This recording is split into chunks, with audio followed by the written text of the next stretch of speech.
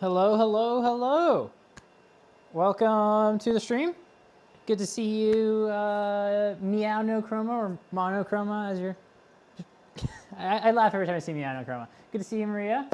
Let's see here. Where are we at? Let's get going here. I am sure I probably need to fix the chat still because that seems to be a consistent theme. Yep, I need to fix the chat still. Oh, we also have to update our to-do note, so that's fun. Excellent question if I've created enough storage space. I don't currently know the answer to that. I should probably figure that out. Let's fix chat first. Let's fix chat. There must be a way of like making this persistent, and I just am not doing it that way. Oh, I think, is it because I'm like copying the link from, that doesn't make sense. There's got to be a way of making this persistent.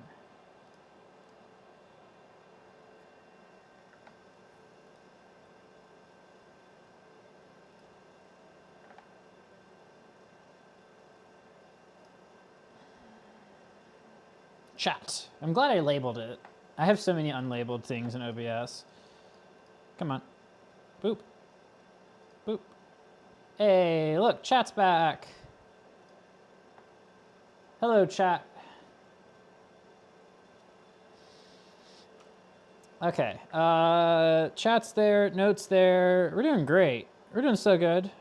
We're thriving. Let's check storage.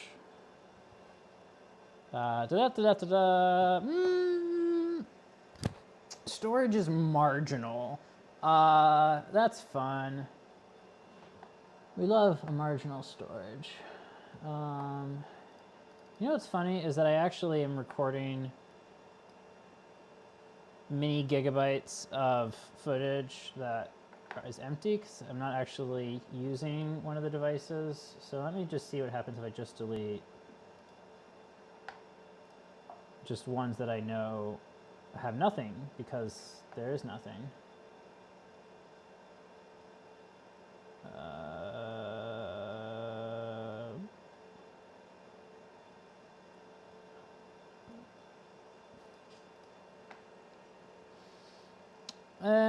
That only got me like 20 gigs.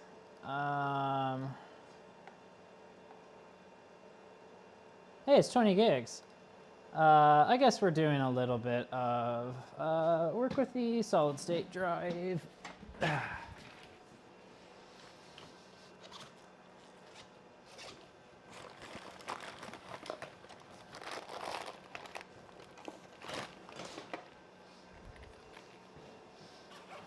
VTuber avatar when? I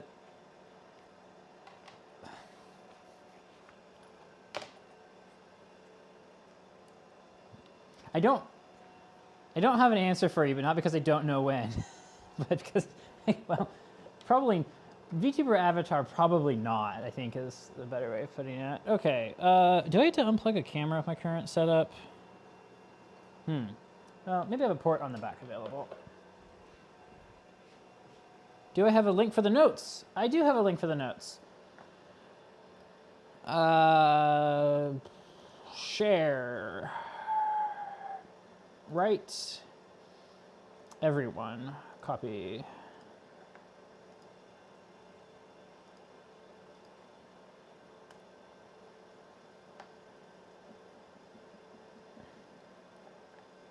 Let me throw that in the description too. I think I can edit the description. I'm not sure.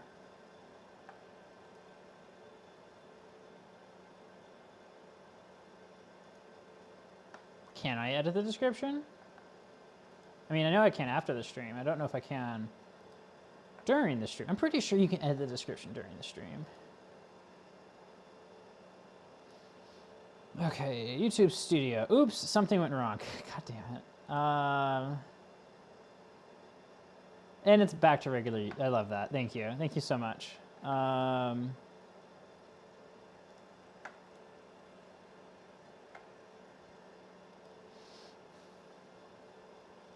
It does not appear that I can, not from here at least. Huh, okay. What were we doing? Let's, if one of you, well, let's start editing a note. We don't need that, this, the stream, and we did all that, and I did this before the stream.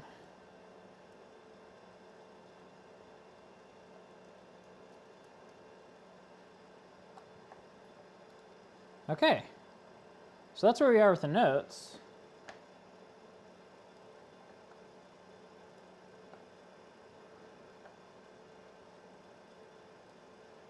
Okay, let's see here. So we're still messing around with storage. Okay. We're just gonna unplug a camera. Wait. What did I unplug? Oh, I guess I unplugged the webcam, which wasn't doing anything?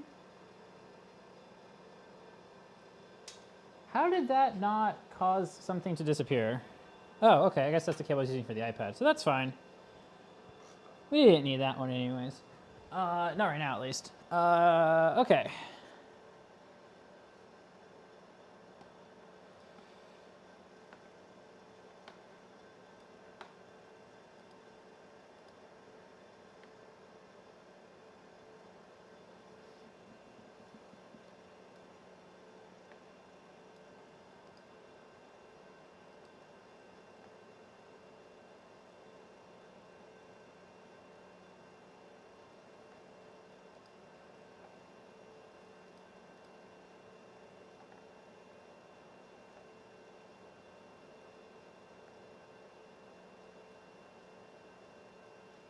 There we go, individual stream cams, new folder.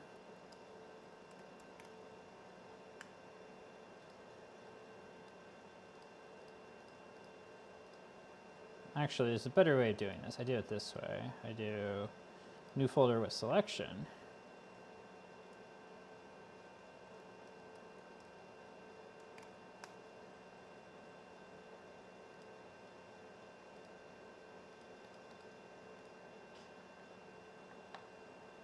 Okay, 95.72 gigabytes.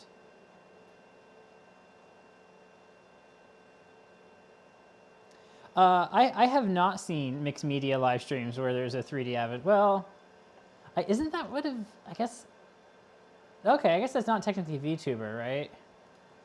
Okay, interesting. I have not seen that. That sounds entertaining. Okay.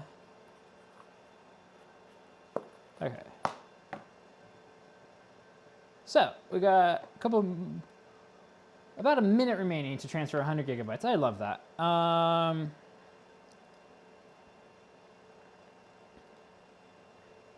So let's look at our checklist for today. It actually looked like we were pretty good. Let's see here. Just bring that back in because that's not a sub item of that.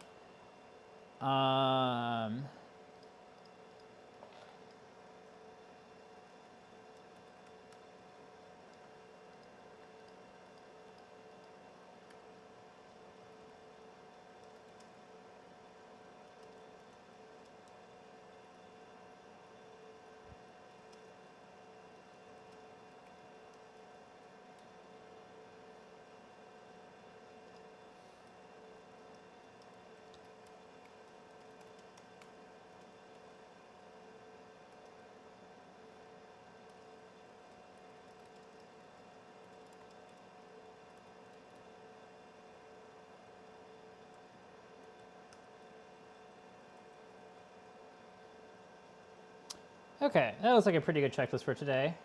Unless y'all can think of anything I might be missing.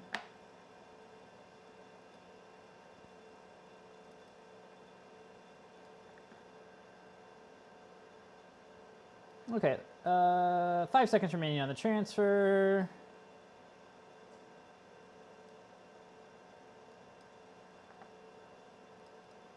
Make sure we got it all.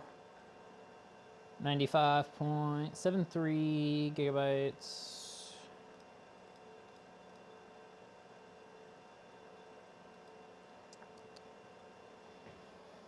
$95.72. Okay, yep, that's close enough for this. So move to trash.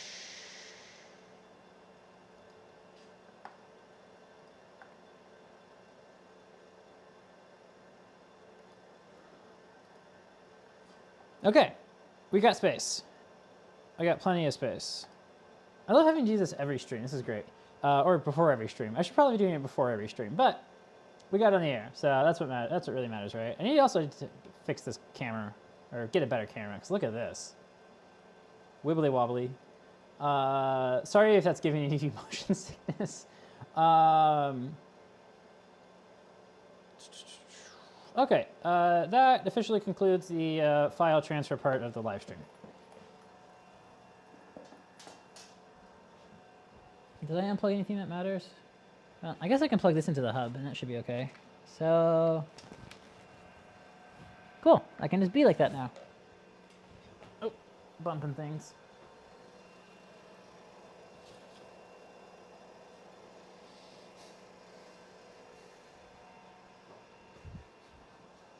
So, do y'all like the Christmas tree? I put a Christmas tree up right there. Isn't that fun? I finally got holiday decorations up in my window. Doing great. Cool. We'll see how long it takes for it to be taken down now. So, let's get set up to screw this thing back together, shall we?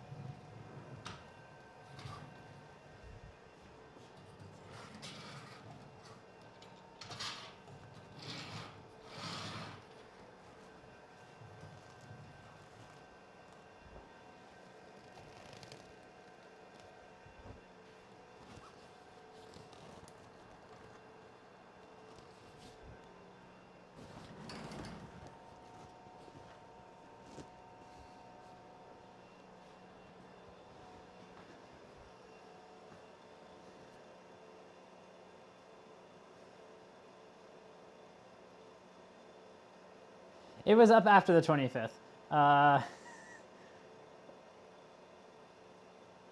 Patented E-beam wobbler vision. Yeah, yeah. This is what it looks like when you're adjusting your objective wobble on the microscope, right? As you can see, the center of rotation is like down here somewhere, kind of down and to the right. But yeah, you're putting up you're putting up lights for New Year's, right? Nice. Putting a Christmas tree up Christmas Day is a good move, right? Very efficient.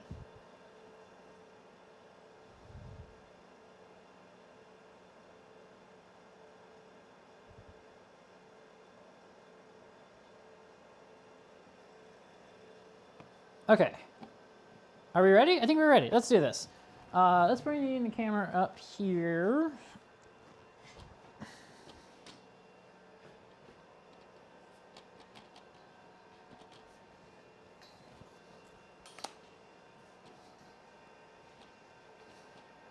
Oh, we're in manual mode. Why is that? Okay.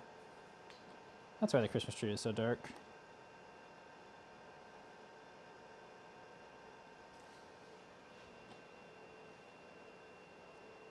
So do you all want one last video tour of the box before we close the box?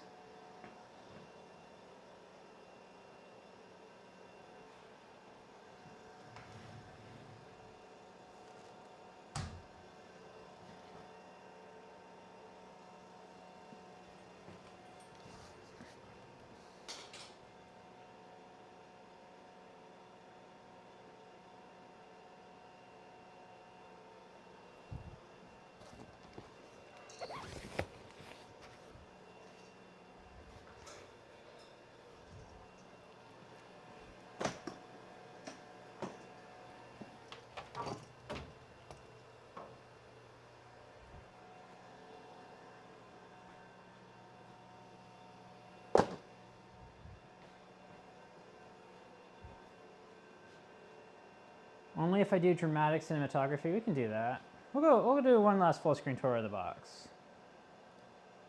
Wrong one. There we go.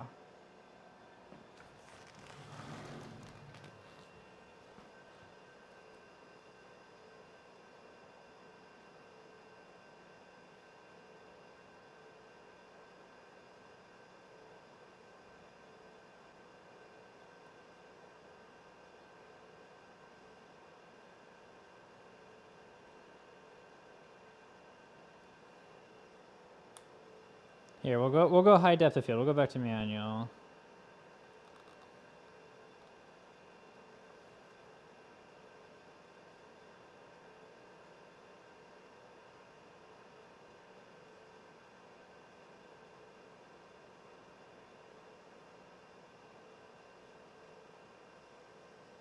Riveting content here. Okay.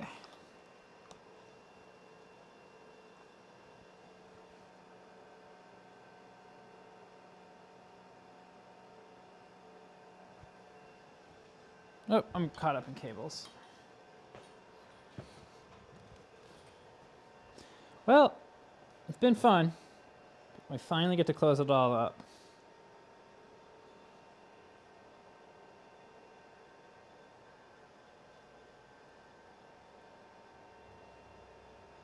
Come on, there's the focus.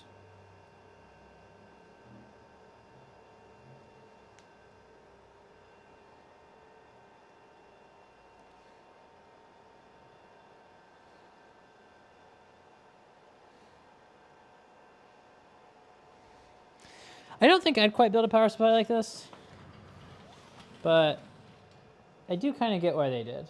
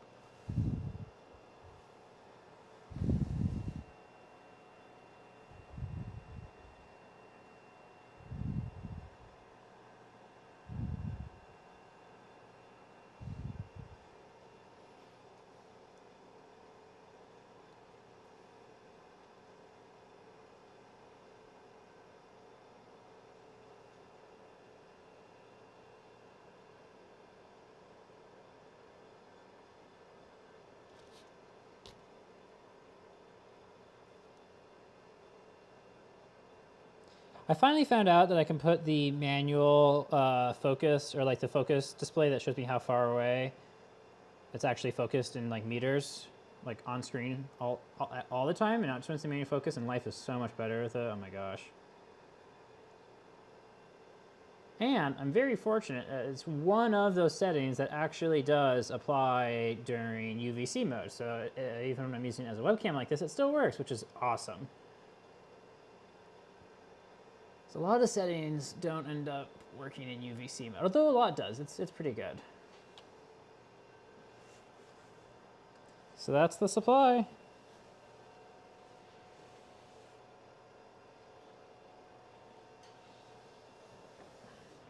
Okay, I'll do a cinematic orbit around for y'all.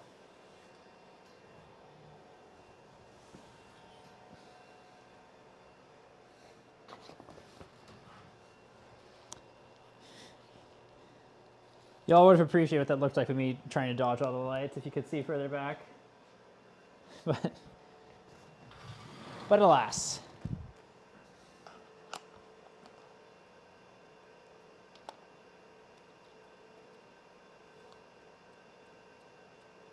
Why did it decide to get so bright? Okay. That makes more sense. How did that get tangled? Okay, let's untangle that.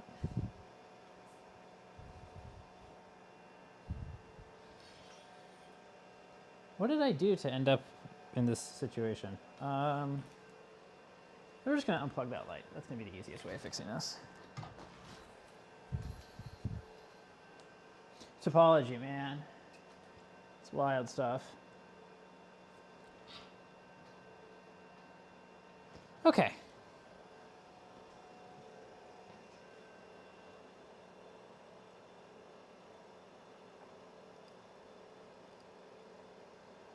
There we go. You can hear the score in your head. Nice.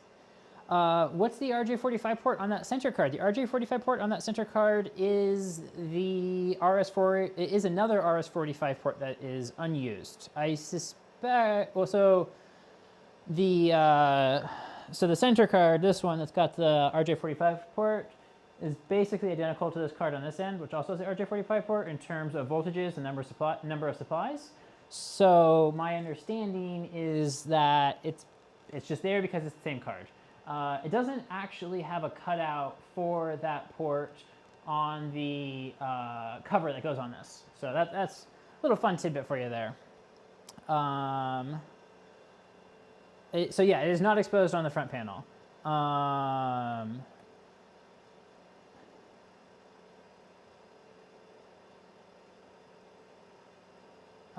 Yeah, the light dodges are fine. Cool. So, well, I guess this is it. This is where we close it up the box. Should probably wipe this out first. That's probably not a bad idea. Yeah, we'll wipe this out.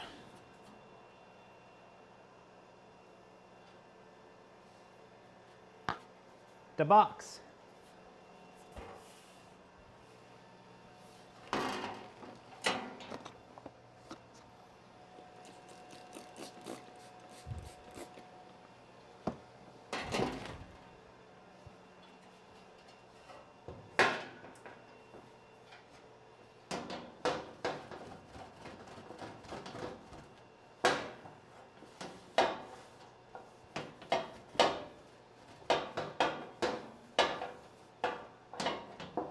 Oh, that metal clinking sound is great.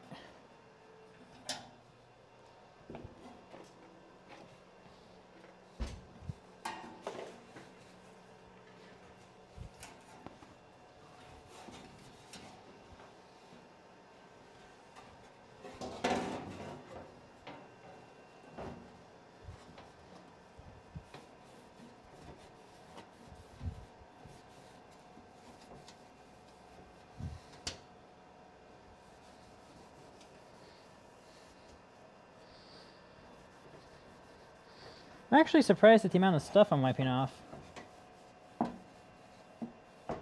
Interesting.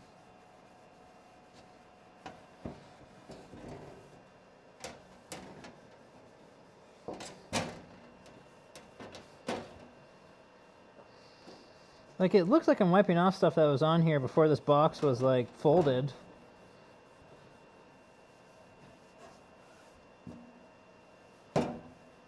This was a brand new microfiber when I started, so we're doing something.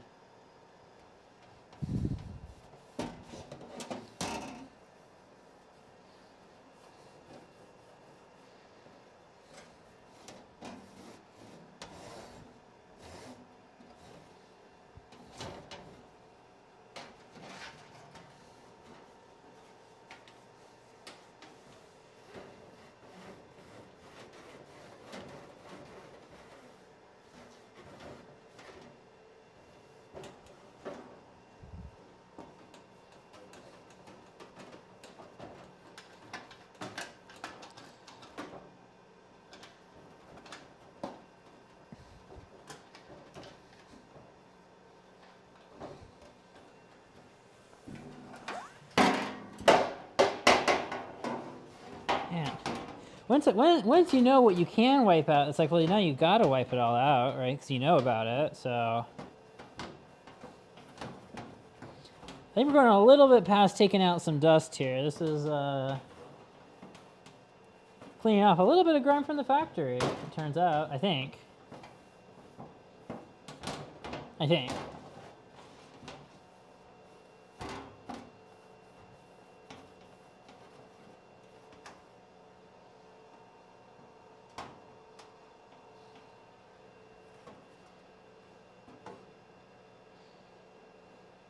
They could have deburred this better.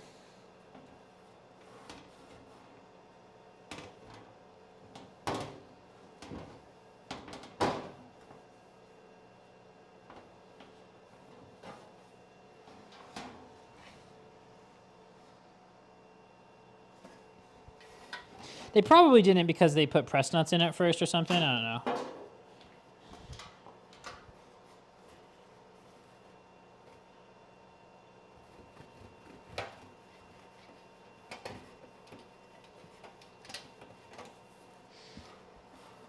I'll tell you what, some of the other boxes we're going to be opening up in this microscope, they are way shinier than this one.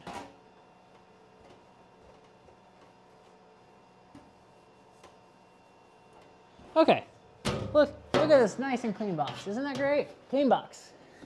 Clean, relatively shiny. Box that was a, it's like, so that's, okay, I guess the reason I'm surprised it's not deburred as much as it is because like, you could see the pattern from like some type of grinder they used on it, right? Or, they did some cleanup process to the metal. Set that down there so it doesn't fall. What y'all saying? Oh, and we got a camera to turn back on.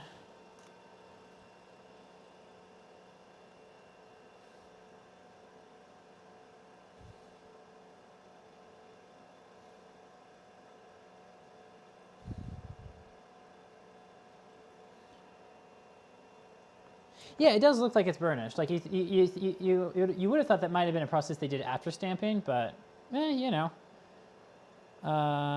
Okay, let's put it back together.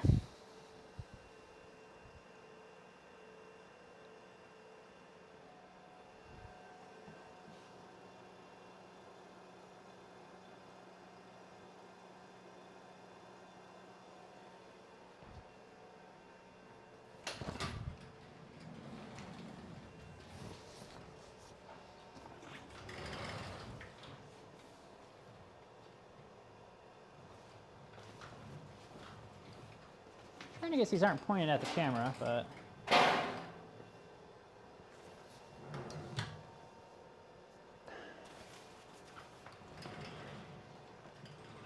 also not in the way of that camera. Did we do it? I think we did it. Well, I'm a little bit hidden, but I can move that one further down. And okay, there we go. I think we got it.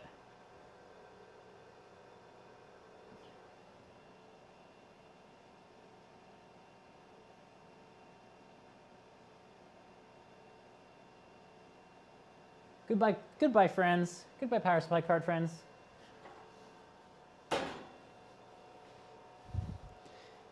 Man, you always feel a little bit something when you're closing something up like this. You spent so much time staring at. Well, shall we?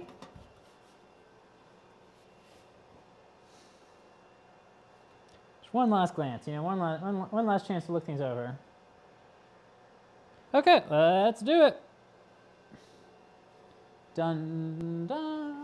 I'll come up with dramatic music. We'll insert dramatic music here later.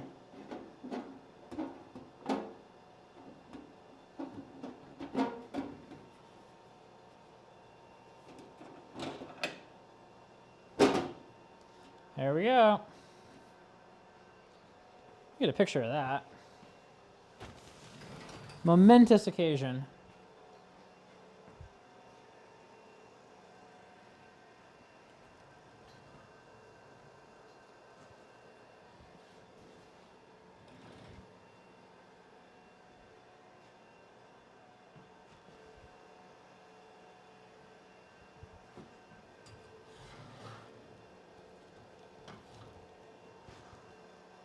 There you go, now y'all can see. So for those of you just joining us, we are getting the DC power supply box on Merlin closed up here. And we're about to start Fastener Palooza. It's gonna be great. There's so many fasteners to put in. Oh man, do we have a lot of fasteners to put in. So every D sub gets 2, every card gets 2. There's a bunch that go around the perimeter of the box. So what order do we want to do this in?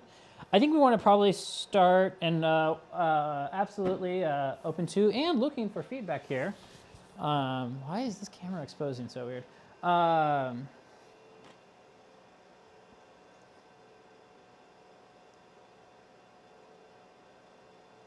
That's more normal. So I'm thinking we're going to start with the screws for the D subs is what I'm thinking. Or not the screws, the threaded standoffs, I think the cable's mounted to. All these. We have a lot of these to do. And I gotta make sure they all had the washer when they went on or came off, so I should probably make sure they all had the washer and put them back on. So yeah, I think we'll start with these, and then we'll do the ones that go into the cards, and then we'll do the ones that hold the box onto the case, or to the back plate, to the heatsink, I guess. So yeah, let's go.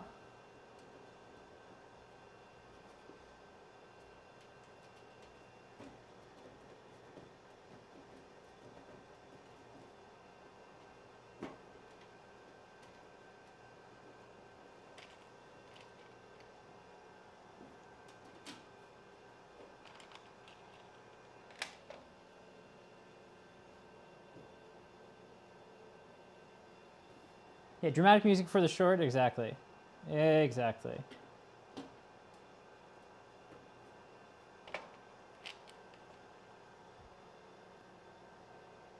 Okay, that one's got a washer. They all gotta have their washers.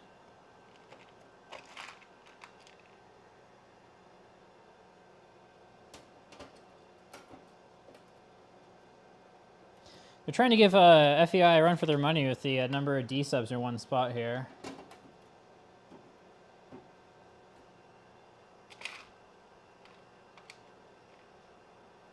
So FEI didn't use D subs for power distribution really, so they didn't really have a box with this many on it. I'm trying to think of their, like the current deflection controller they're using. I forget the acronym for it. That thing's got a lot of D subs on it. The current FIB deflection controller. What else has got a lot of D subs in FEI land?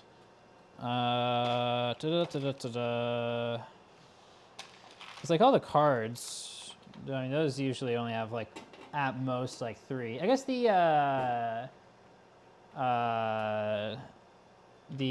like FIB 200 def amp that had like 5, 6 on it, but This is it's got just a few more.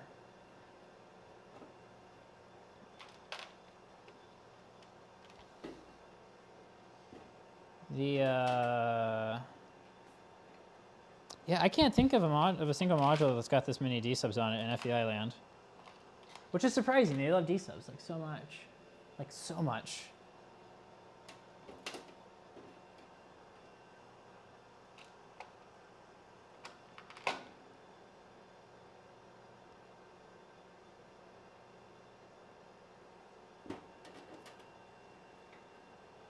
Okay, we're over halfway done here with getting them threaded in. We're not halfway done with getting it screwed back together though. We got a little bit more to do before we actually get it screwed back together. So get that in.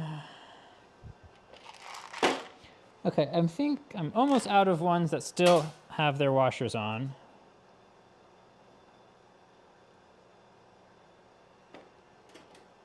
So I have to start putting the washers on.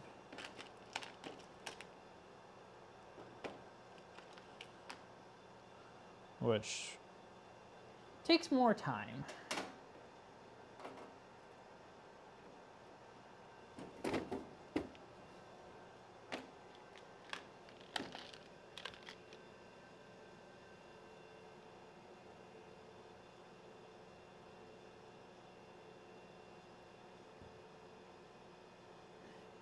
Yeah, they do like putting things in small carts and not giant. Well, there, you haven't, you've got 5200, right? But you start going newer, and they start to adopt the giant box strategy a little bit more. But this is a big box.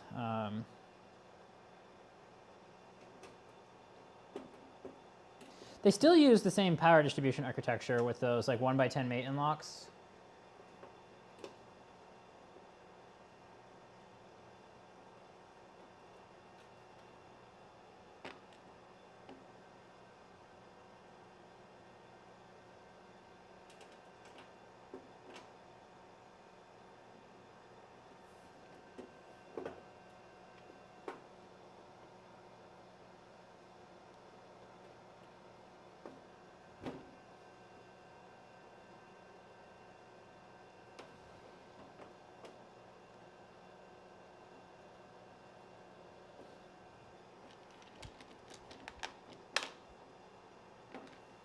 So I noticed this card I had to move just a little bit to get the screws to thread in. So there's definitely a little bit of tolerance stack stuff going on here, but it's fine. Well, so far. I shouldn't say that before I get the screws in the last card.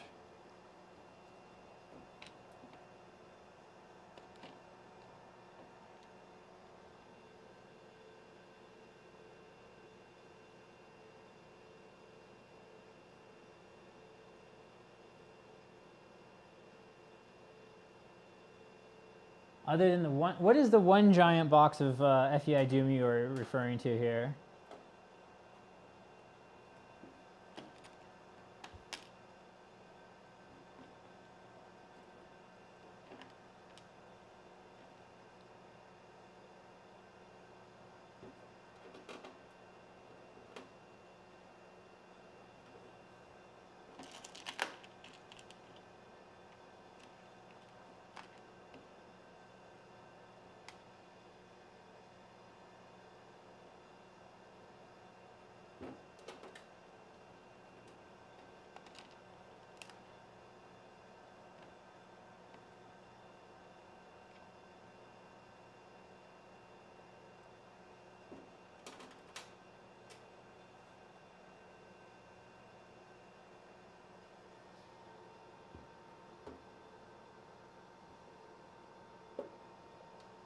So on this card it's got the Ethernet connector for the RS485, definitely going to want to make sure that I kind of move that card to this side, just so that there's enough like clearance for the plug in there. Because the with how it's sitting right now, one side of the RJ45 connector for RS485 is kind of covered by the metal a little bit. So and it does look like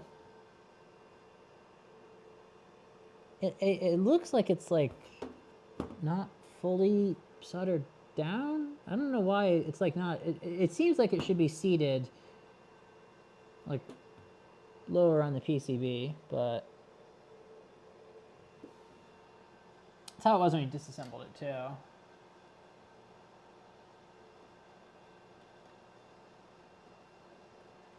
Okay, we got like 2 more to put in. We're doing pretty good. And I think I even used all the washers up. Yeah, I did. Wow. So that should theoretically mean that every standoff's got a washer.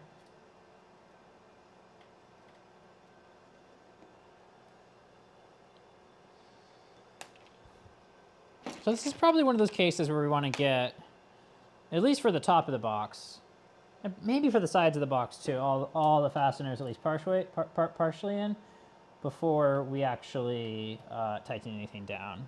So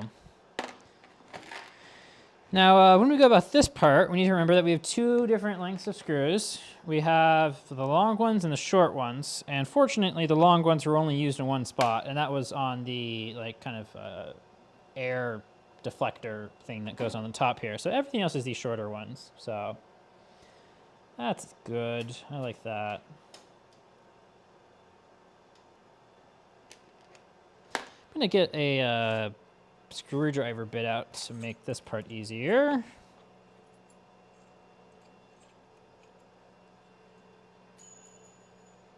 I heard a bit fall. I bet it's the one that I need. Nope, it's not.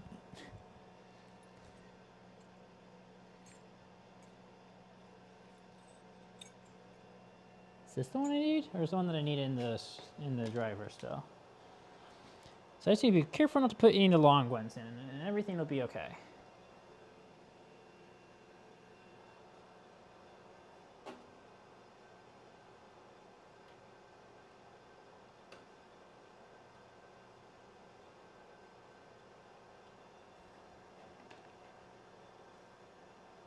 It's not going to damage anything to put the long ones in. There's like clearance behind the screws, fortunately.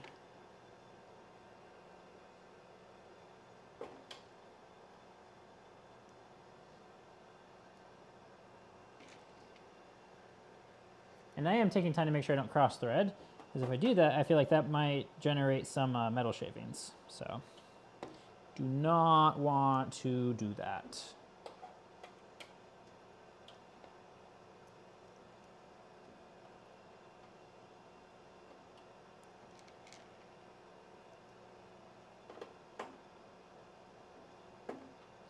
Because we just love generating metal confetti inside of the box of all the critical electronics, right?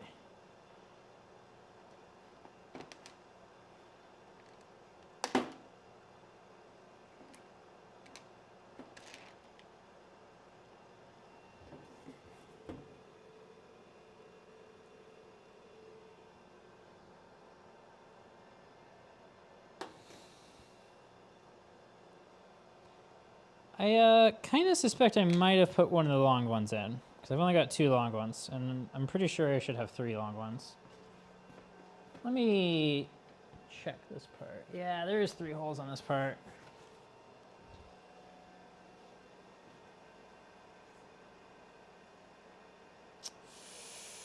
Okay. Well, it appears we put 1 screw in the wrong spot, so I think we should probably take a few out. Oh, the giant box, the IGSU. IGSU or FGSU if you're on a field emission SEM. The ion gun supply unit or the field emission gun supply unit. That actually is a pretty good box of doom. Okay, so we're taking these out until we verify that we didn't put a long one in. I'm pretty sure we didn't, but maybe we did.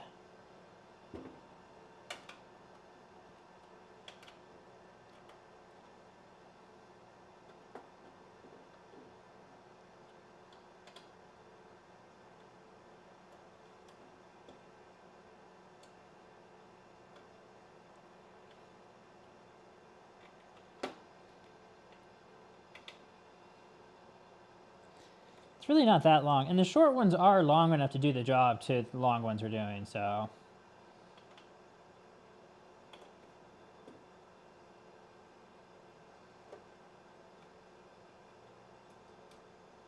really not that terribly concerned about it.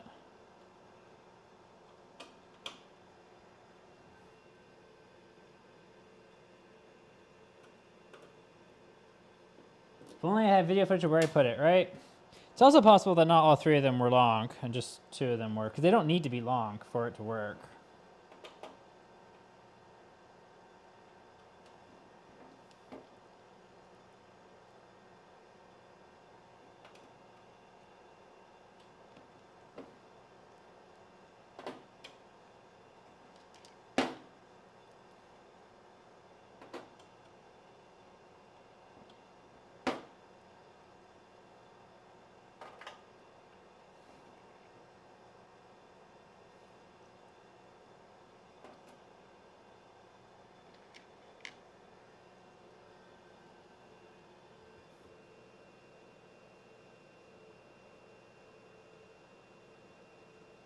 Yeah, doesn't that sound useful to record myself, like putting things together and taking things apart?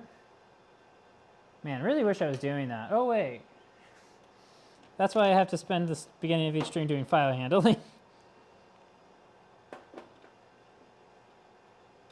Okay, do we have all the ones in the top? I do believe we do. So I think the next move is to tighten up. Well, let's go ahead and get all the screws along the edges started too. You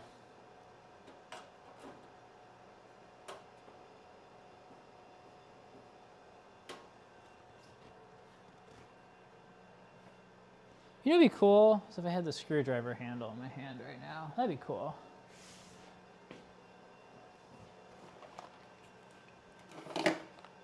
And I can make that happen.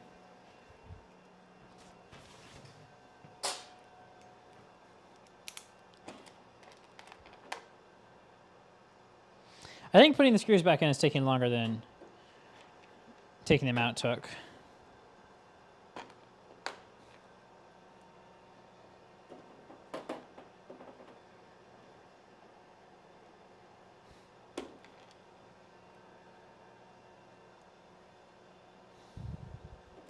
Well, for those of you just joining the stream, we are currently on the reassembly part of getting the DC power supply reinstalled.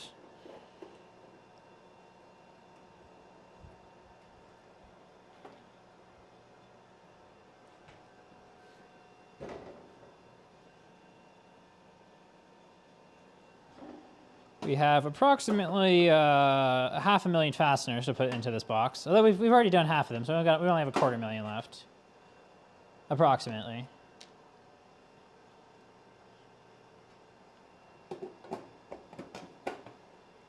I'm pretty sure there's not another part of the microscope that has this many fasteners.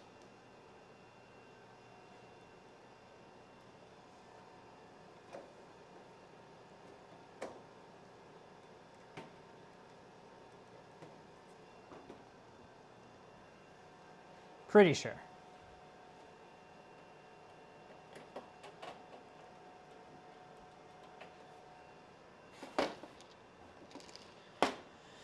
I can pretty confidently say I haven't seen another microscope be built with a power supply quite like this before.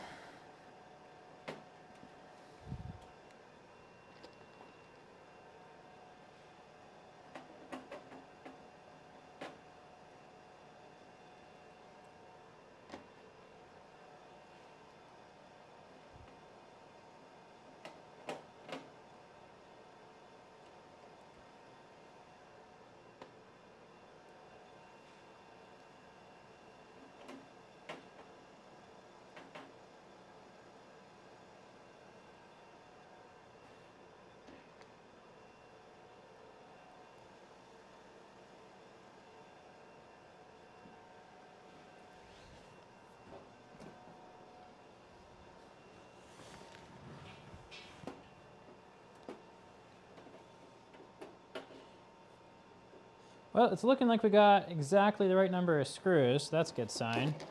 And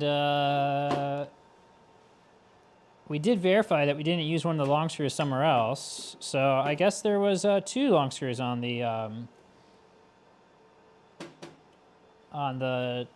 deflector and one short screw or something, so that's interesting.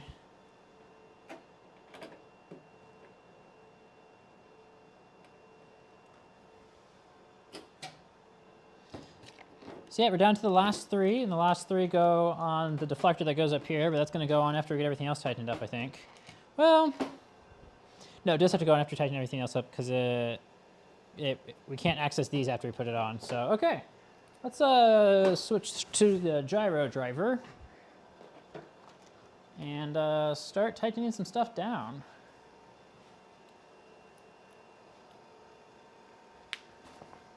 Now, y'all gotta let me know when I block a camera like that. Cool, there we go.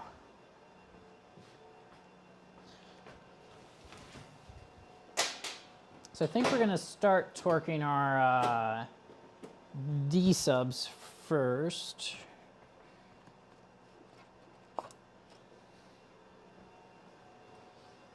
So this one, we know we got to be careful to get it kind of over to the side, so we'll do that.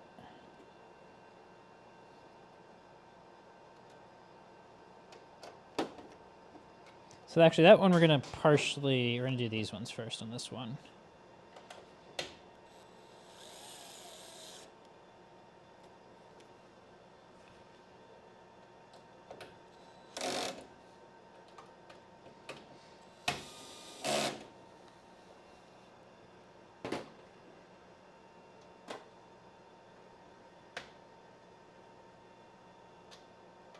Click. Should I make clicking sounds for every single one? Probably not. Click. Is there something inside of this?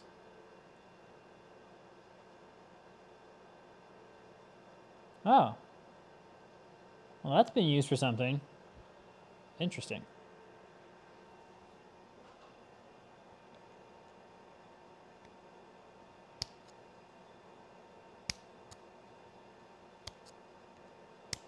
So a little bit of metallic debris inside of this thing, so I'm going to kind of clean that off.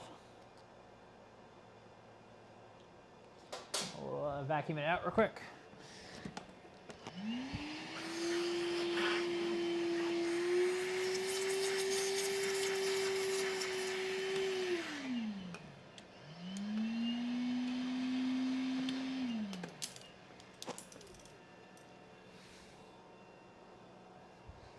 Okay, back to it.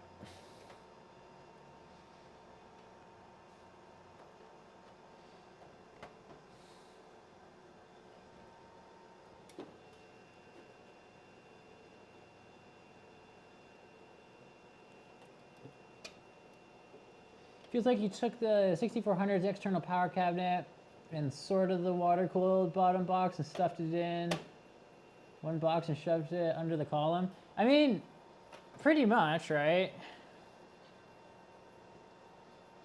I have mixed feelings about the DC power supply box not being water-cooled. Like, on one hand, it means you can run this box even when your chiller's not running. Like, you only need the chiller if you want to, like, move the stage or you got a beam. So that is kind of nice to be able to keep the rest of the microscope going without the chiller.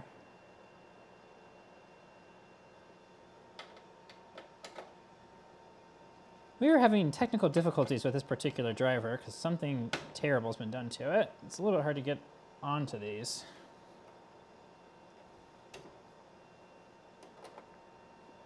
Oh, it's fine getting onto that one. Okay.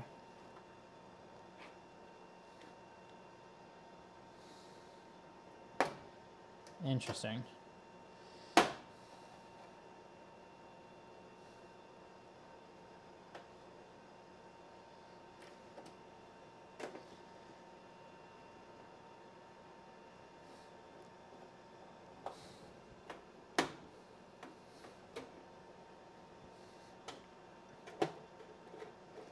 The other ones, it goes on just fine.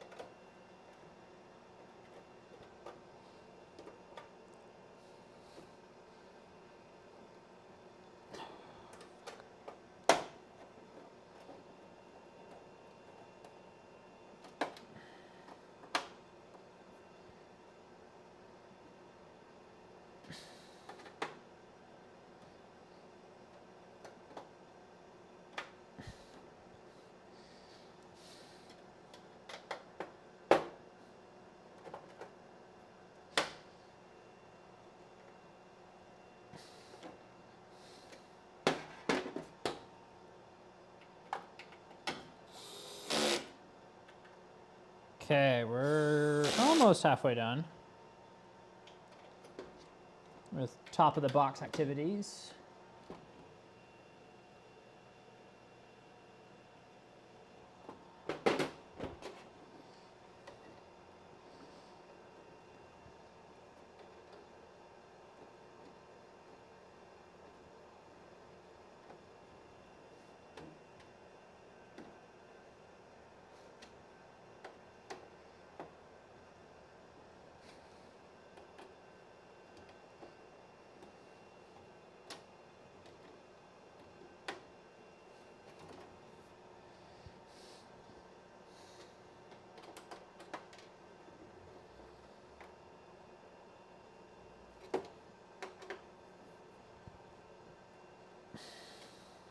Really wish I had this bit for this driver. That would be great. I'm like tempted to try and like throw this in a drill. You know what? That's exactly what we're gonna do actually. We're gonna throw this in the drill. So I got a lot of these to do.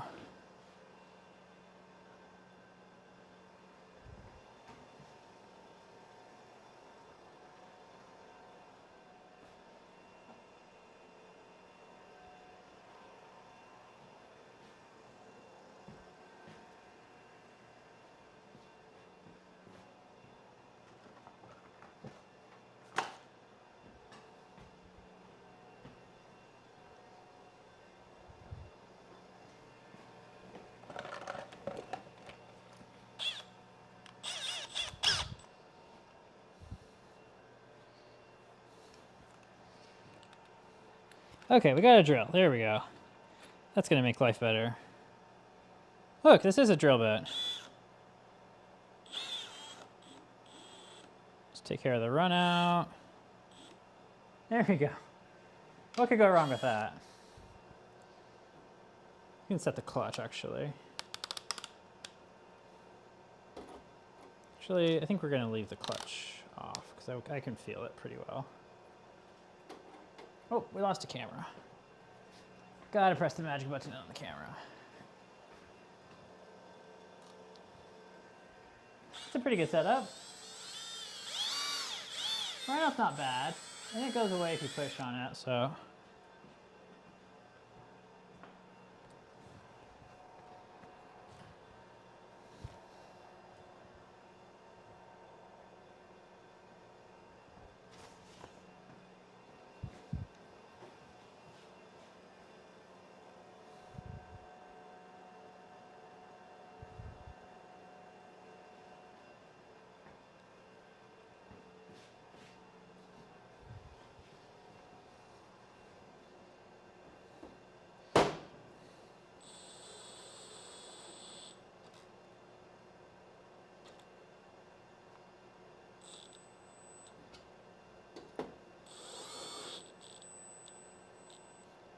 So much more pleasant than the alternative, oh my gosh.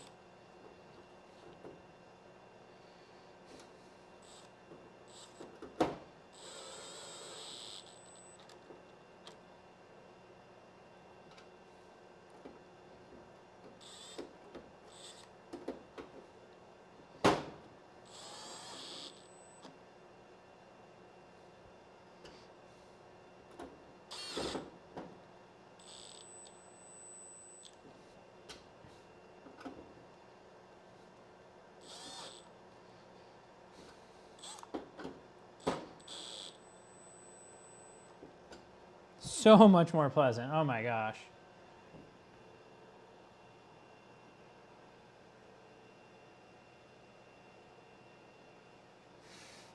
I mean, I'm using this at absolute minimum speed. Like it's not like we're going full speed. We're going, and like once it starts clicking, you know, you can't feel it anymore. So.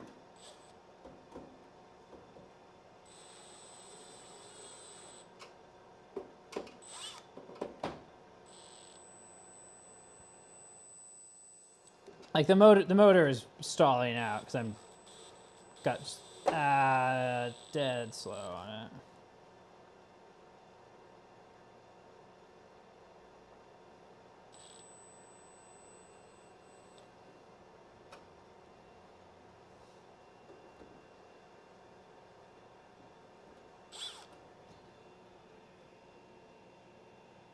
clutch.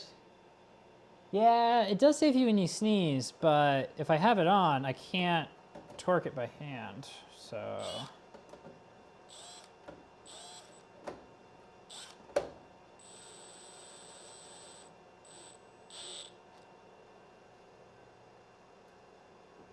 And the other clutch is the fact that I'm grabbing a round plastic shaft with the 3-jaw chuck, and that will slip.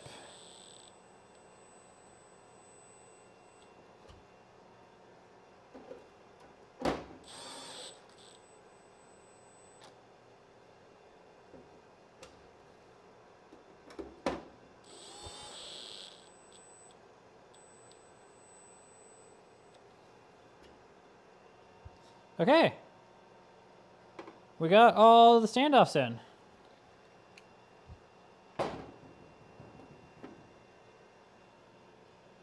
Yeah, sneezes can be sneaky. You're right about that.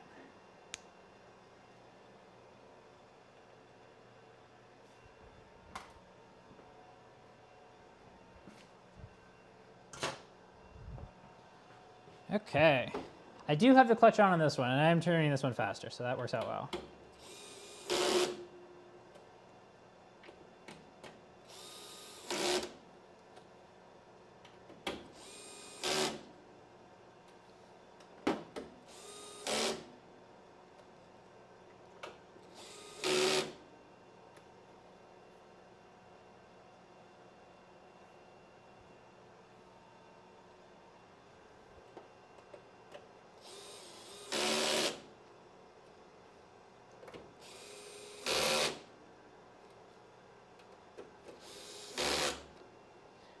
Okay, that is all of our top of box fasteners. And there's a little bit of metal shavings I noticed after getting all this put in, so we're gonna vacuum those up.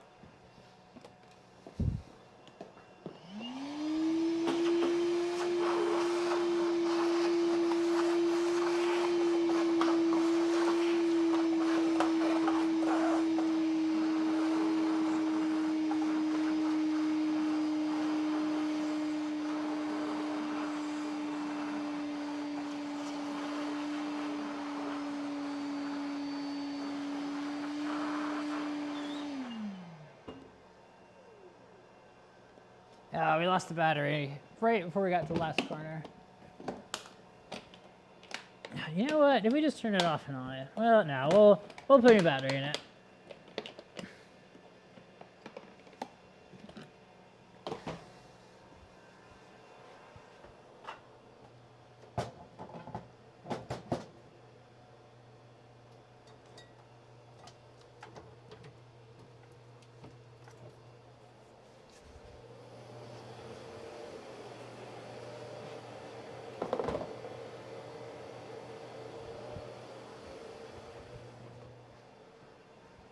Okay, where is another battery? There's another battery. Maybe that's charged. Hey, it's fully charged. They usually are. Well, I mean, try to. Oh, listen to that.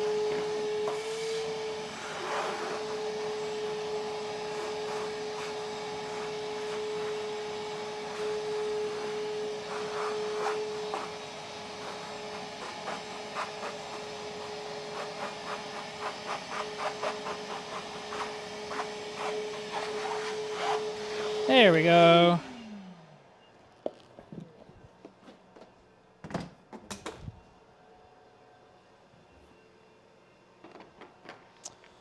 Okay, we got the top of the box done, so now we got to do everything around the perimeter.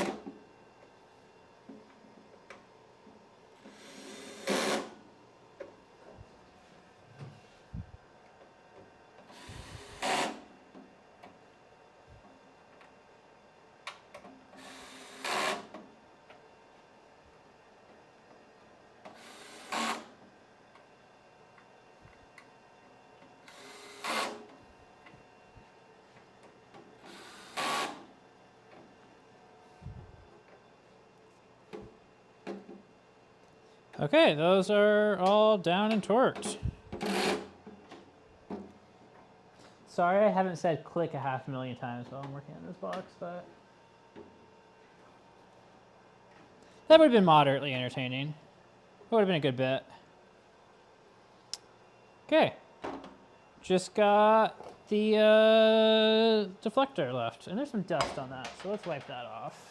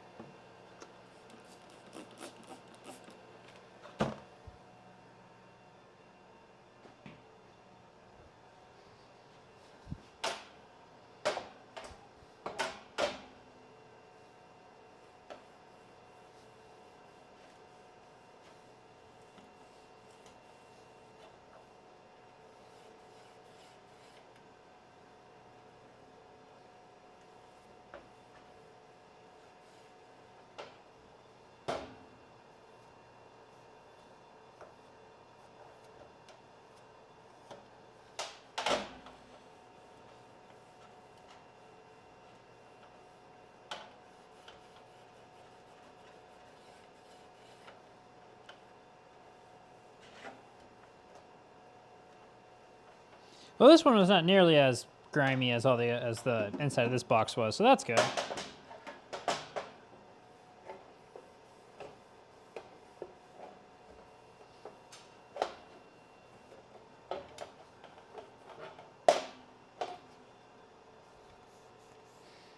Oh, this is a nice detail. These rubber pieces on the side here, they're actually glued on. It does feel like it might be hot glue, but they are glued on. Okay, so this goes in like this.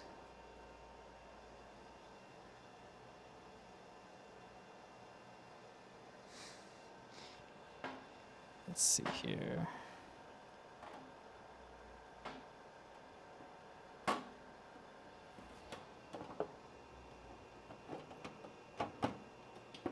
Well, that's a little bit bent up.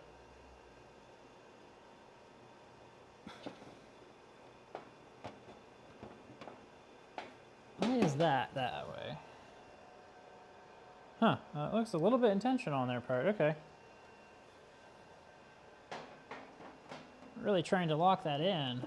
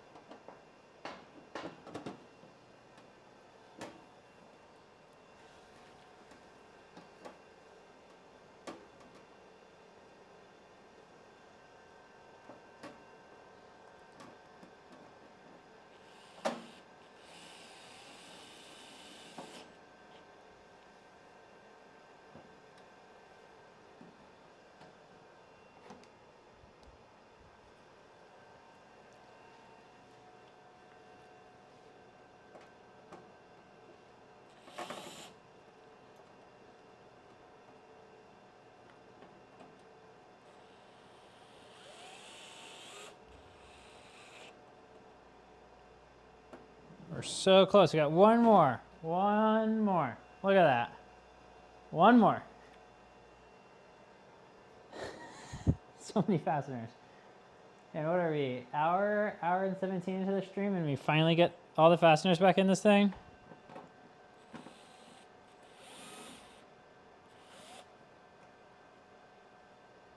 There we go.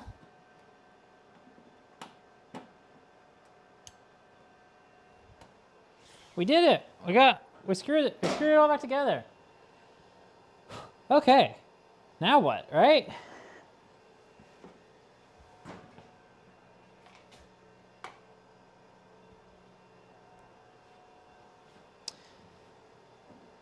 What does the checklist say? Close up the DC supply. We did that. We can check that off.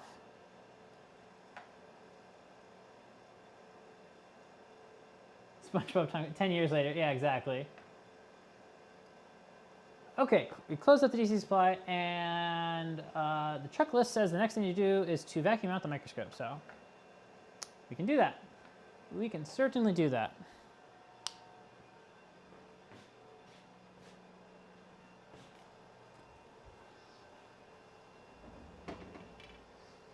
Let's just move this over here for now.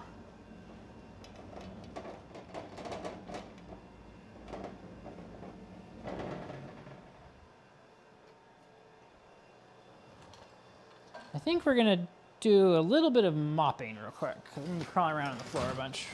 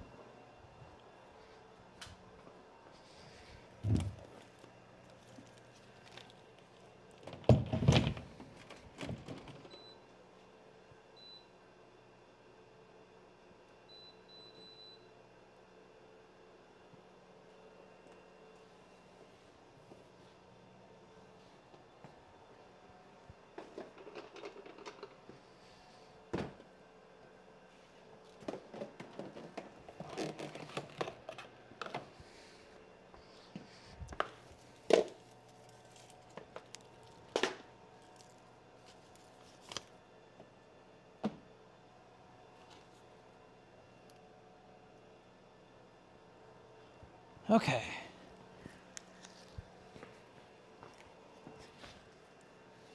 Picking up the macro stuff.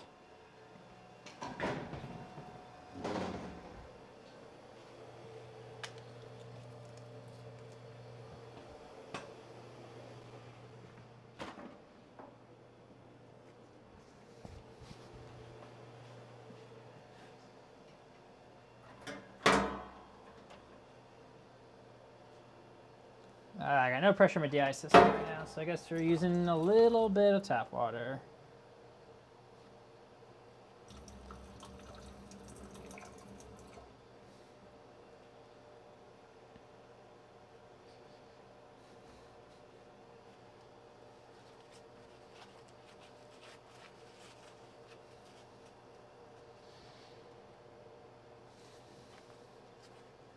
Okay, that's a damp mop head.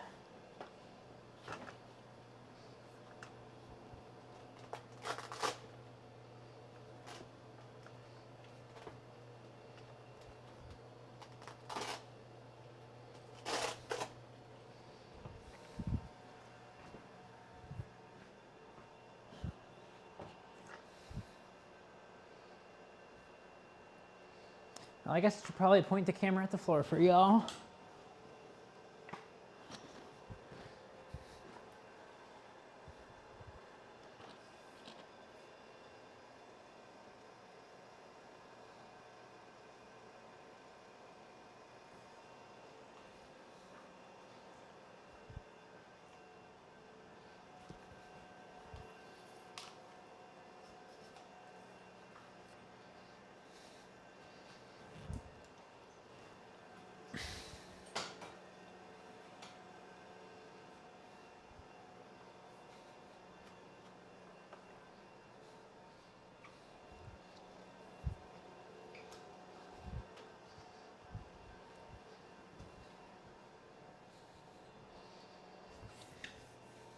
Camera to PC, interesting. No idea where this came from.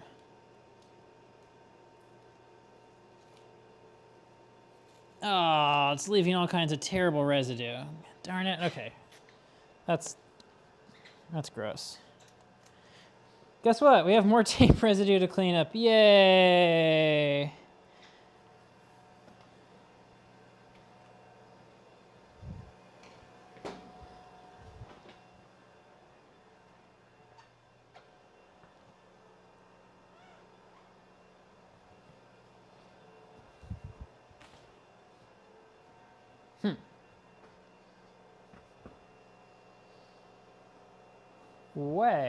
There's the ethanol.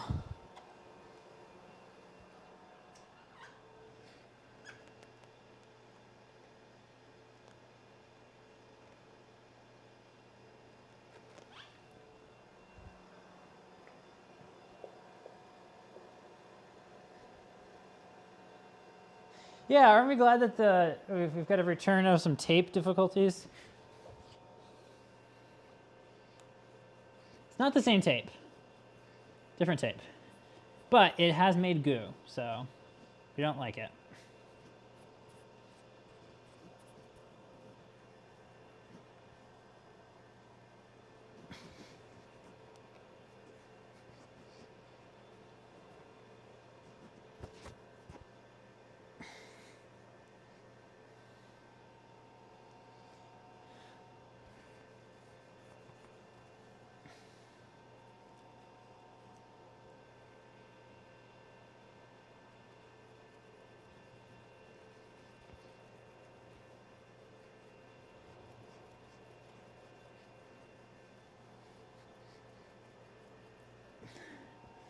Well, I might leave the rest of this for next time I polish the floor.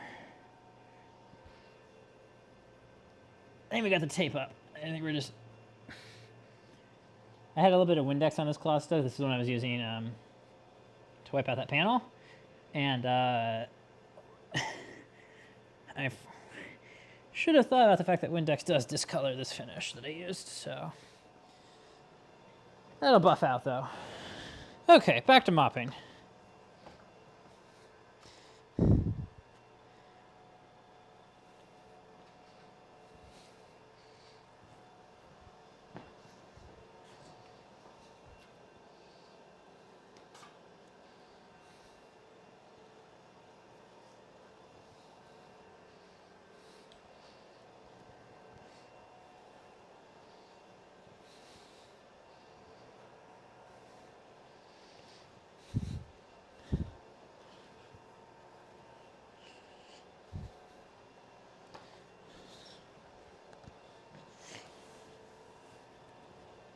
Floor is definitely pretty close to due, if not past due, for a round of polishing.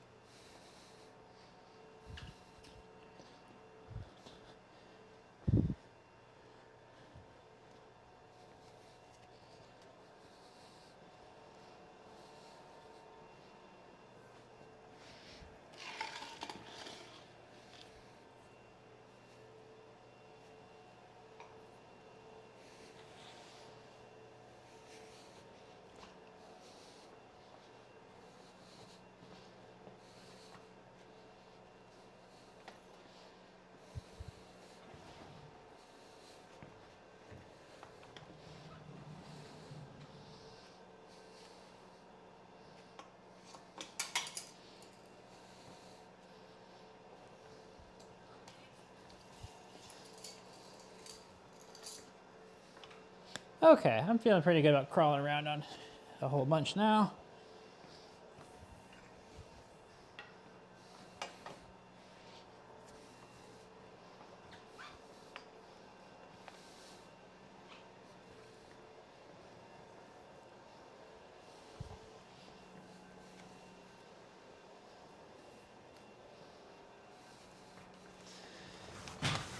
Still, compared to... I really am spoiled here compared to crawling around on an unsealed concrete floor that turns to dust, so...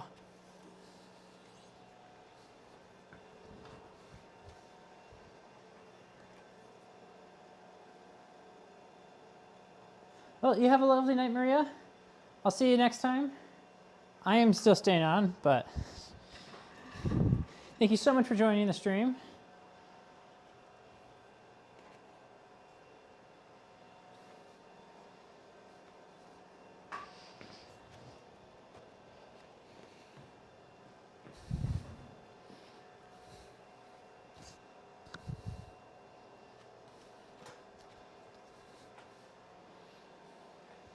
Okay, mopping complete.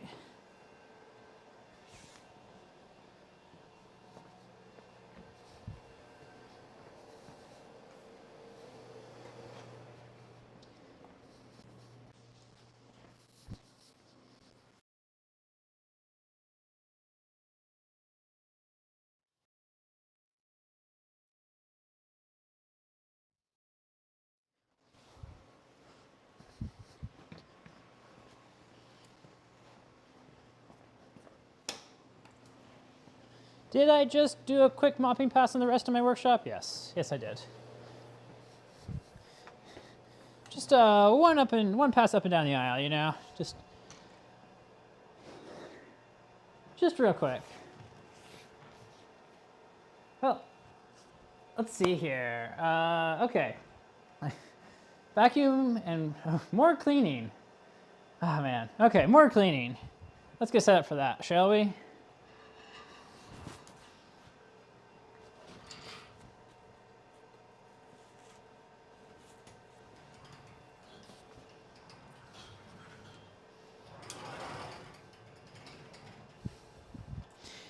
I'm a little bit tempted to maybe remount stuff first because I'll get some cables up off the ground, but I haven't decided yet.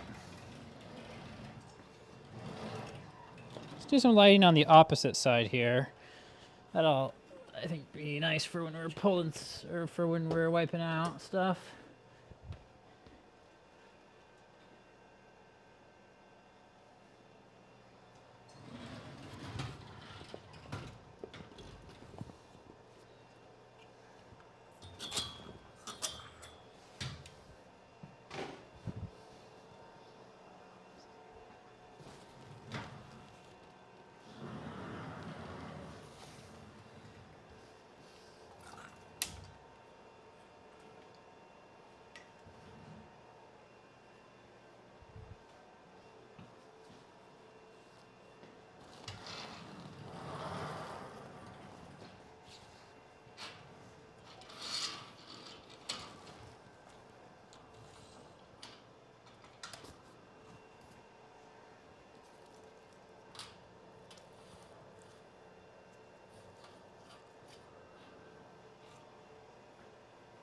You really use like another carriage in the middle here.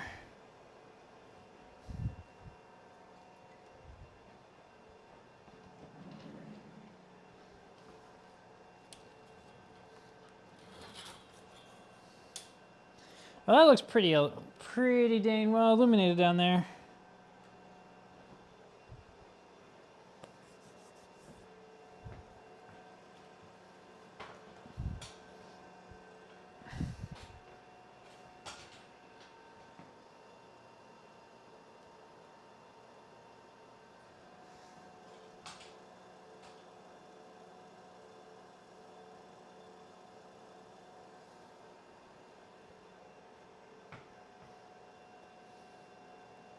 I love how quickly I can change the studio over like this. This is pretty fun.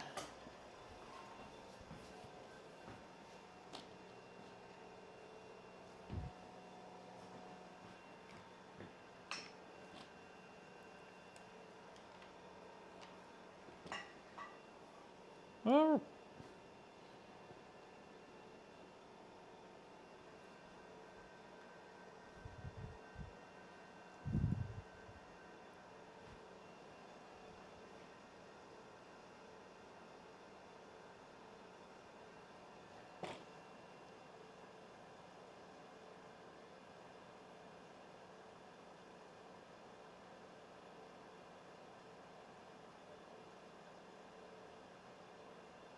Well, so that's where we're going to be working.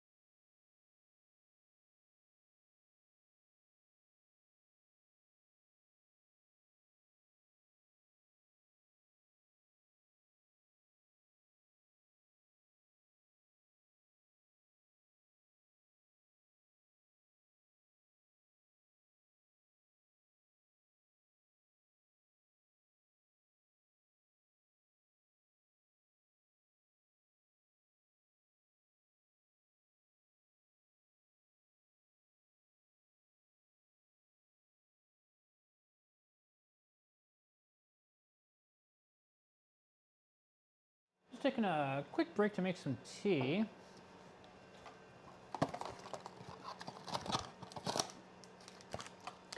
Doing lemon lime twist tonight. Does it want to focus? Of course not.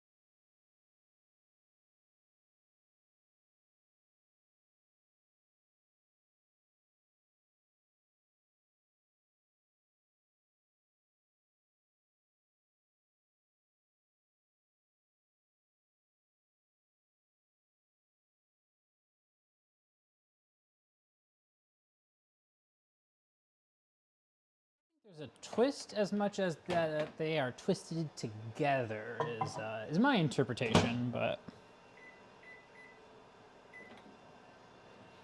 wonder how well my microphone works when the microwave is running.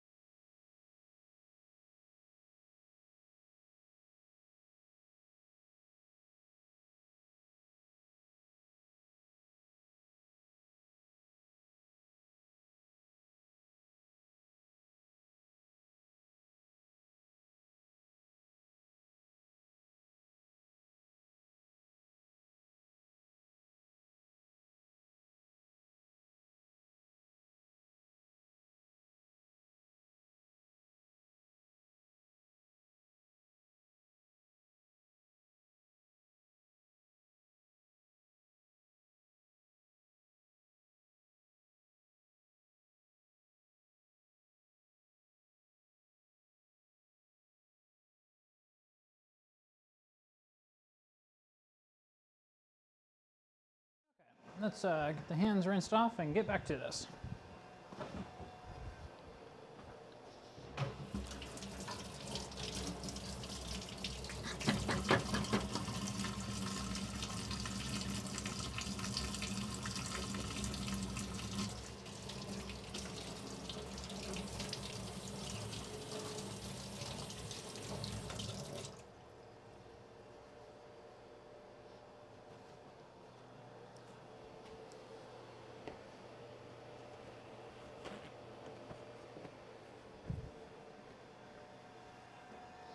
Okay.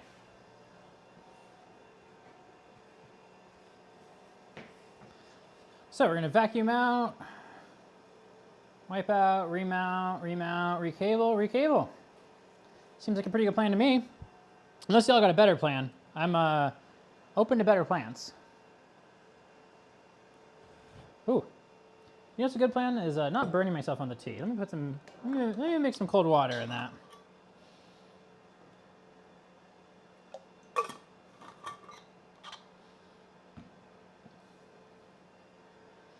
Something tells me that was not an adequate amount of cold water.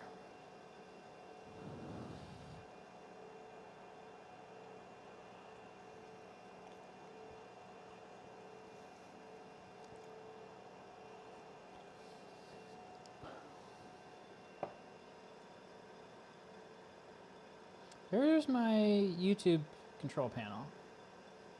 Oh, it's hidden because of the note. There we go. Stream health. Stream is healthy. That's good. Always love a healthy stream, don't you?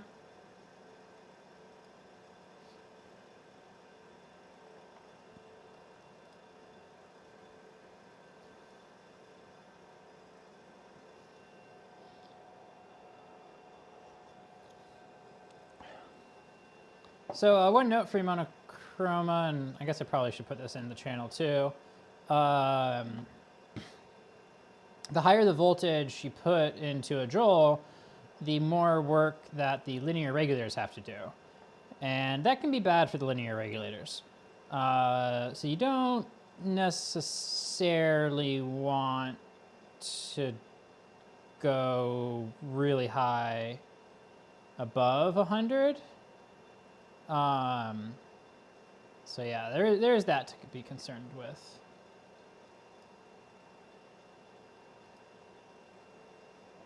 We don't like toasty linear regulators. Like it should be okay, but like old microscope, you know.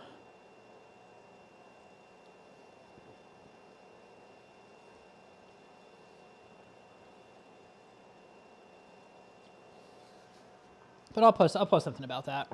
Just that you don't want to overdo it. Okay, let's throw some gloves on and wipe this thing out.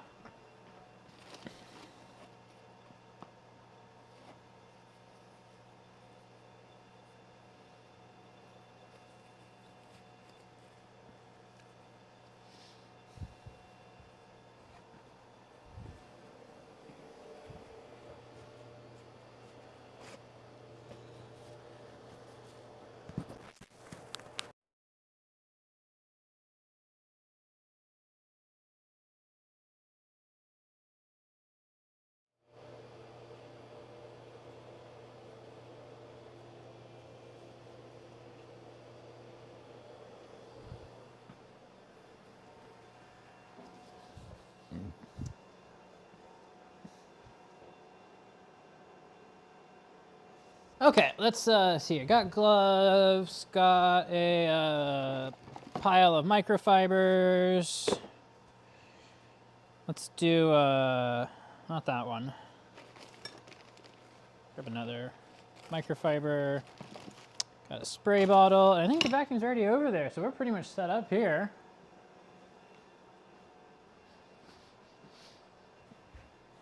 Okay.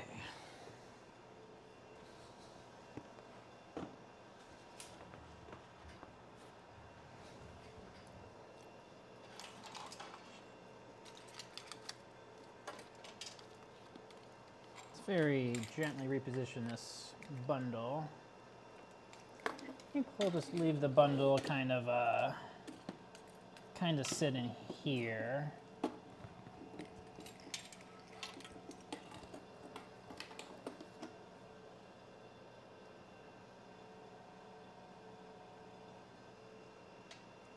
Well, that tool doesn't need to be in there. Hey, nailed the toss.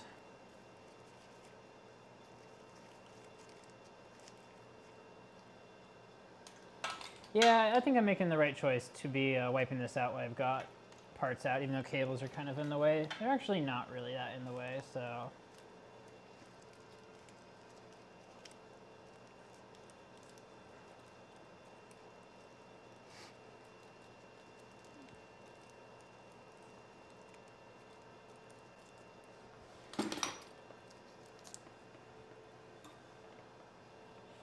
Oh, we got one split ring washer down here. Any other fasteners down here?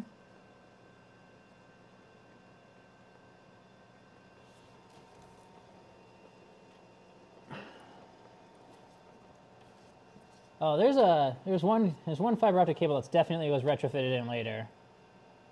That's funny.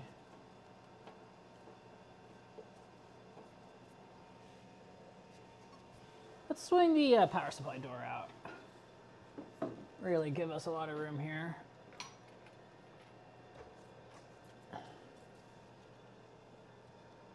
Oh, I need a driver for that. Okay, or a, well, yeah, let's go and swing that out. That way we can get underneath it all cleaned up real well.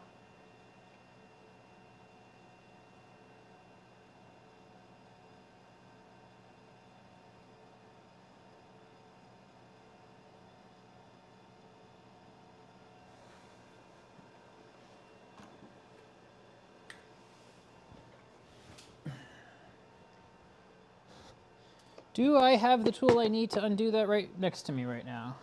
I have half of it.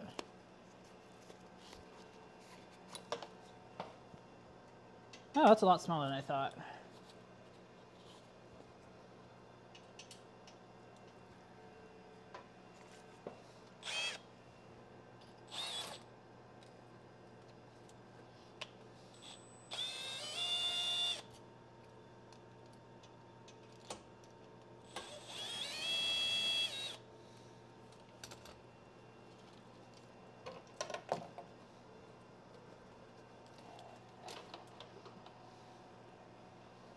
So there's the Spellman high voltage power supply for the source. I really love the uncapped connectors for beam blinker and whatnot, but it says beam blinker doesn't have power, or like, so that theoretically that should be completely disconnected. And this one does at a minimum, this microscope does not have the beam blinker feed through. It doesn't necessarily mean it doesn't have the beam blinker hardware, but it's rather unlikely. I just can't prove it doesn't under the anode once I actually look at it.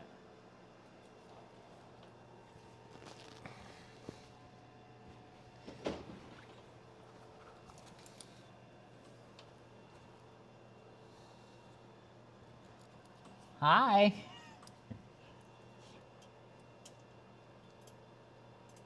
This microscope does really open up pretty nicely.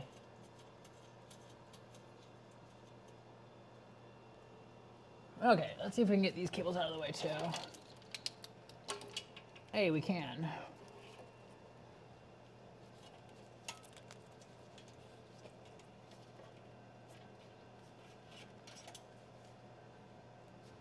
Okay, let's start the vacuum. We'll start back here because I'm back here.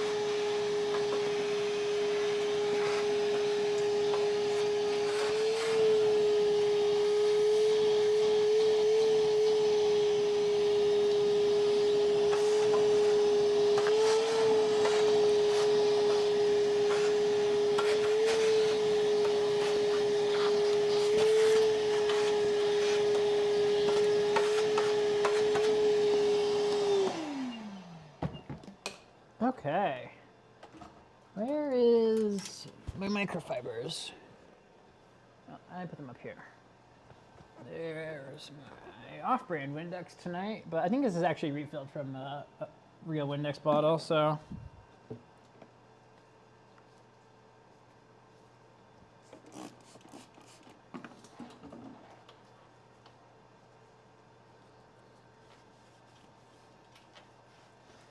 were some dust bunnies down here. Wasn't terrible, but I've certainly dealt with a lot worse, that's for sure.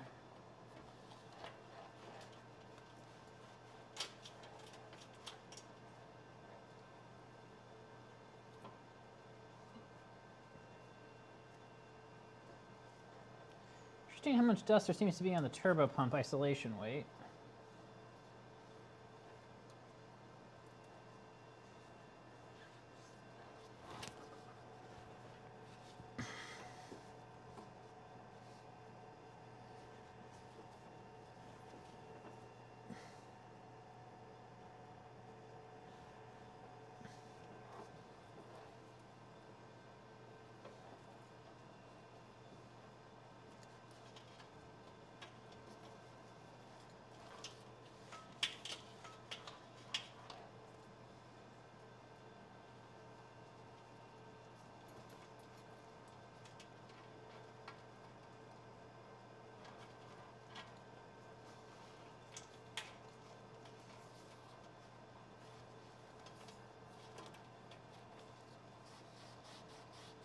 There's not much grime, so that's very nice.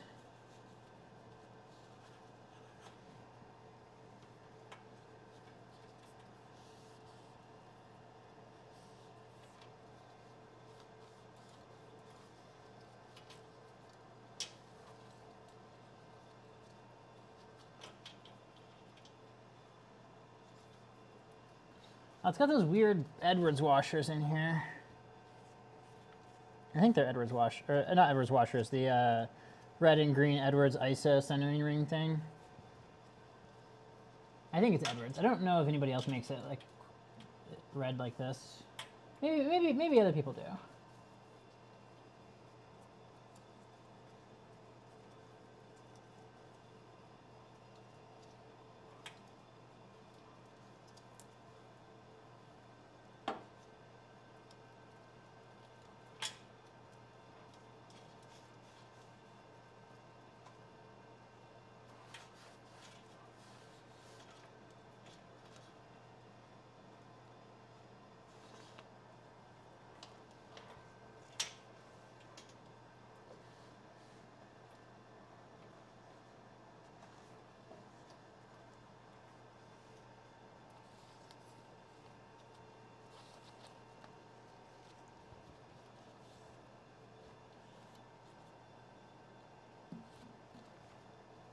Go ahead and wipe the Spellman off too.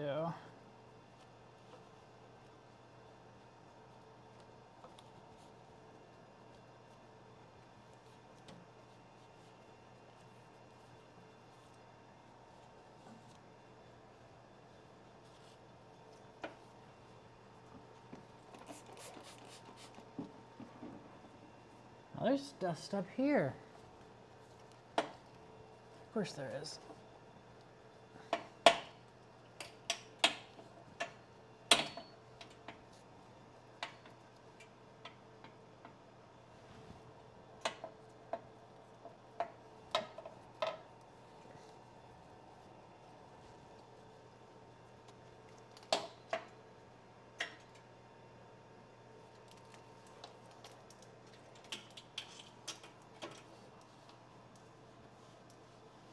Although technically the checklist is just to wipe up the base, you know, I guess I am expanding the scope slightly here.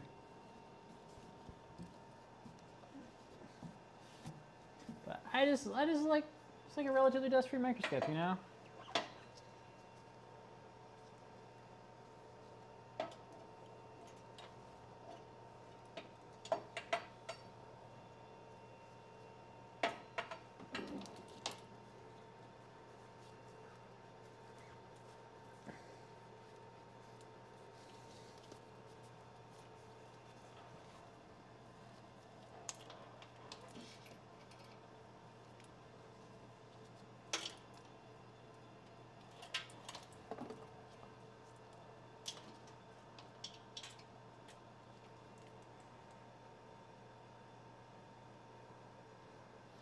Interesting. Chemistry appears to be happening. Or I found something goopy, because my glove has brown stuff on it. Where did that come from? Oh, I bet I know where that came from. Yep, figured it out. Okay, there's one type of fastener up here that's got like quite a bit of rust on it. Surface rust. But I don't think that's because this thing got especially moist. I think it's just this particular standoff they use, because nothing else has got any evidence of any moisture issues. Including the like iron chamber, or steel chamber, okay. Well, that explains that.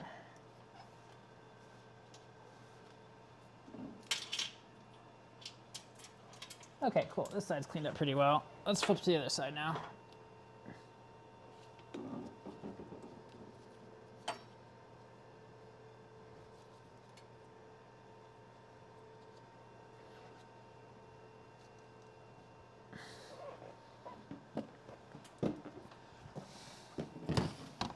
I always love slightly surprise chemistry, you know? I'm like, why is there a different color on my glove? I wasn't anticipating any chemistry to be happening tonight.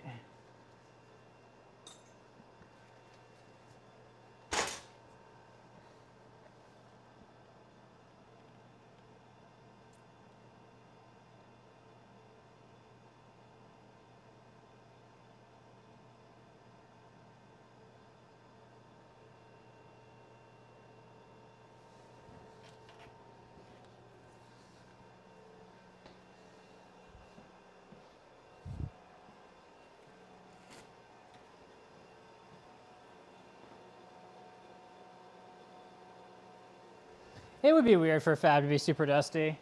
This the scope wasn't in fab. The scope was in like device characterization. So nothing that went in the scope went back into the fab. I don't even know if this one was technically in clean room or not. Who knows?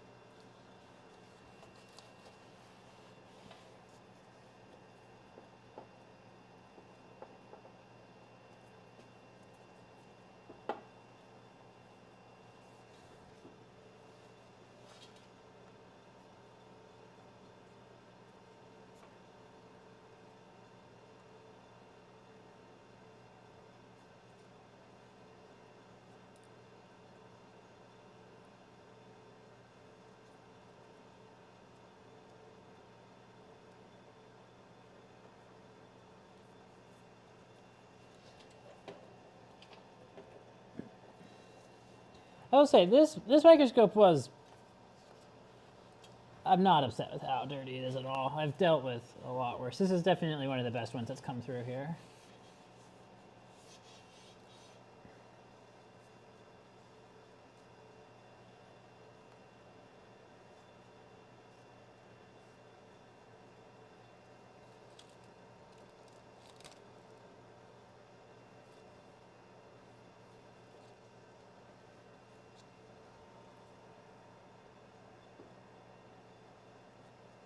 That. Just because of some particular microscopes that have come through.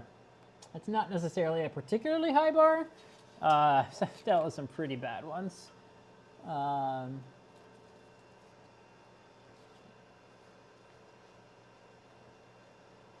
Like if you're not cleaning out mouse turds, are you really cleaning up a microscope?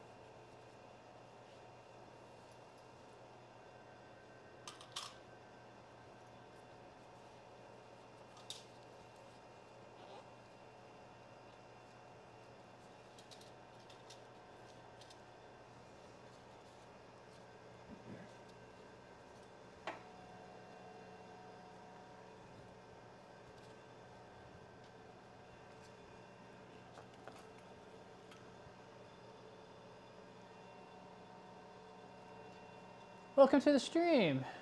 Can't. Yeah, okay, let me. Close enough to read that. Yeah, this is this microscope is unfortunately not mine. I wish I had a Merlin. Merlins are great. I am rebuilding this for a customer of mine. He's gonna do some cool stuff with it.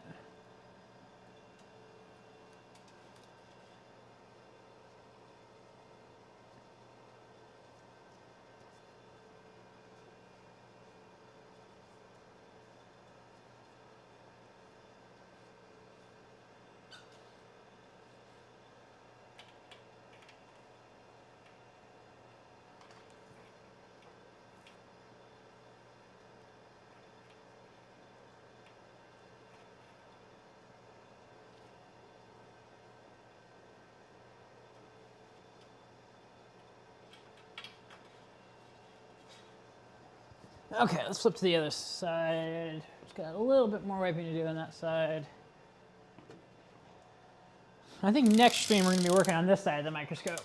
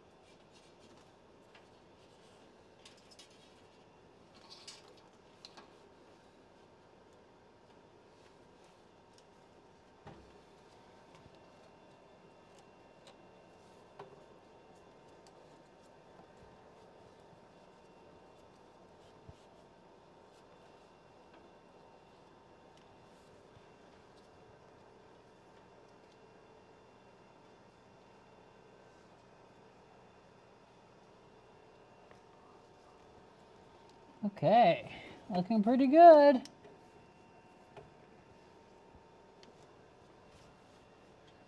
think we're going to call that good for microscope wiping for now. So hey, another checkbox.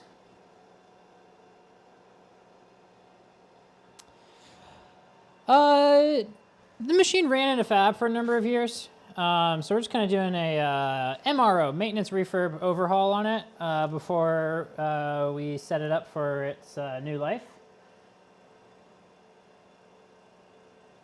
It was in pretty decent condition when we got it. We found a few things that we're pretty glad we caught. Let's see here. Let's check that off. Vacuum out and wipe out the base of the microscope. Cool. Okay, time to remount the AC distribution box.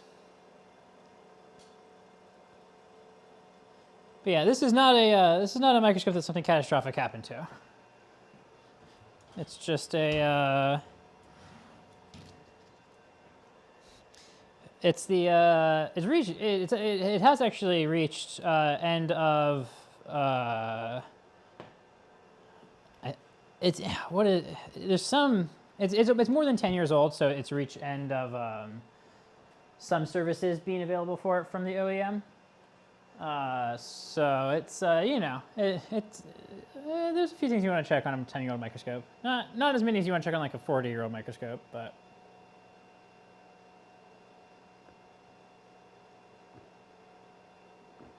God, I can't believe how many 40-year-old microscopes I have in my workshop right now that are very capable systems. So, okay.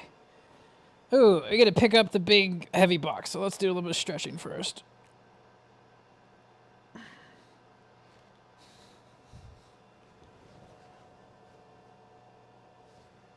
Do not want to hurt myself picking up the big heavy box.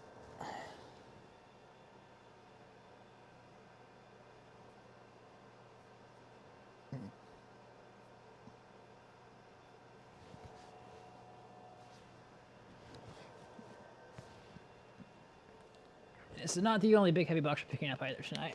We got 2 of these to do. Okay.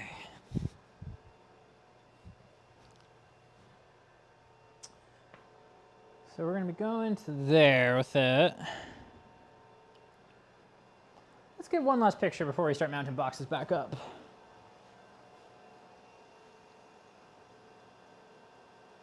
Last chance, you know?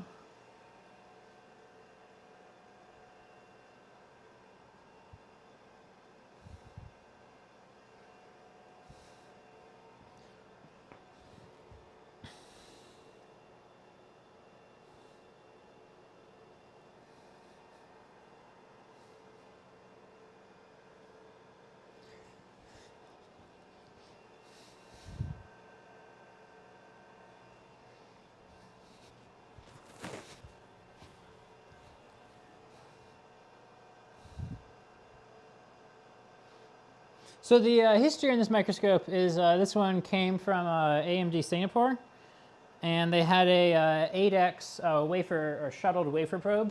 So there's a load lock on the far side, so they can move a sample in and out while it was on the probe, or while it was, like with all the probes around it.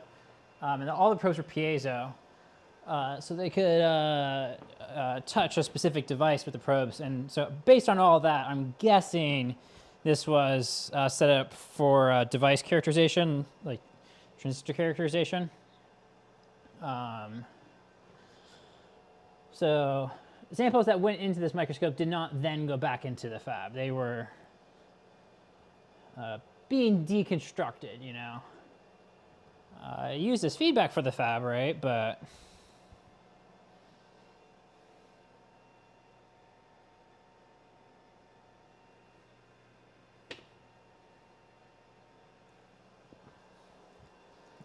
we wanted the wafer probe, and it was originally it was in the pictures. On the pictures of this thing, there was the wafer probe in it, but they didn't feel like actually including that with it, so that part got pulled off before it got shipped to us, unfortunately.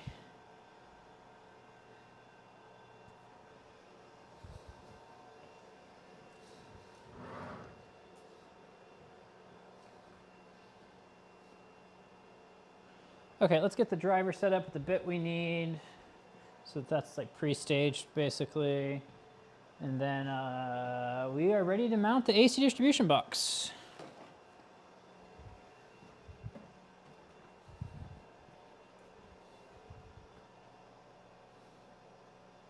The real question is, where did the driver go? Oh, I know where it went. It's on the cart that I rolled over here with the DC power supply box.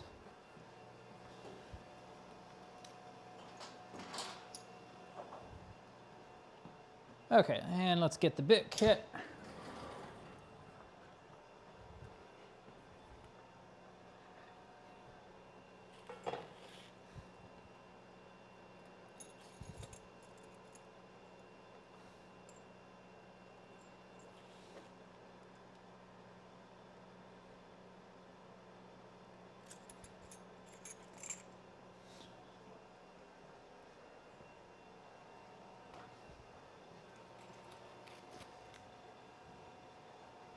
By the way, welcome to the stream. Don't know if I've seen you here for this series or any of my other streams before. Always love having new people by. I'm also always curious how people found the stream. So, are you from one of the Microscope Discords or Mastodon or?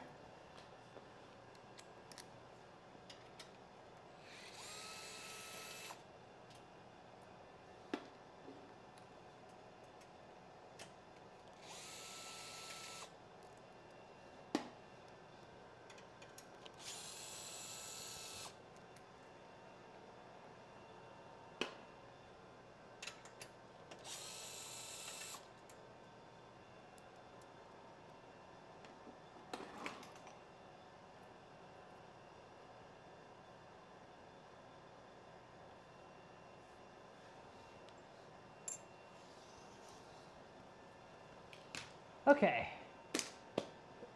Big heavy box installation number 1.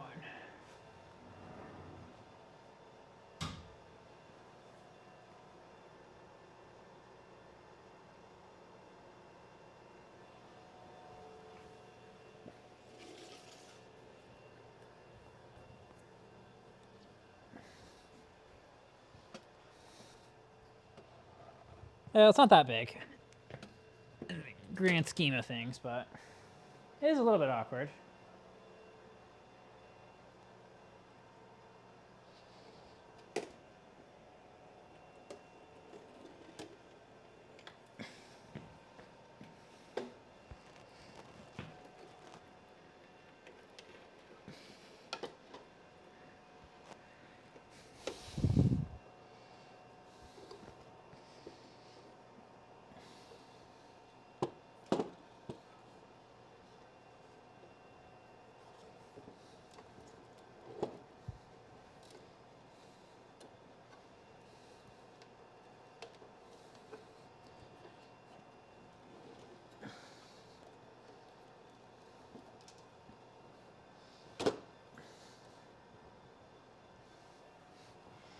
Okay, we got it approximately lined up here.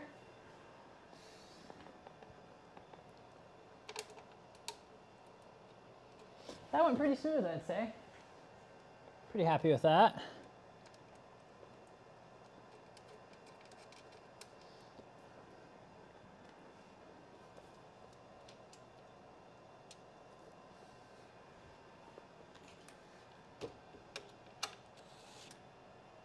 I don't want to tighten that down yet until I get all the other ones in.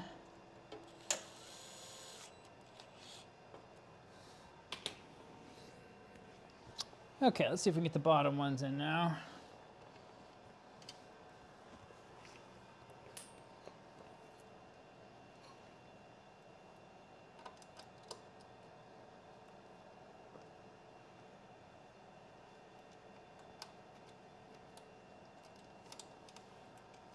Am I going to be able to do it by feel, or am I going to have to get down there?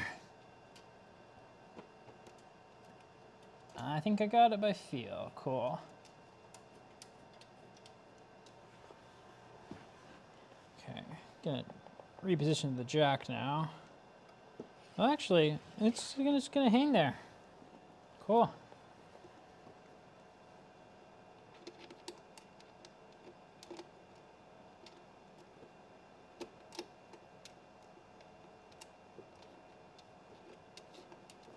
Okay, we got all 4 in. Let's get this tightened down.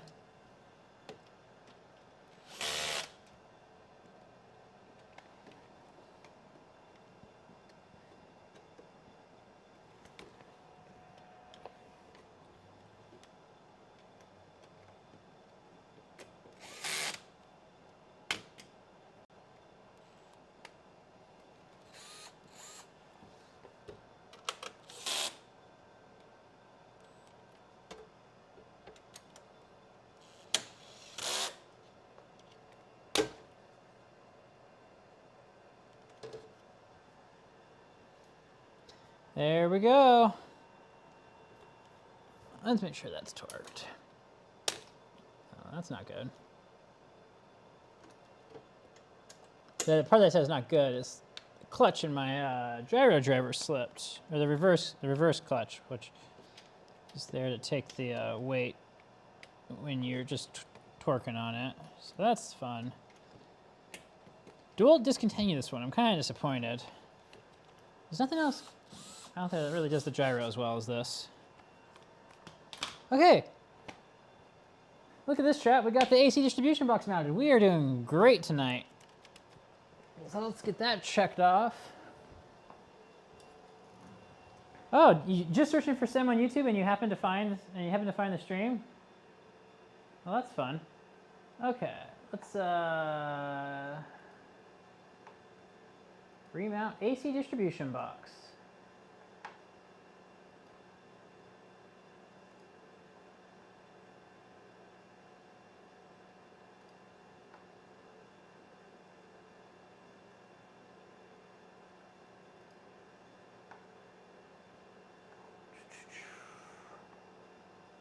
Okay, let's so that's the distribution box. Now we're going to do the much heavier box, which is the DC power supply.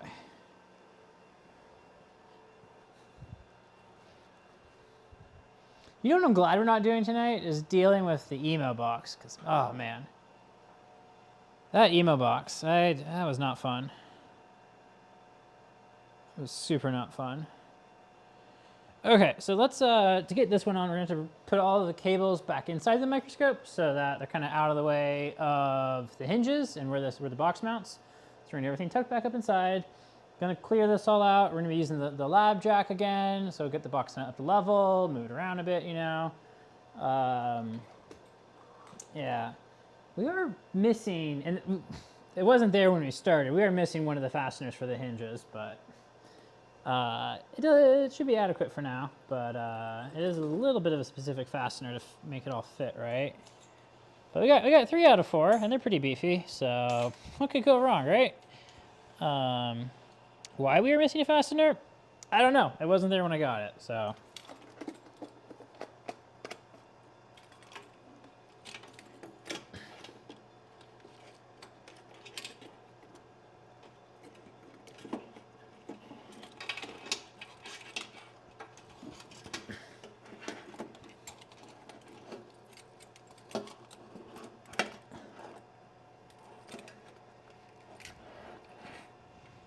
Okay, there we go. We got cables up and out of the way. Wow, that power cord's got a big chunk taken out of it. Huh. Well, we're not using it, so that's good. I've been really unimpressed with the power connectors that got put on this microscope. I don't think these are the OEM ones, but they're pretty terrible. They're not UL listed either. I would be shocked if they were OEM. The style of connector is usually good stuff, but the particular ones that were used were pretty cheap ones. Okay, there's our lab jack.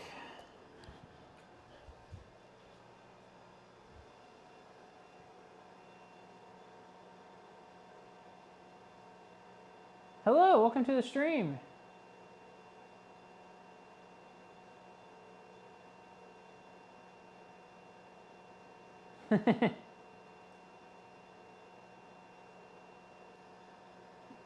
Just in time to mount the DC power supply. Okay, this box is even heavier. This box is a lot heavier actually. So we're gonna do some stretches again. It's always good to do before moving something this heavy, especially on my own like this. So.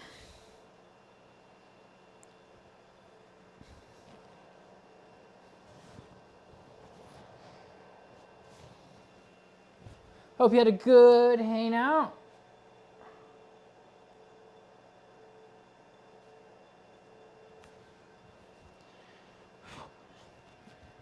Okay.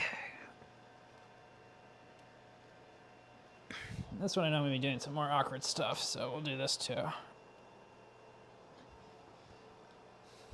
Something I learned from watching the Japanese service engineers, they're always really good at stretching. Well, at least the ones who are like trained by the Joule factory. Okay, let's get the bolts we need pulled out first.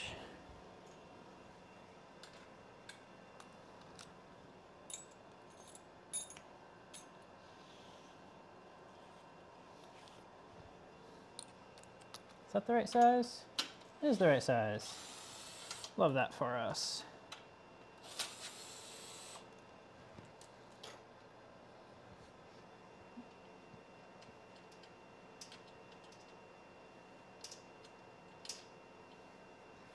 So the way we did this last time was we had the power supply box coming directly off this side, like kind of straight out with the hinges at 90. And I'm pretty much planning to do the same exact thing. That worked out pretty well.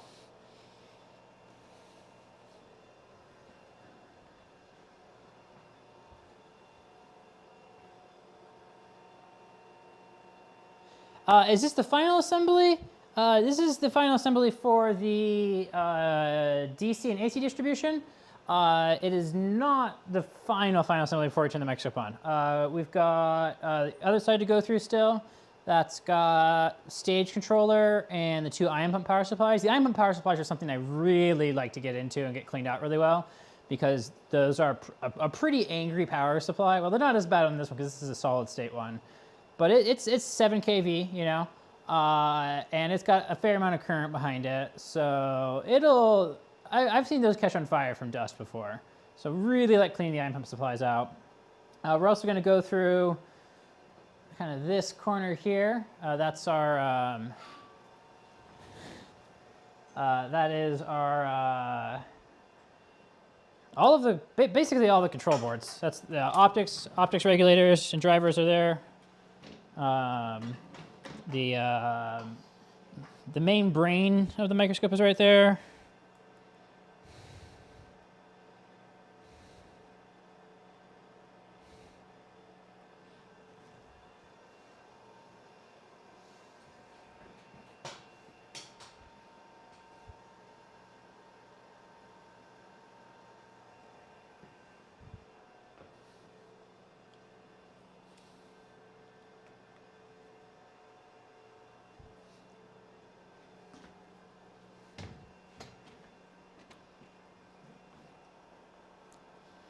Get you all a good angle for this.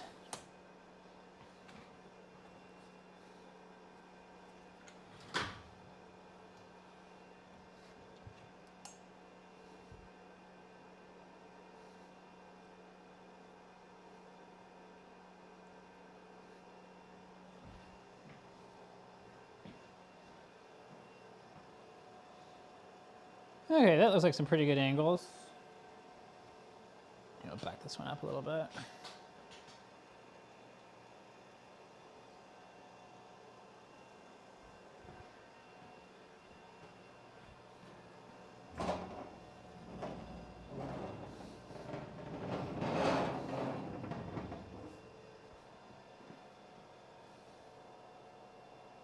So there's a lip on this. I got to catch that in just the right spot.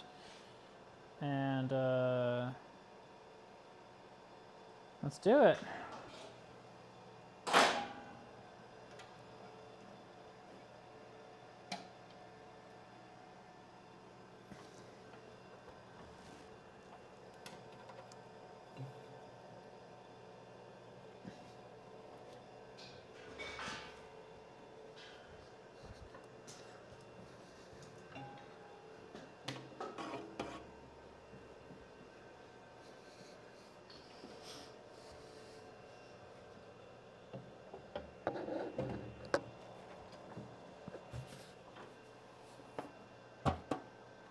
That popped out. Okay. That was popped out when I got the microscope, so I'm not surprised that did, but it went right back in. Okay, so we are not quite lined up. We're a little bit low.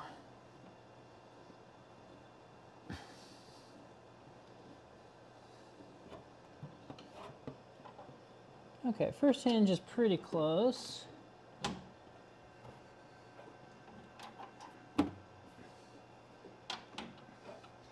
Being very careful to move the lab jack and not push the thing off the lab jack.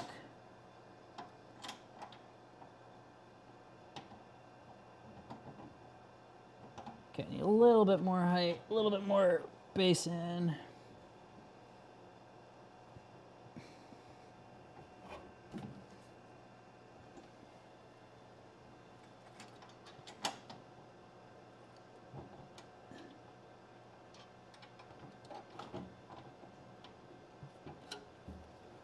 come on. Come on.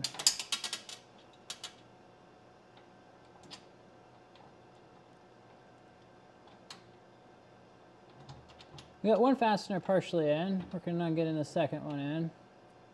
Both on the top hinge. Okay, got two partially in. Let's throw those in a bit. Okay, those two are mostly in. They're not torqued down yet though, so we got some slack to be able to get the lower one in.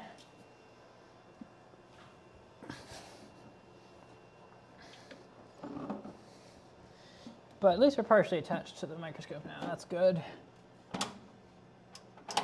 Oh, we got a cable stuck behind the hinge. Let's not do that. Okay, cable's been liberated. Although, topologically, with how it was, it would have been no problem to have liberated it afterwards too, so that's good.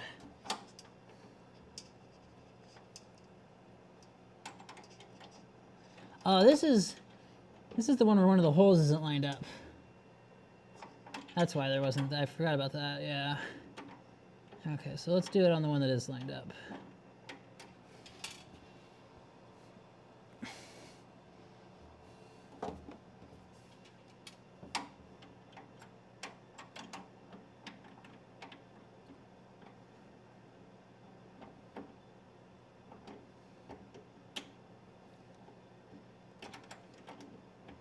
And I had the hardest time getting the bolts for this thing out.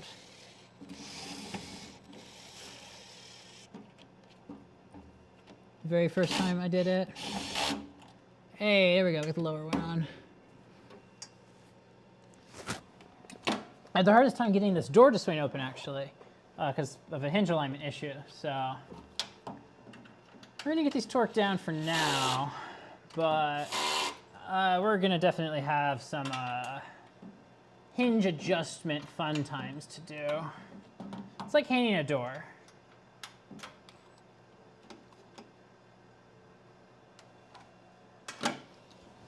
There we go.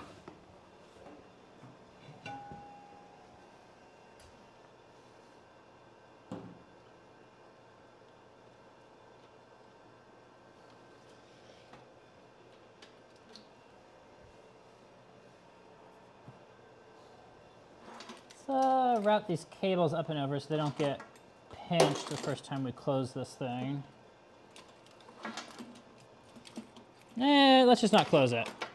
I think we're just gonna not close it. That's gonna be easier. Okay, here we go. Look at that. It's both of them are mounted. We're doing great.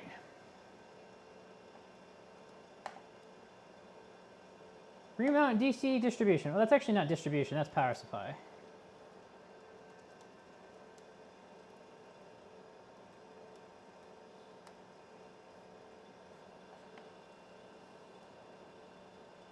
How does the turbo pump not add too much vibration? Or it just doesn't? Also, what local time am I working in? It is late. I am a bit of a night owl. I am on Pacific time. I'm here in Portland, Oregon. The Portland, Oregon area is, I think, the electron microscopy capital of the United States, especially because we've got a lot of manufacturers that way out in Hillsboro. And we've got a lot of users here. There's a ton of electron microscopes here. How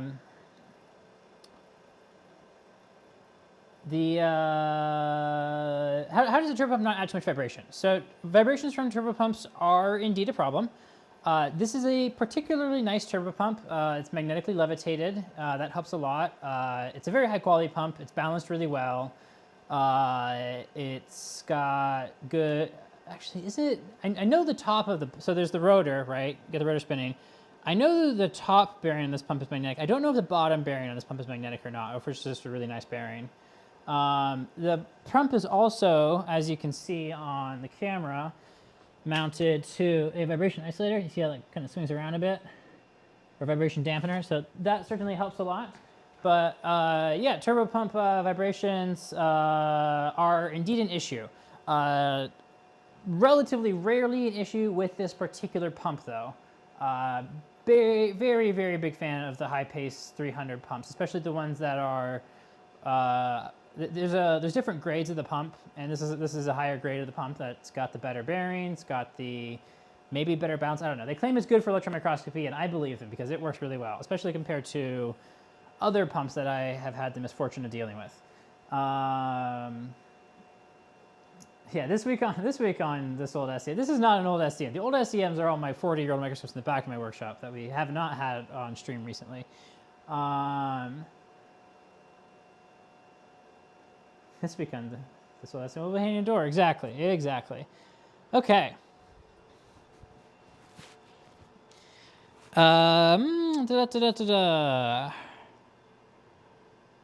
What do we say we're going to recable first? Whatever we said, I'm going to be recabling the DC supply first, which we did say we were going to do first. Okay, that's great. Let's get the DC supply recabled. I am a little bit tempted to move the whole microscope for this, but we're pretty well set up actually. So I think we'll just move the webcam.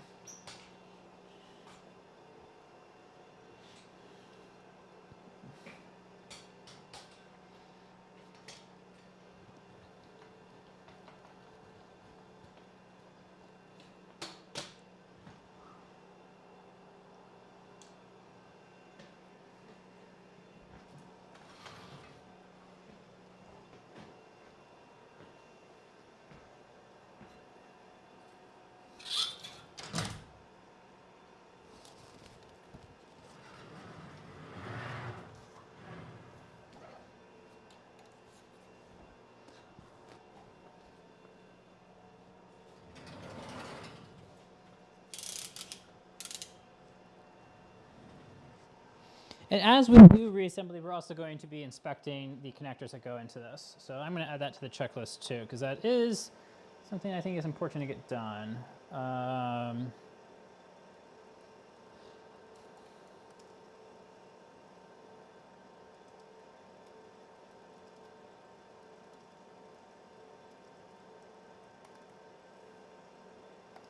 Cool.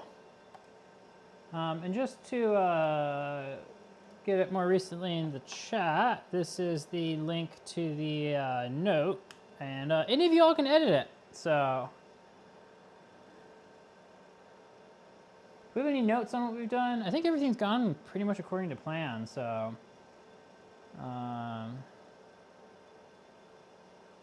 new pi record is 314 teradigits. Of course it is. That's great. We live in exciting times. That probably is in the way. There's a way of making that less in the way. Well, I made that one more in the way, so let's make that one out of the way too. Well, that looks like it's also more in the way. How do we want to do this? There, that feels pretty out of the way, I think. Not at all.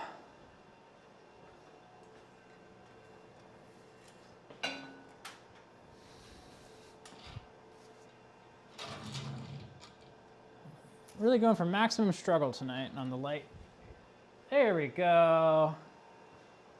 Almost. Okay, let's get that out of the way. There we go. On a 2U Dell? A 2U Dell, that's amazing. How much RAM? What is it? Pi is probably a CPU thing, right? Is it a GPU? I don't actually know how you calculate pi on a computer using modern algorithms.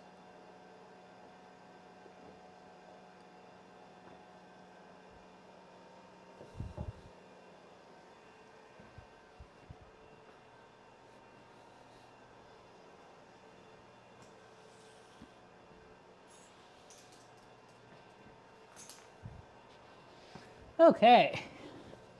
DC power supply cabling.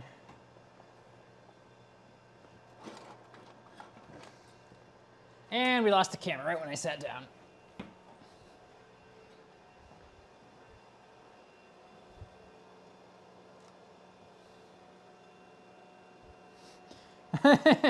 Okay. The fact that you can get 1.5 petabytes of RAM in a single TU server these days, and a lot of storage, that's great. Okay.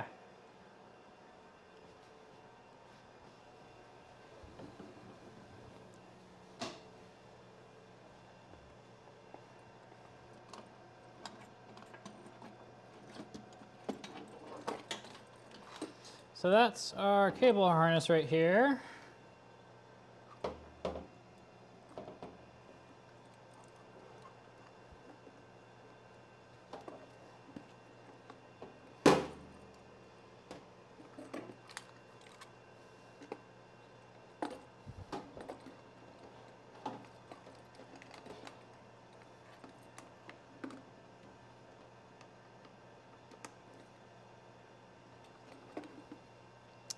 Let's get the stage leveling controller box mounted. That's what this plastic box right here is.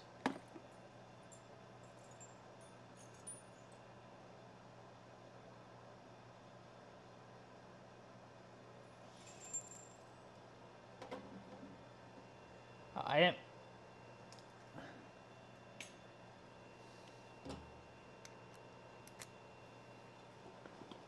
Can we add checkboxes for both of the ground cables? There's the,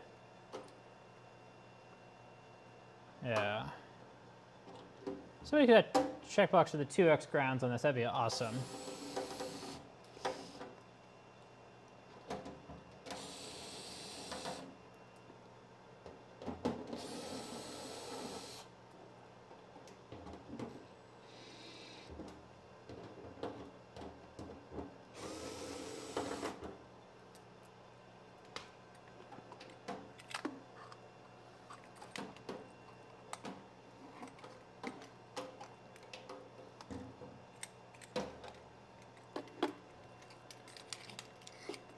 I think we're actually gonna do this later. I wanna get, it's gonna put some strain on these cables if I do this now.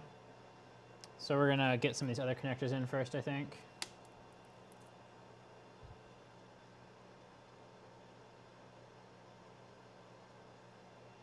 Thank you so much for that.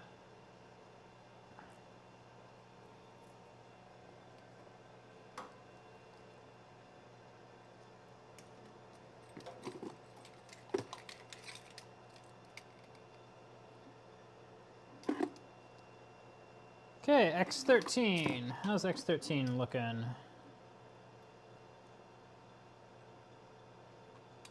These are decent connector housings. There's not a ton that can go wrong with them, like some other styles. So I'm looking to see that the pins are sticking all the way out like they should be. All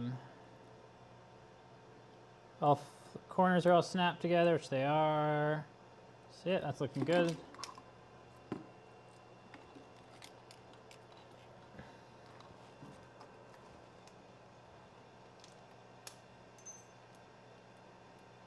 Okay, I see you're tagging me. I should check that out. There's a very, very tiny YouTube chat that I can see right now that's on stream that I can't read from here. But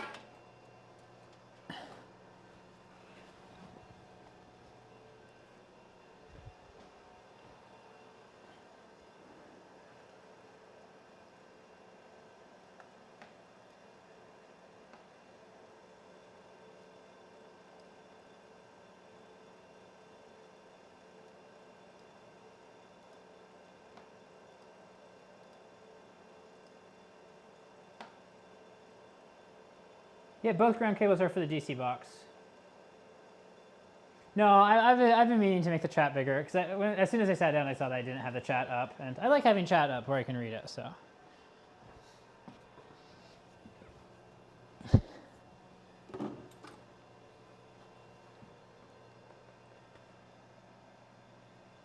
Okay, so we got the right bit now.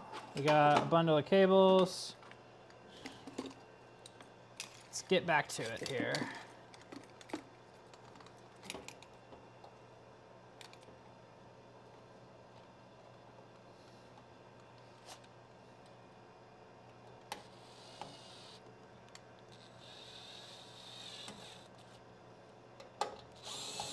I don't want to risk cross-threading, so we're going to start out with the just getting them in by hand.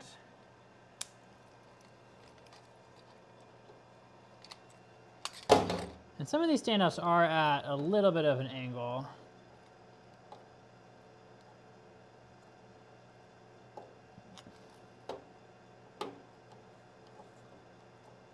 Basically, stuff's going to want to cross-thread.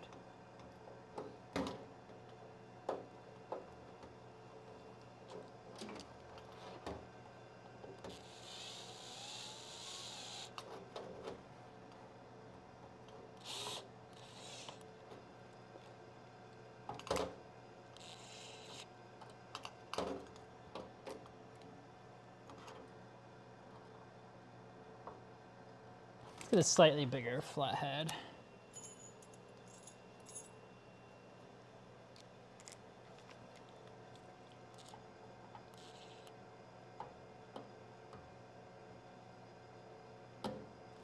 Yeah, one up from that even. Okay, we can do that.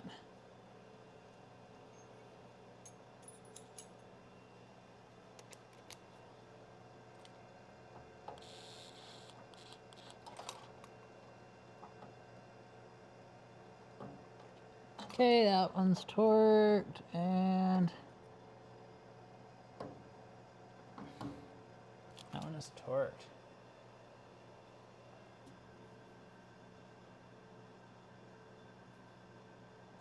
Is there a YouTube chat app for Apple Watch? That's interesting.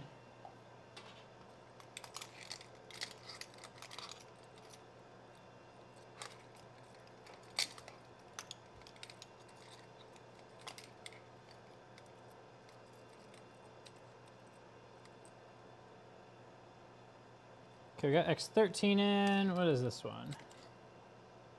X8. Okay, so that one's gonna go up there. So that's a little bit later. Oh, we can do X8 now. Okay, let's see. How does X8 look? Hey, those are both snapped. Pins both look like they're all the way out. Housing's tight. Strain relief boots in the right spot. It's all snapped together. Cool.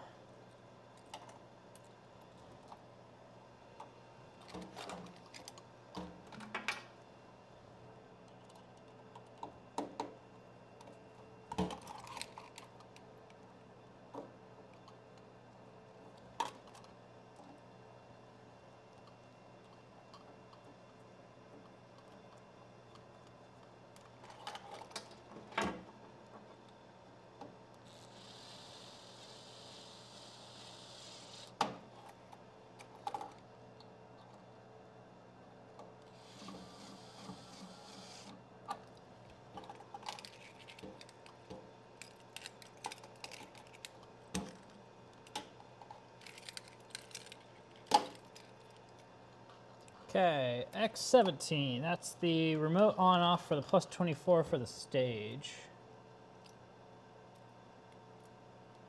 All snap together, housing's tight, boot in the right spot. I think there's only 2 conductors in this one. Yeah, pin 1.6, yep, that's what the connectors are on. Pin 1.6 open equals off, so that's an easy one.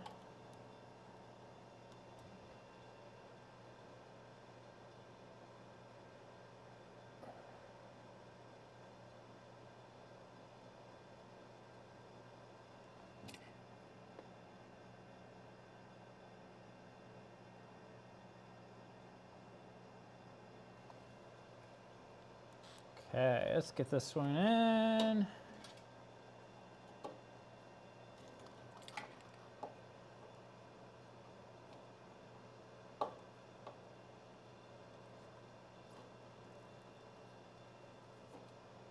The heads on some of these are pretty stripped already.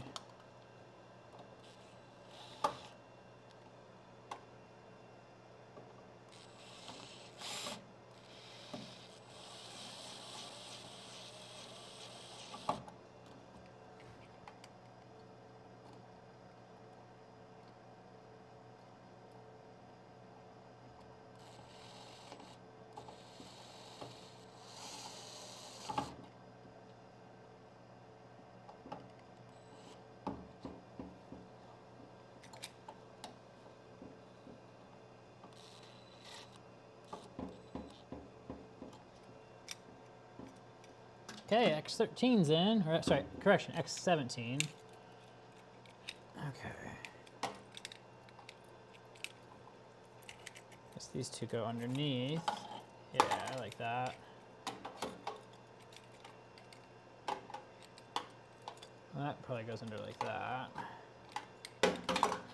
Yeah, I like that. Okay, this is X11, X11, that's the stage supply cable. Let's see here. Pins are looking good.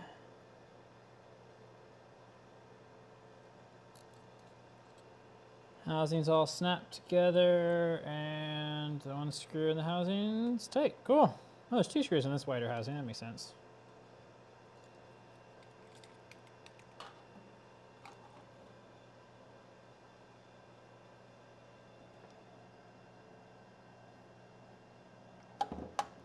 You know what? I'm just going to pull the chat up on my phone because it's still hard to read from this far away.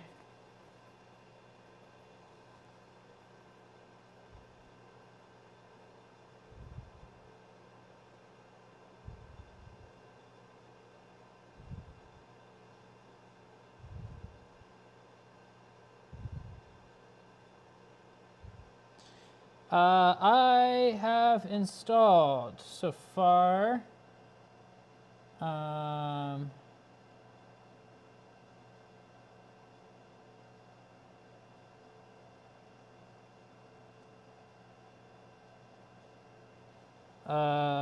X13, X17, and X8. And I'm working on X11 right now.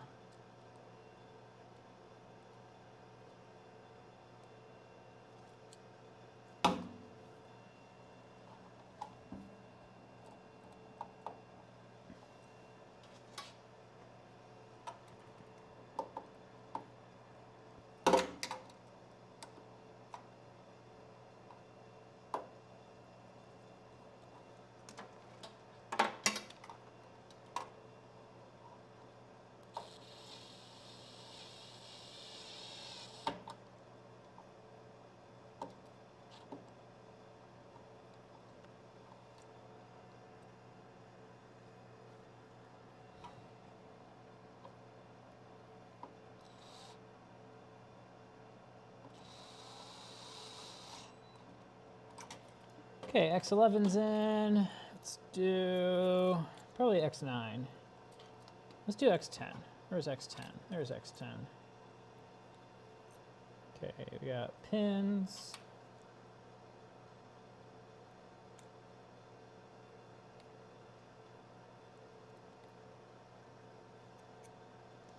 Let's pop this. Let's just pop one of these open, just so we've opened up one of them, just to check it out. See if we maybe want to open up more. I doubt we're going to want to, though. I think we're in pretty good shape.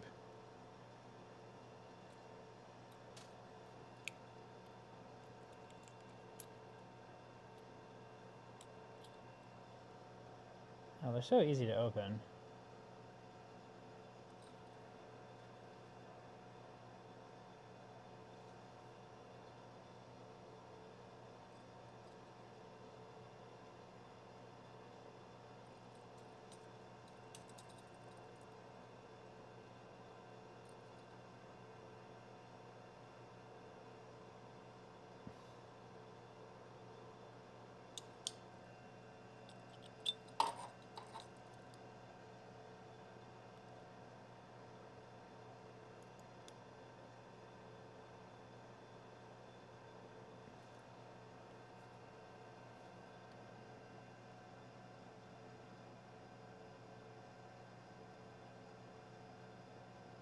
Yeah, these red things here are transport brackets.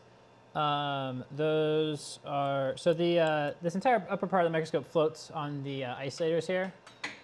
So if you shipped it floating on the isolators, that would be really bad. So these secure the 2 parts together. And they got most of the bolts in. Not at all. They did not get most of the bolts in. They got, apparently they got enough of the bolts in, so.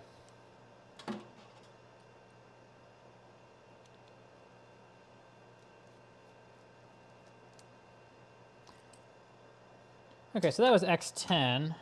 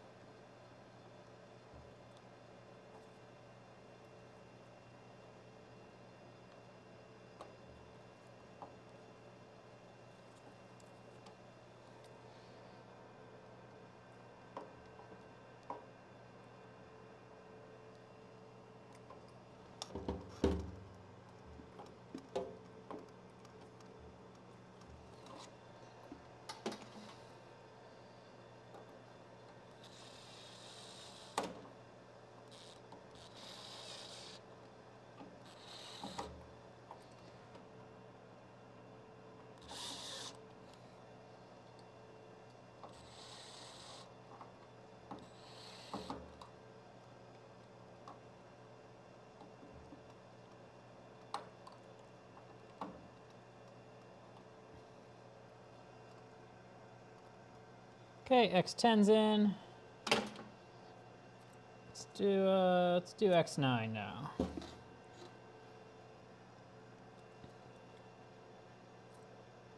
pins look good. Housing's tight. All snap together.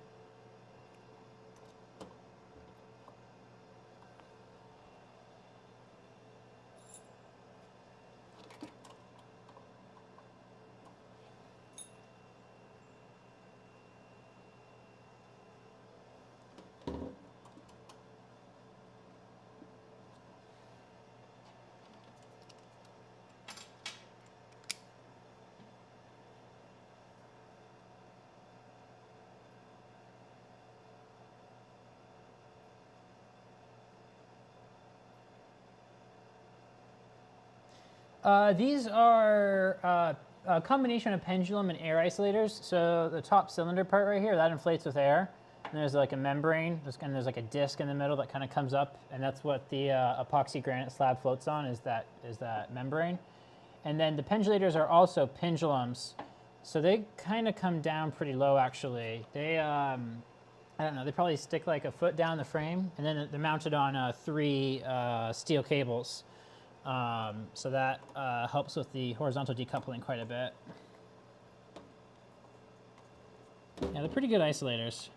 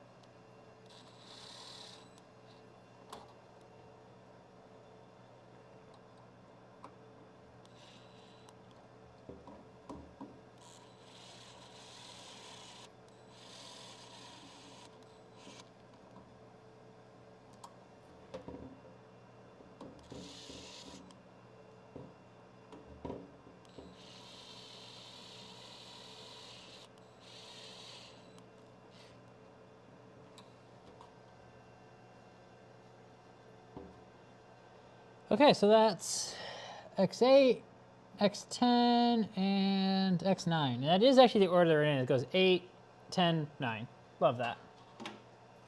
Okay. I think we're in a pretty good spot to do the isolation controller now. So this box, all it does is inside of 3 of these, not 4 of them actually, just 3 of them. There is, well, maybe it is 4 on this one. I don't know. No, it's 3.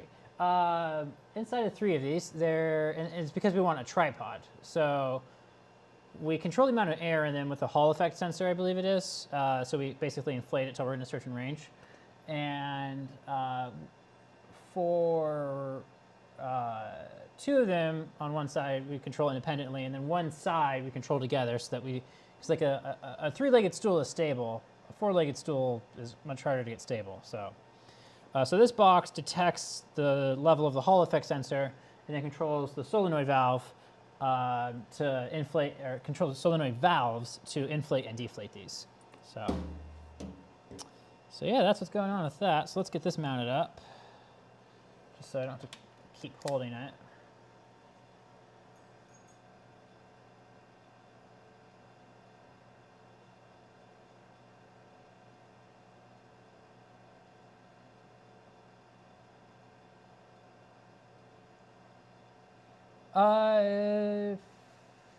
Yeah, some columns are very top heavy.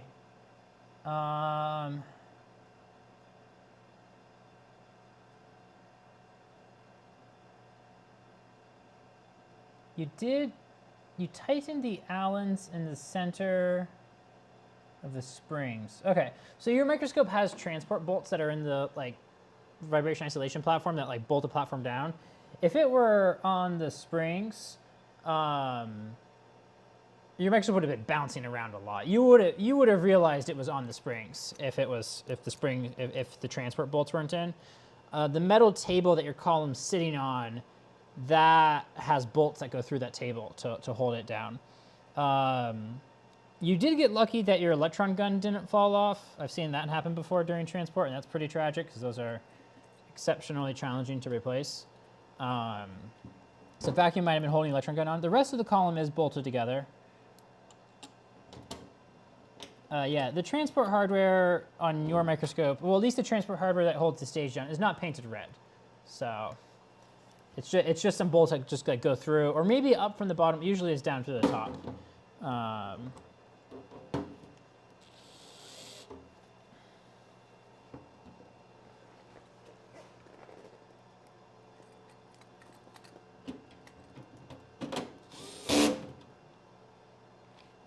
Well, I'll tighten that one down all the way. Hopefully I don't regret that. But it's all going to depend on if this one's lined up or not.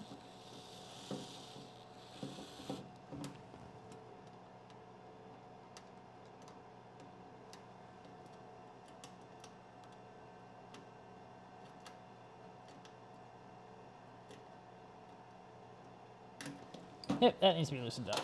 Okay.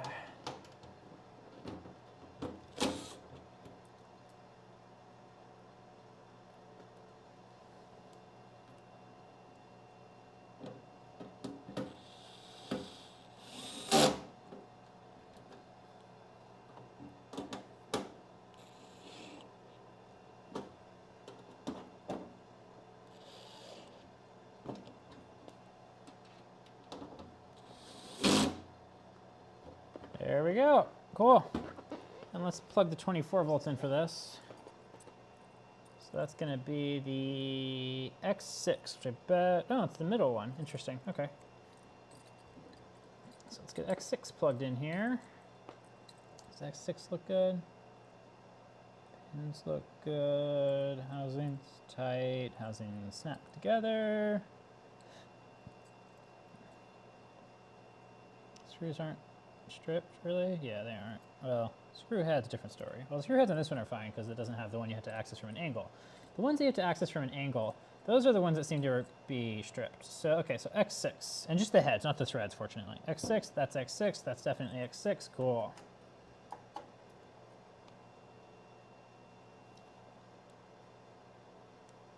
Yeah, if you plug these in wrong, you send 48 volts to a spot that's expecting 24 volts, so it's pretty bad. So you definitely want to be quite certain you get these plugged in right. There's not a lot stopping you from making a terrible mistake. Although the way they are wired, it does like flip around the neutral pin or the 0 volt pin, so it theoretically wouldn't cause an issue. Maybe it'll blow a fuse.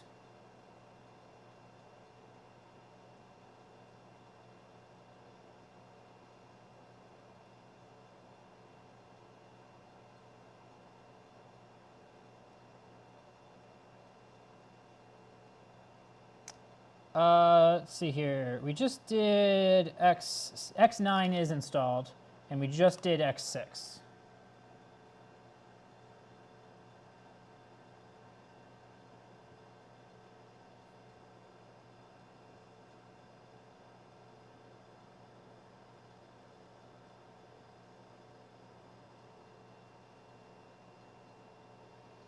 So there's a little bit of keying. Like it doesn't, there's 3 pins on these connectors and it doesn't apply voltage to, or it does use like the 2 pins. So it does kind of make it okay-ish.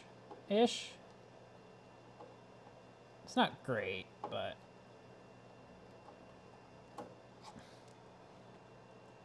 Theoretically, it's potentially possible that it won't fry it if you plug it in wrong. It's not the right bit.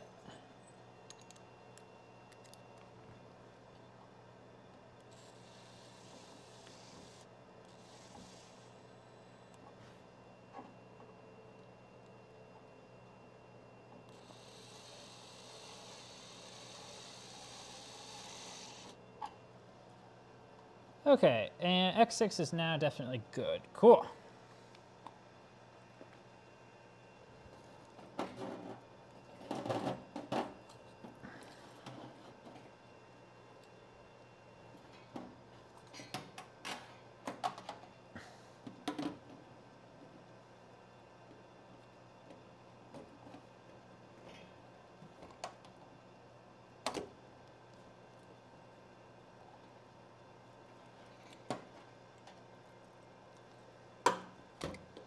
do some of these bigger ones just so we kind of support the cable bundle better.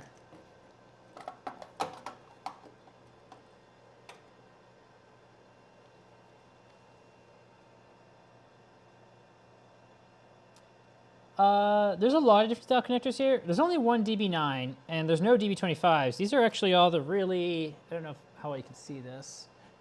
These are all really, really huge pins. These are like the power style. So there's only one row of connector, or one row of pins actually. So this one only has 8 positions in it. Let's see here. This is X2, so that's going to be the middle one. I want X3. Where's X3? Here's X3.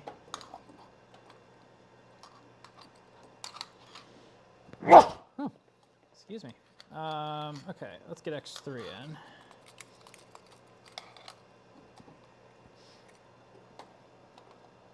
Okay, let's see here. Housing's tight. Screw threads are decent. Pins are all out. Oh, this one's actually fully populated. Okay, so let's put that in. Yeah, you can feel the difference when the pins are all populated because it's a lot stiffer going in.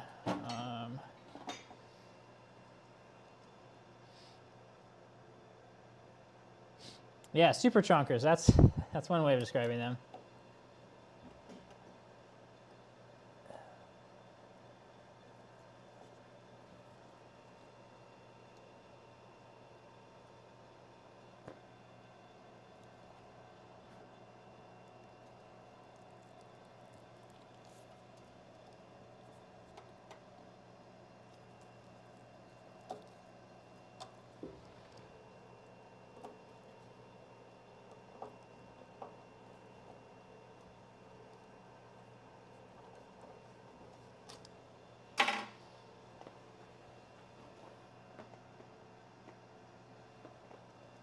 I appreciate you taking the notes, by the way.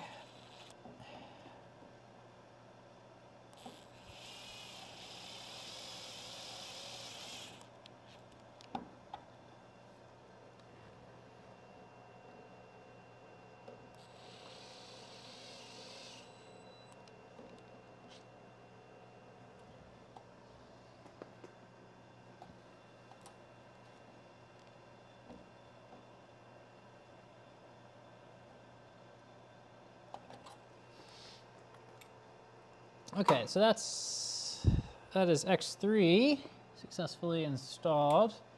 Let's do this one that's just in the way now. This is X5. Okay. So that's another vacuum or stage, I don't know.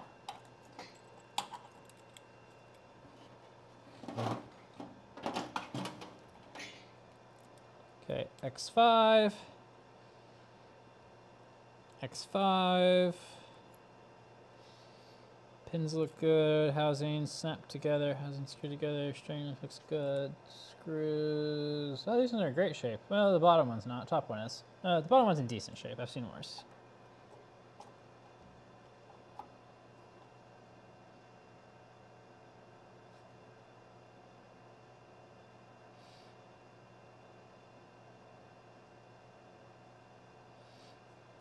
Oh, British anti-clockwise verbiage for fanciness. Where's Tea Cakes? I think he's in the UK.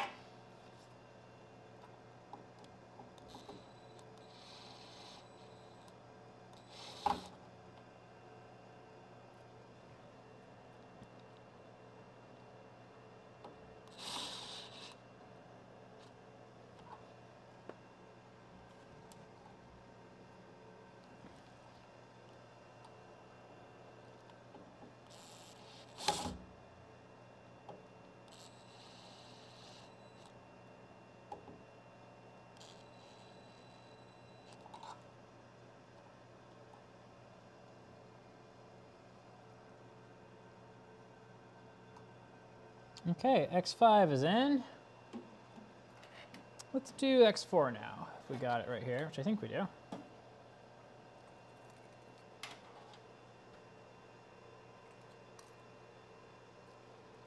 Oh, X4, small, that's funny. Small connector, big cable. Let's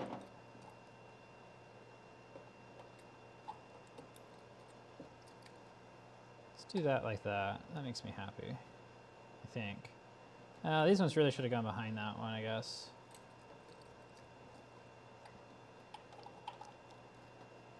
Yeah, those should have gone behind that. Okay, we can change that. Okay, X4, let's see here. Pins look good, pins are in the right spot approximately. It's all snapped together. Screws are a little bit round, but not bad, and housing is tight.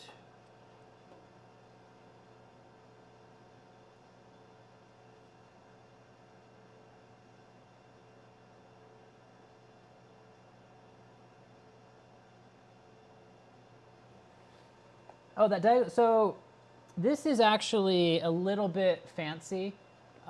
This is the electron gun high voltage power supply, and it is only grounded right by the electron gun at the very top of the microscope. Oh, we lost a camera. So it's actually mounted on, all the fasteners are insulated, and it's mounted on, I think it's HDPE sheets, so that the box doesn't actually touch ground down there. So that keeps the fault current path the way that we want it, which is not through the rest of the microscope.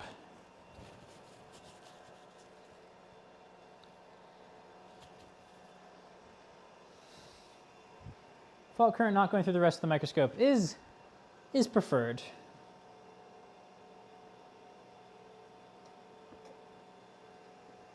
Ah, lovely cup of tea. Here's my pad to sit on. I thought I had that out. I know I have. Oh, there's one.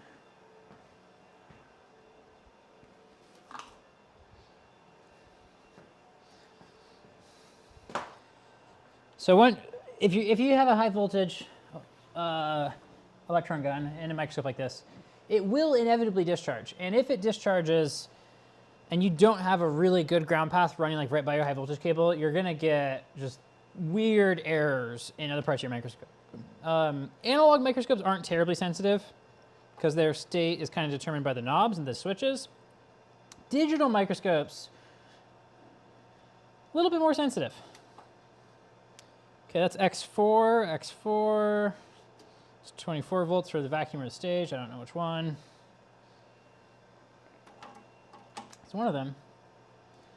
So yeah, the whole box is not touching the frame here. The whole box is mounted such that it's electrically isolated from this frame, just with like the plastic sheets and like washers on the fasteners and stuff along that of that nature.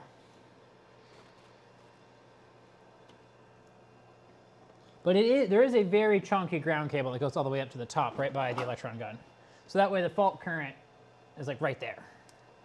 Or it goes right into the cable right there and back to where the fault current came from, or originated, which is this box.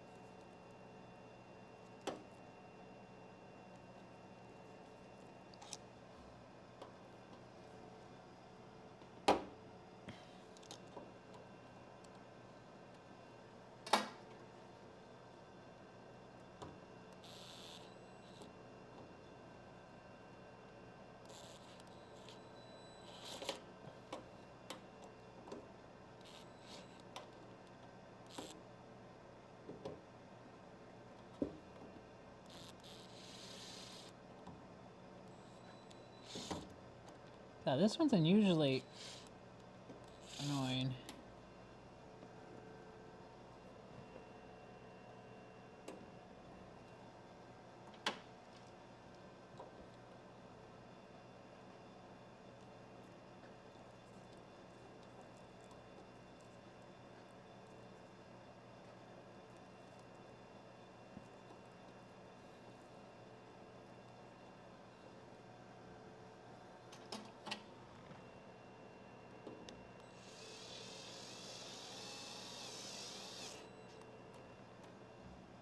Okay, X4 is in. Okay, let's, we just got 2 more D subs, so we're getting pretty close on D subs. That's great.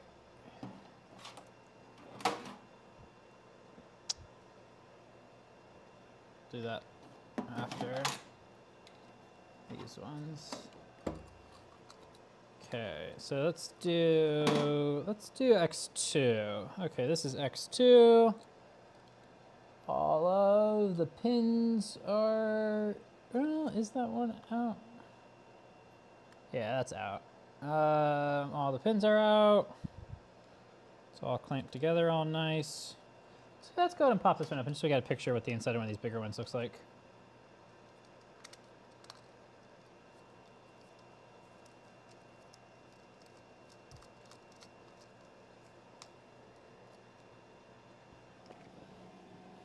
Oh, hey, the lab jack stopped the screw that I dropped from flying off. That's great.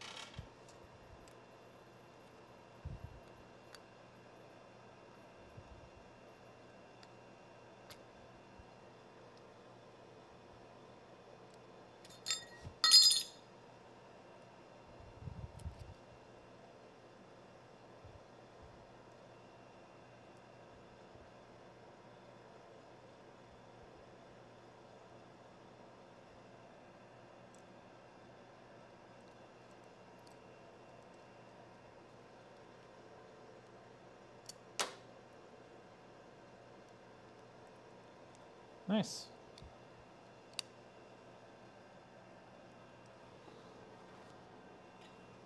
Compared to some other manufacturers, I'd say that these they did a great job on the connectors.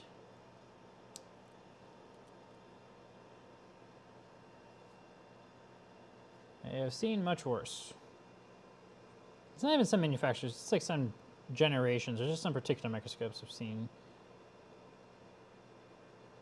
issues on.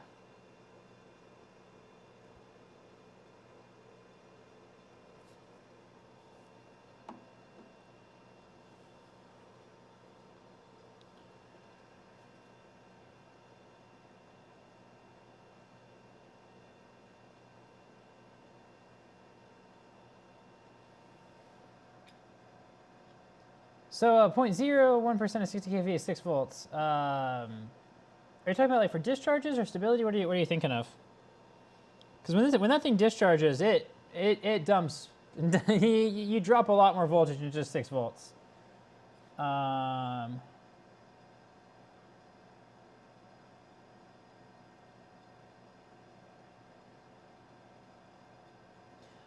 So for your blanking plate, I would just take it off of one of your other. You've got 2 microscopes, so just pull a plate off one.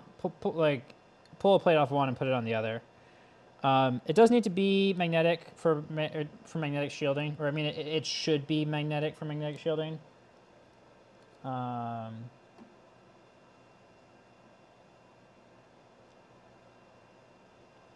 Difference in thickness wouldn't be that bad. You do need to make sure it's thick enough for X-ray shielding, especially because you've got a lot higher kV microscope there.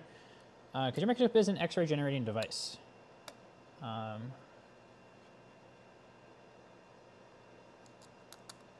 So don't be replacing any part of that thing with aluminum, because that will leak X-rays.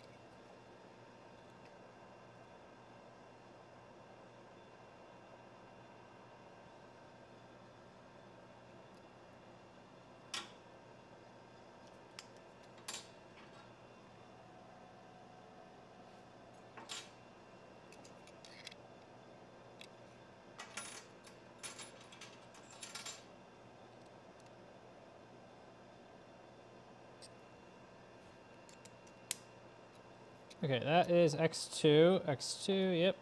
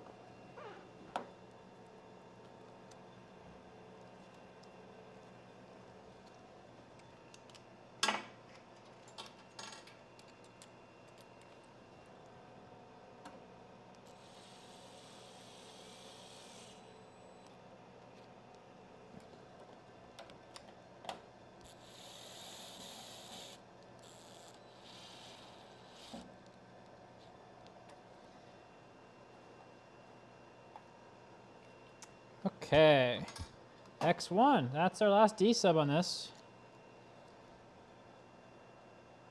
All of our pins are sticking out nice. Snaps, how do our threads look? Threads look pretty good, and our housing is tight, cool. And that is x1, and it's going into x1.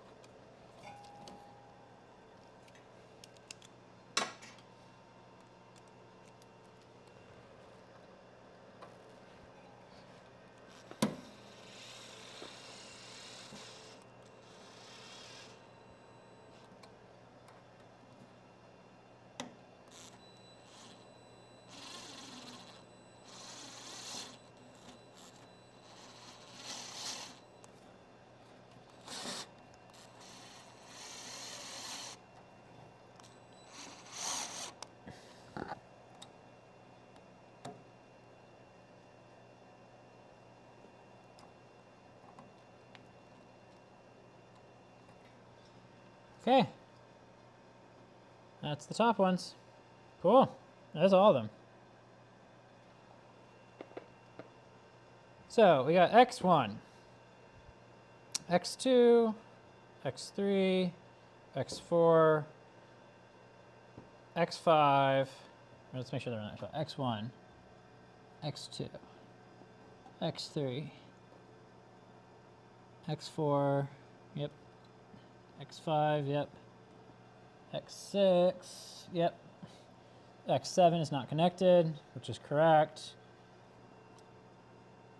x9, yep, x10, yep, x8, yep,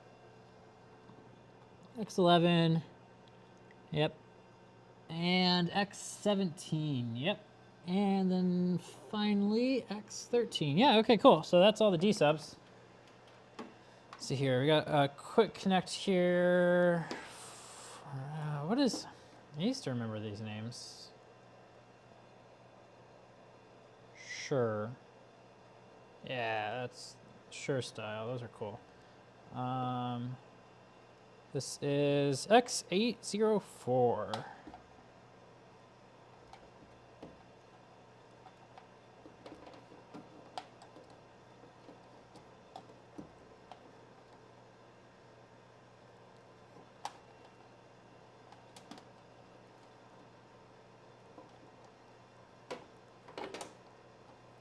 So we're taking a slightly different route than they did last time, so maybe I should move these to how they were previously.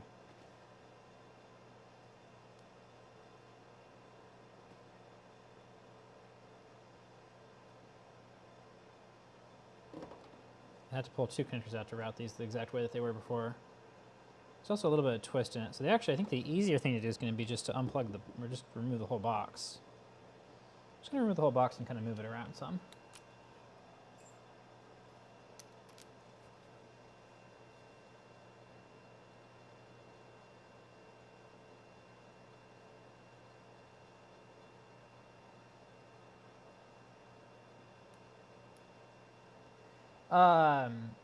So there are very few places on a microscope that you use grease on your O-rings. If the O-ring is moving, or if one is surface, if the O-ring is like moving or something going through the O-ring is moving during operation, it absolutely needs grease. So that's O-rings doing like rotary shaft seals for like stage motion feed through. That absolutely needs grease.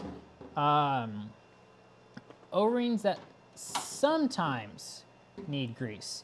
That would be O-rings that slide during assembly. So like if you've got like something going through an O-ring, you gotta like slide it on or slide it through, then you might need grease on that O-ring to avoid damaging it during assembly. Outside of that, if it's a static O-ring, it definitely you don't want grease.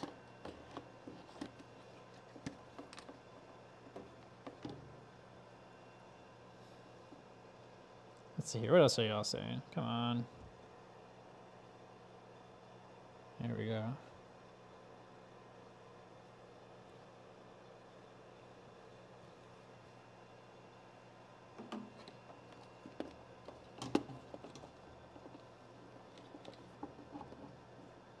Can I get this box to fit through here? Maybe. Maybe not. Who knows? Let's try going cables first. Oh, if we remove that, that helps a lot. I really feel like I should be able to do this. It seems very possible.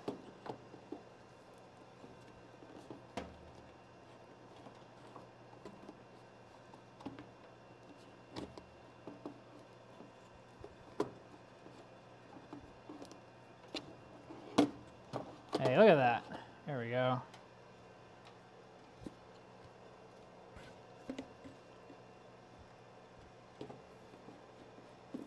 And this will be easier. Yeah, okay, cool. I like that now. I think. Yep, I like that. Okay, cool.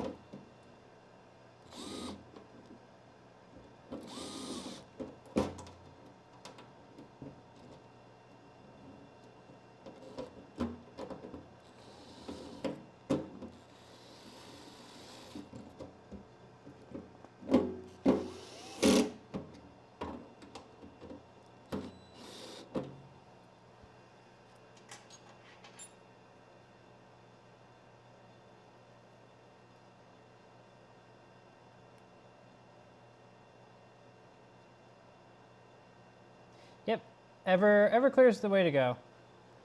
And yeah, and it's wipe. You got to be pretty good at wiping O-rings down. You got to get them really quite clean.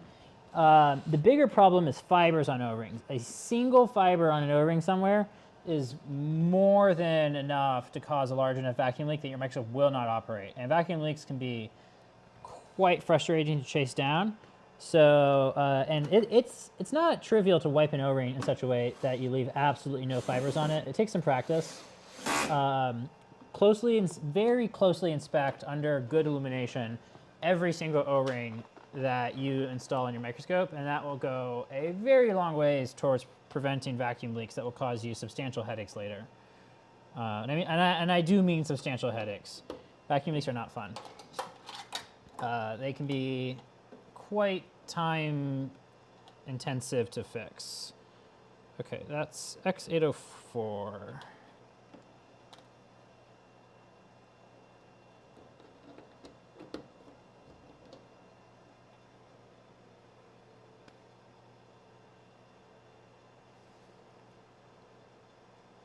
Okay, I think we're getting pretty close here. Let's see here, we got the grounds to do, so I'm gonna take care of those now.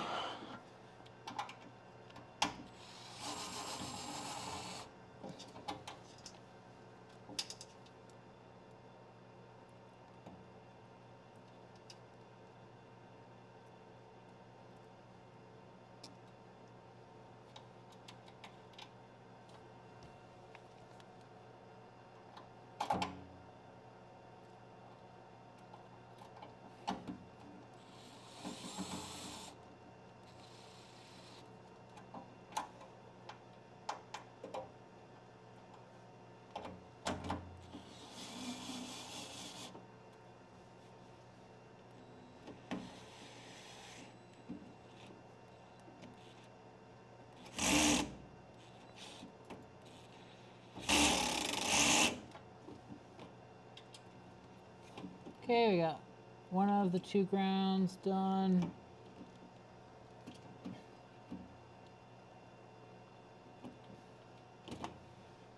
Let's get the second ground done. Make sure that's the right ground. I'm pretty sure it is. Yep. DC unit bolts. That's the right one.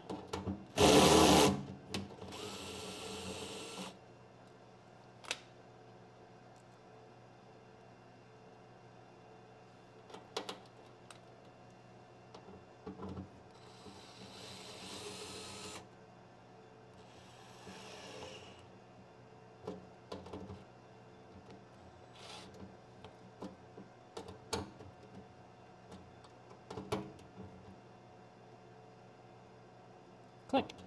Okay, both the grounds are in. So now all that we got left is to get our IEC cable routed, which I guess we can plug in on this side now. Well, let's go ahead and unplug that, because that's gonna, I love routing the AC next to the comms, but it should be okay for RS-485.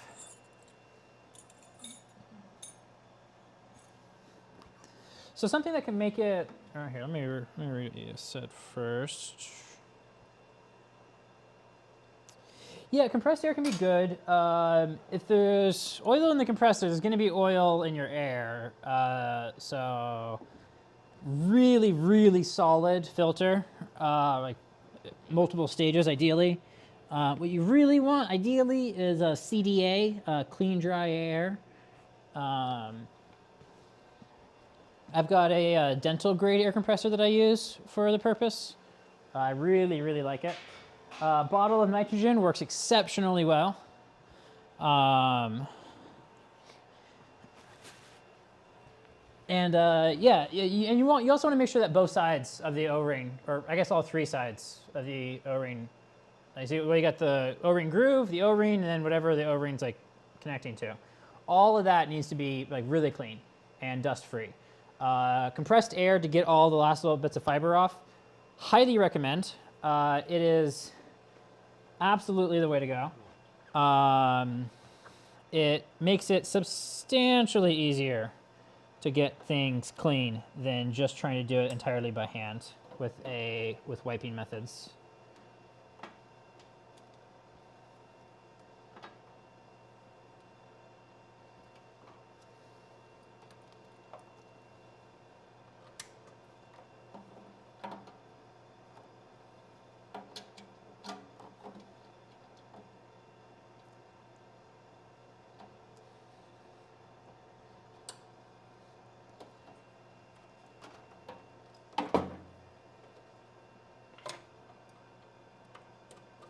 And do not use canned air anywhere on your microscope. Canned air, the bittering agent in it is a contaminant that you do not want to be dealing with. It is very hard to clean off of parts once it gets on parts, so I do not use canned air in your microscope.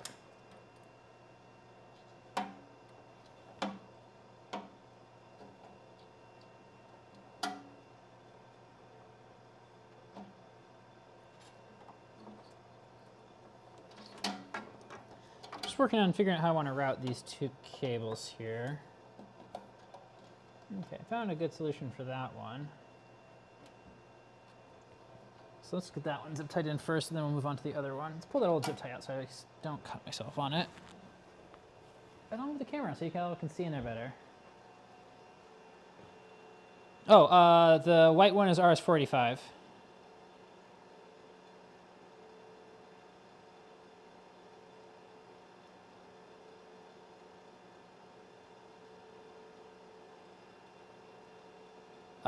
It's called RS. It doesn't have an X on it. It might have an X on it. I'll find out. But right now I'm getting zip ties and flush cutters because I will need those. Flush cutters are there. There's some zip ties there, but I want different zip ties.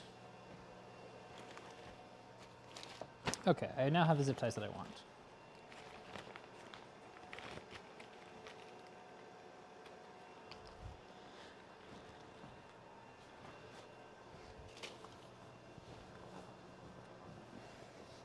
Let's move a camera for y'all. And that is RS-485 X162.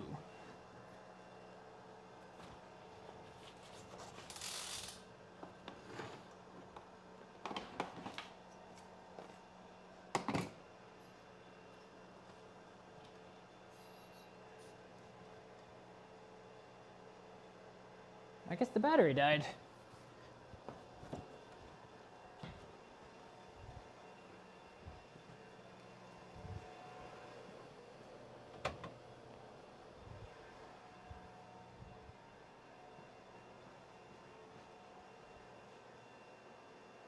Oh no. Best of luck.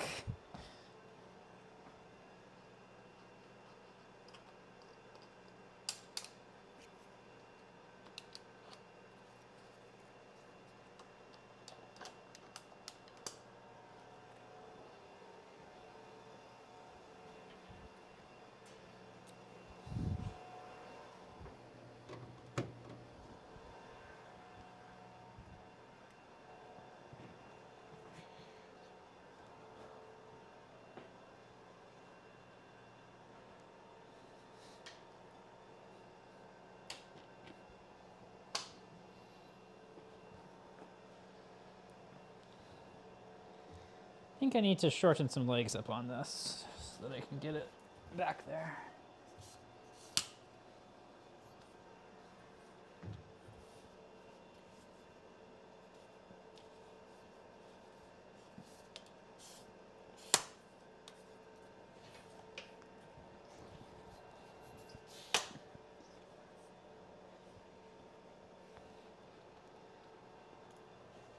Oh, that one went under the microscope.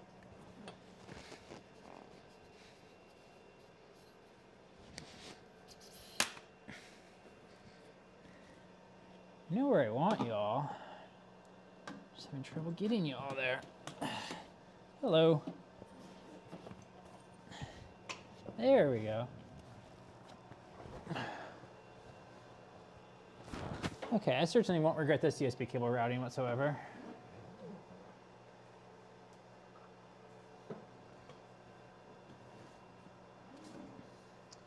No siree.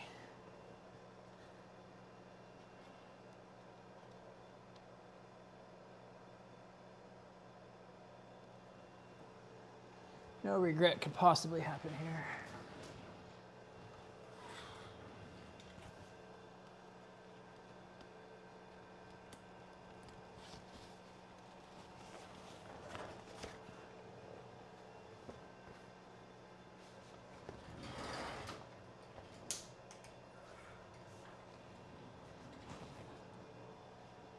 There you go, that looks pretty well illuminated.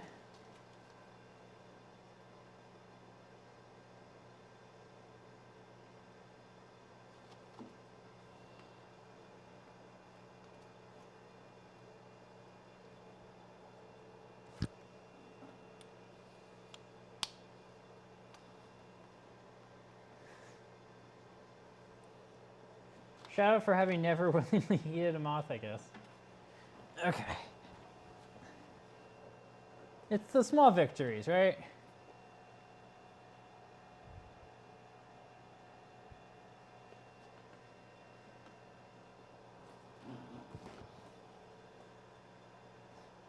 Very high probability that I unplug this USB cable. But that should be okay. So let's see here. I think I want to do this one up here. I think that'll hinge really nicely.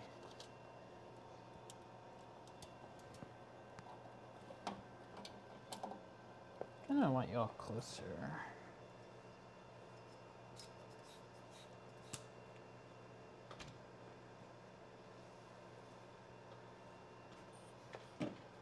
Oh, there we go. That's a good one. That's better.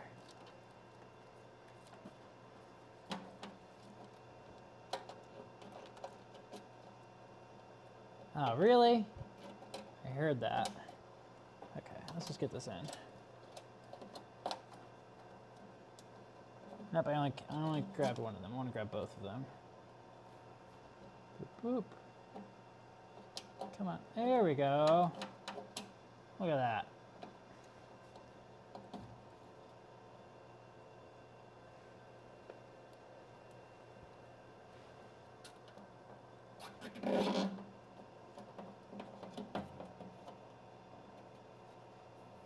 That's not on anything sharp down there. It's not.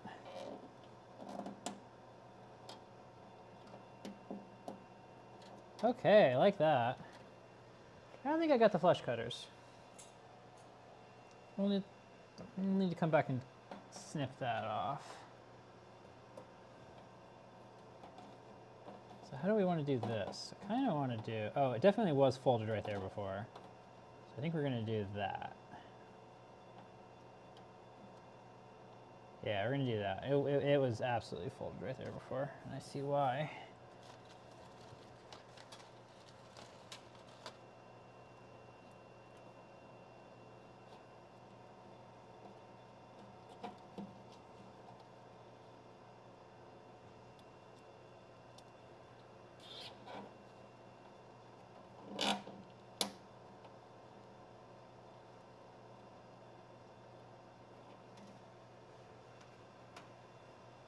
Okay. Well, with that, we can say that we have completely cabled the DC power supply.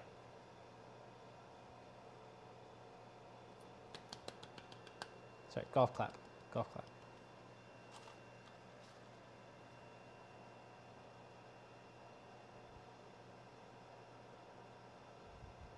It is an RJ45, but well, it is Ethernet. Well, because Ethernet's RJ. What RJ is Ethernet? I don't remember. But it is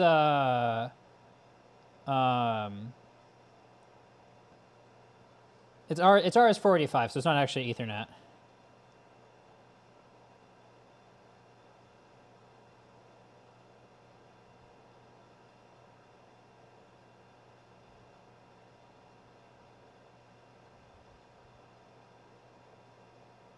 It is 45. Okay, I thought it was. Cool. So there's a pretty substantial gap here when the hinge is closed, and the reason it's like all the way away down here is it's AC, so it keeps the AC away from everything else. So I'm pretty okay with actually where it's at. I think it makes sense.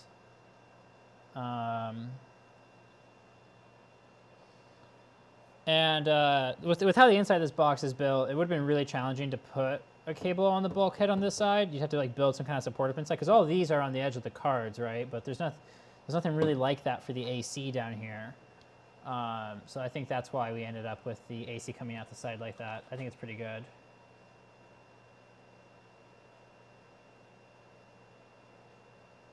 Yep, and I did get both ground cables.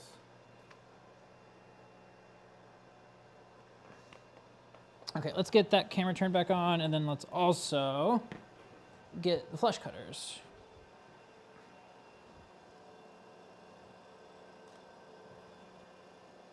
So we just got to recable the AC supply.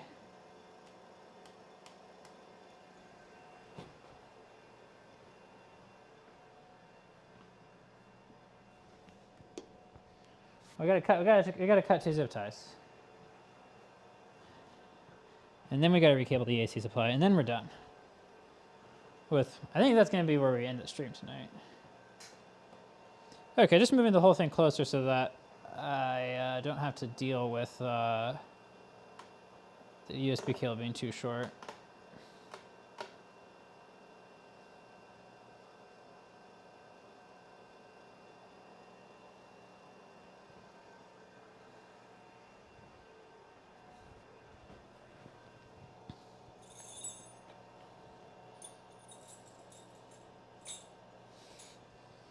You know what's funny is that on my earlier streams I used to do back in my old workshop, nobody ever asked me questions about their own SEM, but I frequently get people ask me questions about their own SEM now. So it's been pretty cool to see the community grow over the years.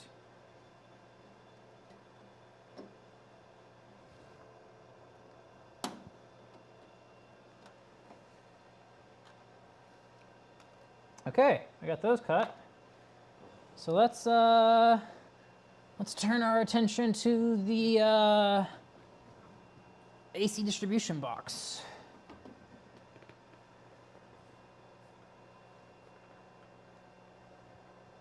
Quite literally turning our attention.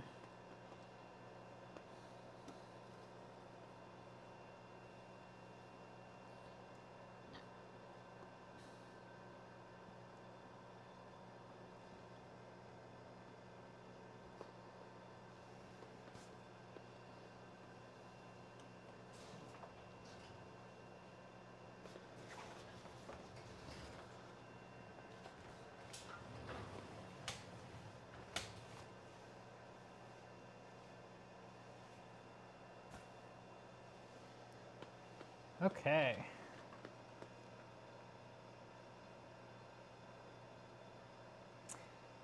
It might be more than 1/25th of the microscope's cost. Well, for FEI microscopes, it probably is. Thermo Fisher microscopes these days, I bet they've got their BOM cost on cables down some. This microscope, yeah, it's probably 1/25th maybe. It might be. It could pretty easily be worse than that. Cables are expensive and a pain to manufacture. Okay, let's see here. These both looking good. Yeah, let's check torque on them.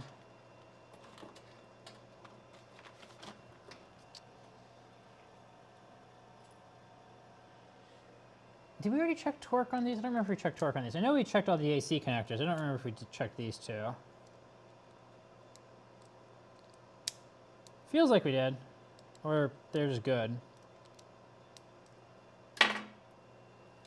Okay, so let's see here. So the top one is 801 water flow. And the next one down is 802 water in temp. And I'm pretty happy with how that's routed. Okay, the push butt, AC X16. And X16 is going to be that one right there. I kind of feel we're going to do that later. We're going to do most of our AC heater cables first. Probably all of them first, actually. Kind of see where all this lies, and then we'll, or lies, and then we'll move on from that.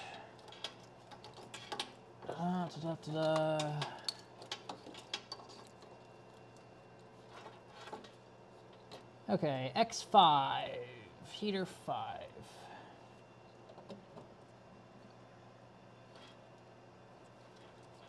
X1. Actually, let's do our temperature sensors first because those are going to be kind of blocked by the heater cables.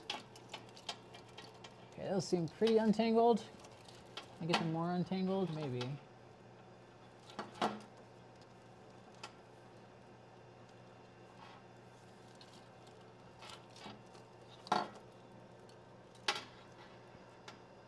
Yeah, those are very untangled. Okay, cool. So they kind of skip one each one. Make sure these look like they're in good shape.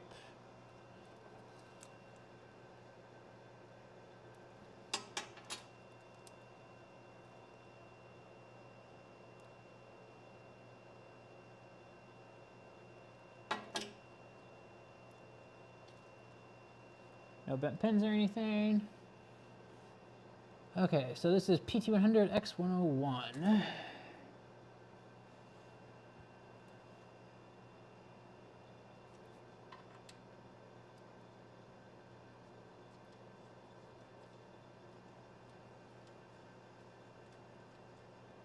Do I like that going around back like that? I think I do. Okay, this is X103.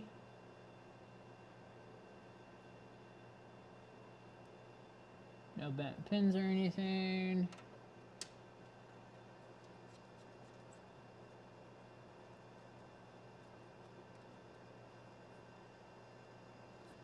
And X105. Also no bent pins.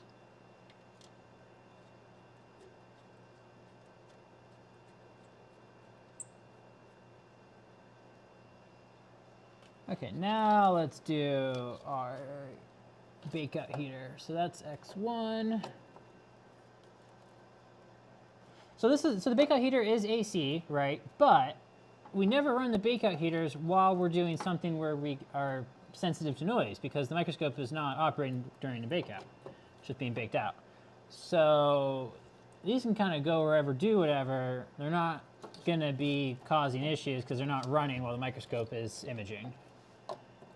X3 and X4. Okay, cool. I'm liking it. Oh, actually, let's pull out X5 because we got some fibers to put in. And oh, we forgot to put the this clamp in, which we technically can do without pulling anything out, but it's hard to get.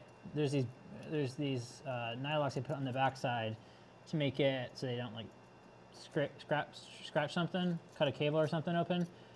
Fortunately, this box is kind of a pain to pull out, so we're not gonna do that. What we're gonna do is we can pretty easily swing this box out, or like this box next door. It'll just like swing like this, and that'll give us plenty of clearance to get these nylocks on the back side there. So let's go ahead and come around to the other side and do that.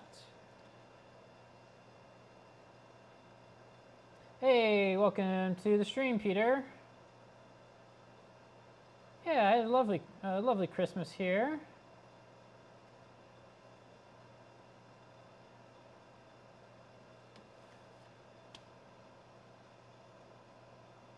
Okay, let's see here. What do we need to swing that out? We need a specific size, probably this size actually, of Allen.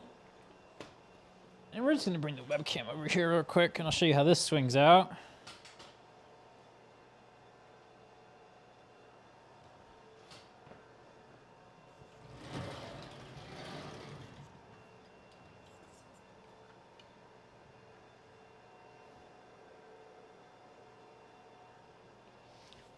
Okay, so it should just be basically pull out two Allen from down here. Actually, we're gonna undo these because these are wrapped around something they're not really supposed to be wrapped around. There we go.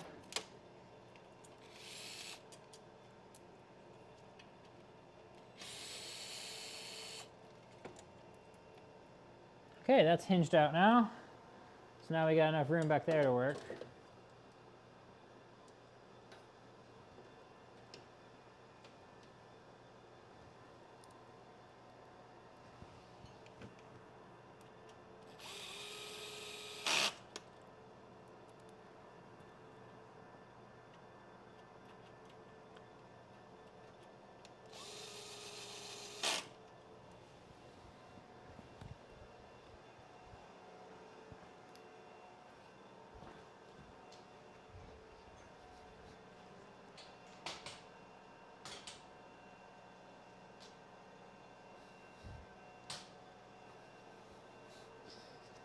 Okay, so now that that's swung out, we got plenty of room to work back there. And we're also gonna probably want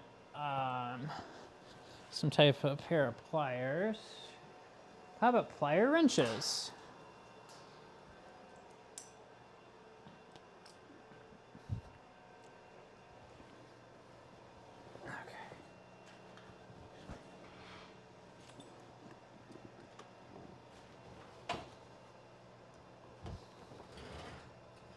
you can see we got plenty of room back here now to put those nylocks on. Although we're not really putting the nylocks on because they don't actually go on far enough, or the threads don't stick out far enough to actually engage the nylon part. They're just using nylocks because they're round. Now these posi drive? Probably not.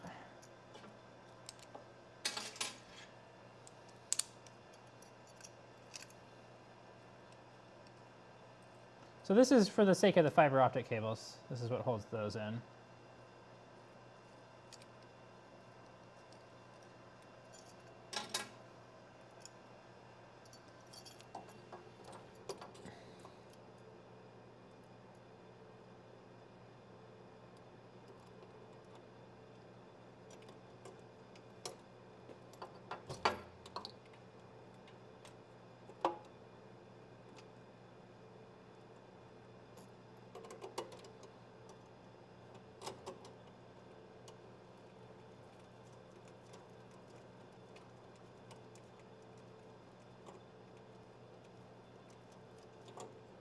Oh, I see why they have nylocks on, because these are captive, but the part that is not threaded on the captive screw is like too much.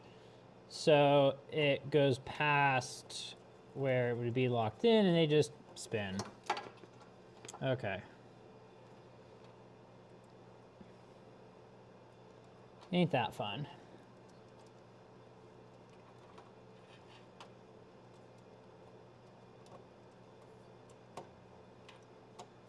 Glad I grabbed the plier wrenches. The mini plier wrenches. So let's adjust those to size on this one I got out here. Okay, that's the right size.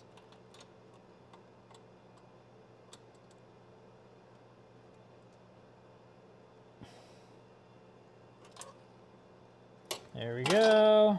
Let's do the upper one.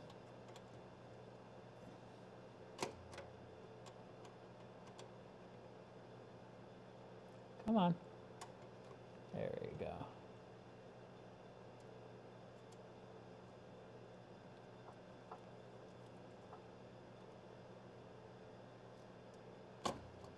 Okay, let's get that one tightened on.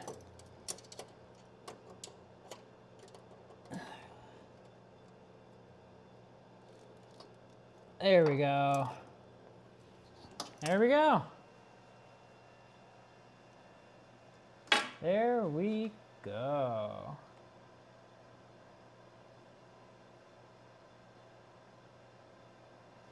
Yeah, it is actual bolt nylocks. Yeah, choices. You know how it be, right?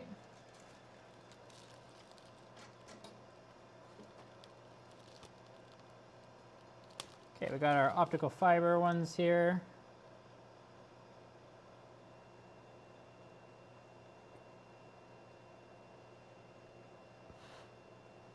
Those look pretty clean.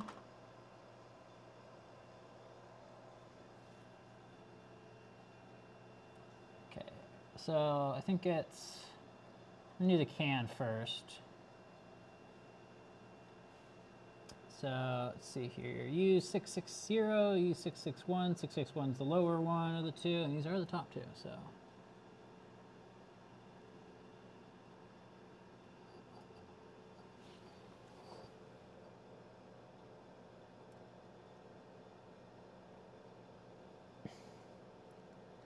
Okay, got the lower one fully inserted. We can push that in. That's locked. Good. Got the upper one.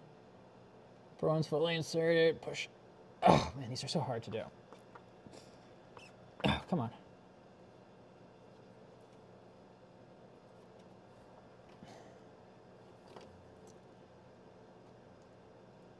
There we go. Okay, both of those are locked in. Let's get our line sync here.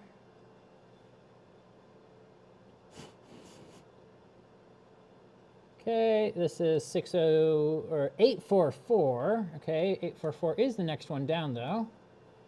So we will go there. And press that in. Okay, so we got all of our optical fibers in now, so we can get this clamped down.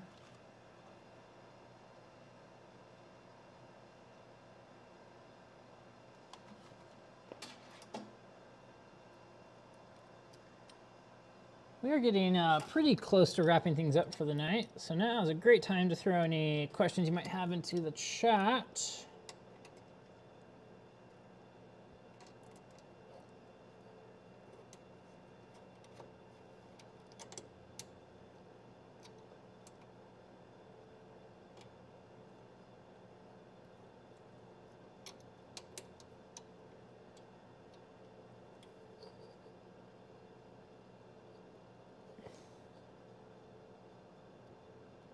I feel right where they were last time. So basically I'm going to try and kind of get it a little bit snug. And then I'm going to push in on each one kind of as a strain relief. Just a little bit. Not too much though, because that'll be its own kind of strain if I do too much. And then we'll clamp her down.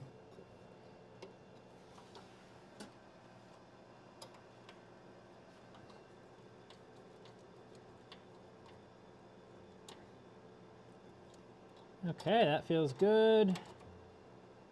That feels good. Cool. Optical fibers are done. So now we got X5 to get in, and then we've got our button. This is the front panel buttons right here. So this is what this is actually a cable that like turns on the microscope. So we'll get that in there, and it does only have one spot it can fit in here, so that's good.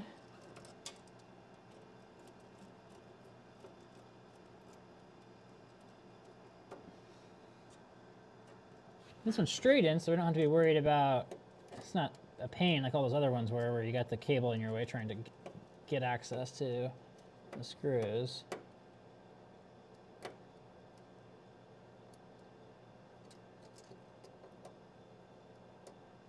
Okay, that's in. Cool. So now we got the DC unit. That goes right there like that. And then we got the email button. And I'm holding that. Well, how did I get this in between the optical fibers? Okay, let's get that out of there. Don't want that. And then let's go.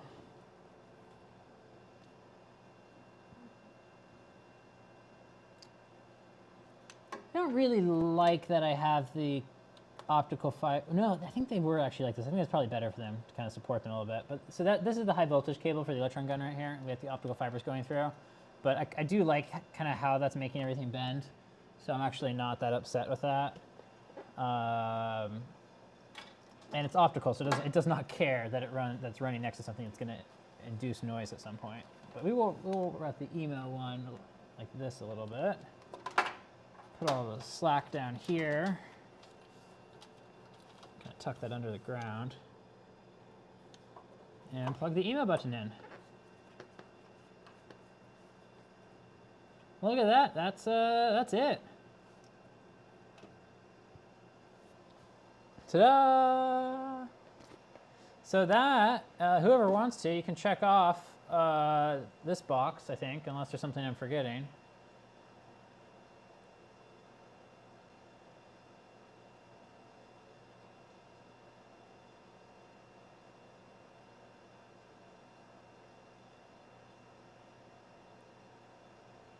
What about photonic induction? There was something that came out on that recently. I forget exactly.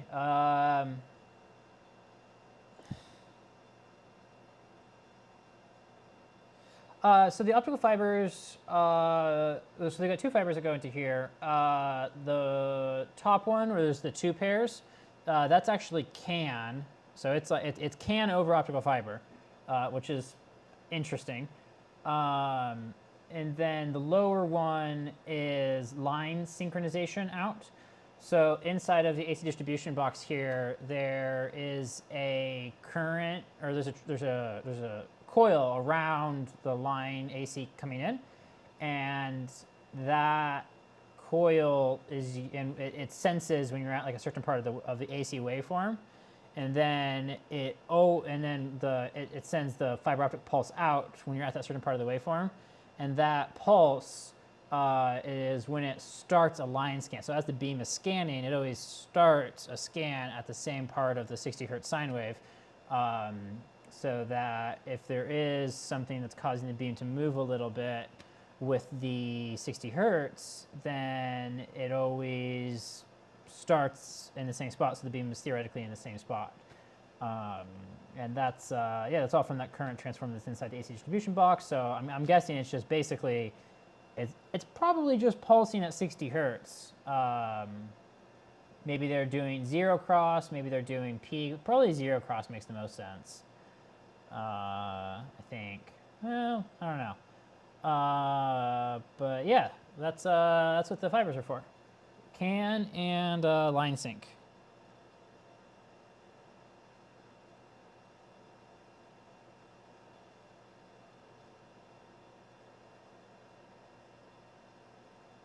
Yeah. Okay, let me look at the notes on my phone here.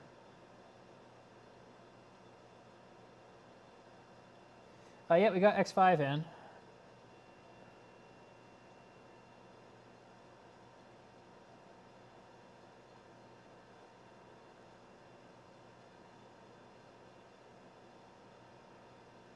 Okay, where's the last time I posted a link to the notes?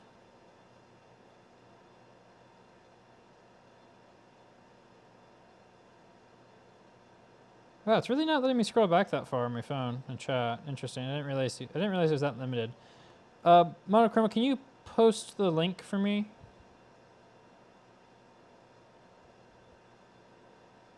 That would be very helpful. Thank you.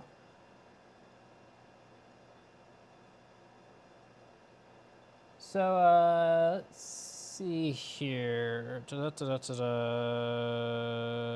Yeah, so that dangling fiber pair, there's one fiber that's been replaced in the bundle, and that's the fiber that's been replaced. I believe that goes to the stage control box, actually. I bet that's what it says. No, it actually doesn't say. Well, okay, what's the number on it? B15, B7.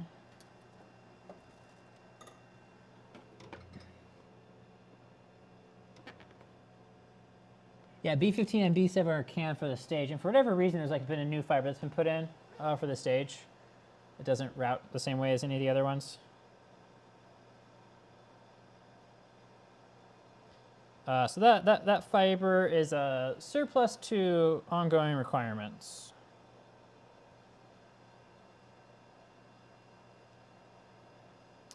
Yeah, X105 is good. Power button connector. We didn't really check that one. We checked the emo connector. Did we? I don't remember if we opened up the emo connector before.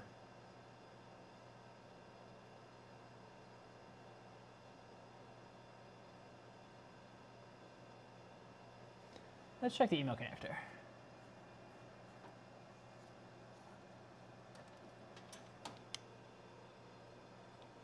I do remember doing this, but better safe than sorry.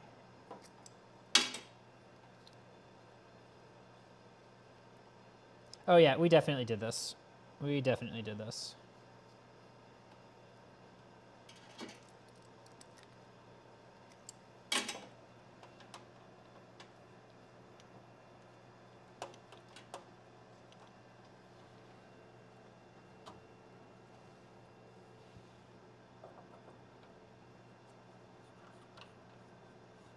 Okay, so emo's good. We did, we didn't check the pins on the power button connector, so we probably should pull that out and go ahead and do that.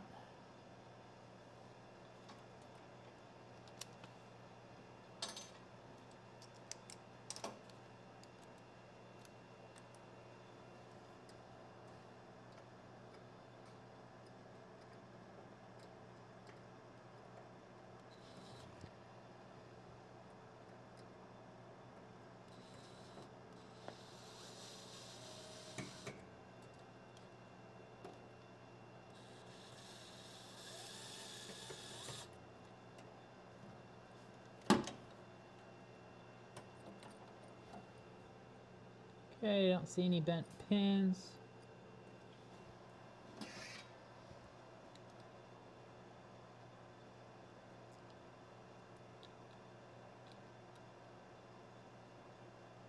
Those are both good. Well, that one of them is a little bit loose, but it's completely fine.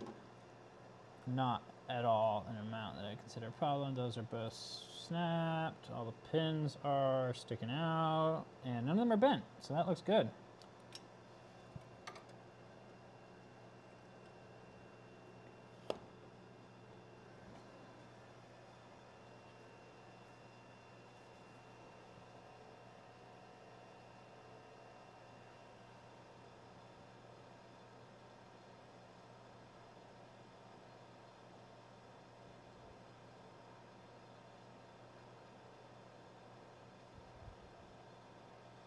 Okay, checklist looks pretty much complete. Cool.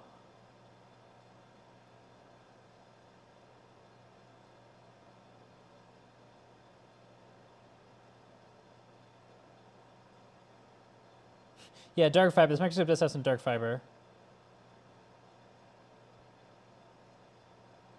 Yeah, I find if you refresh your page on YouTube and you like skip ahead, you can get a lot shorter than 22 seconds.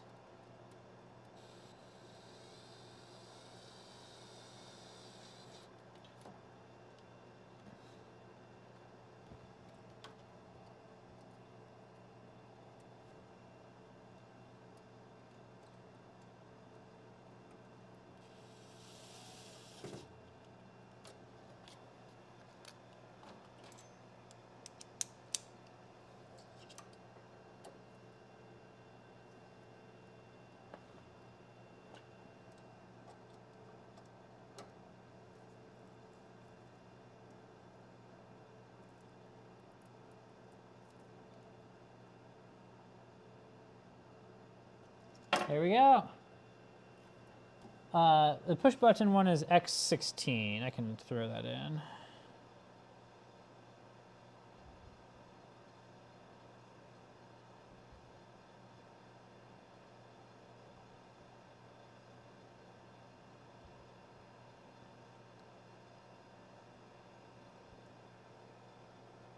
Emo is X40.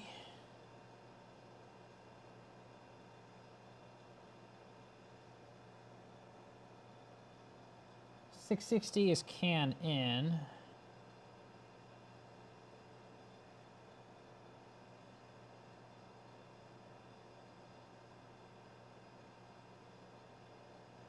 Why won't it let me add a dash? Why can't I edit? I can only delete. I can't edit. Okay, well, if you could clean up my mess a little bit, I'm sorry about that. I don't know why it's not letting me add. It's letting me delete and let me put the crosses in. And then there is a dash in can in. That's just what they have. And yeah, 661 is can out. Thank you for cleaning up my mess there. Cool.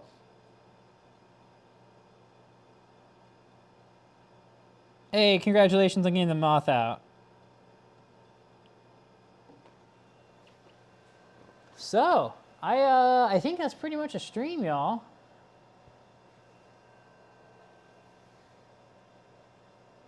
So next time, we're either going to look at all of the other rec map boxes, like this one that's got all the can coming in and out of it,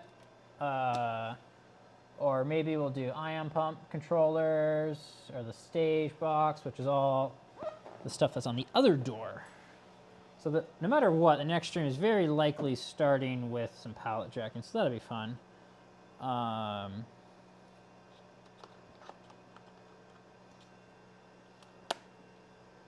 So over there, that box on the bottom, that's on the far door, that's the stage control box, so that's water cooled. And then above that, those two boxes that are over there, those, come on, focus please, you can do it, there we go. Those boxes are the ion pump controllers, so we're also gonna be opening those up. And then, you know, we got a few more rack mount boxes back there, and then we've got high voltage supply, gotta clean the chamber door O-ring, investigate everything up there. But yeah, we're getting pretty dang close here, so yeah.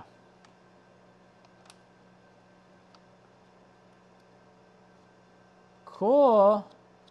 Well, I really appreciate everyone who joined in for the stream today and for all of your assistance with note taking. Y'all are, as always, quite excellent.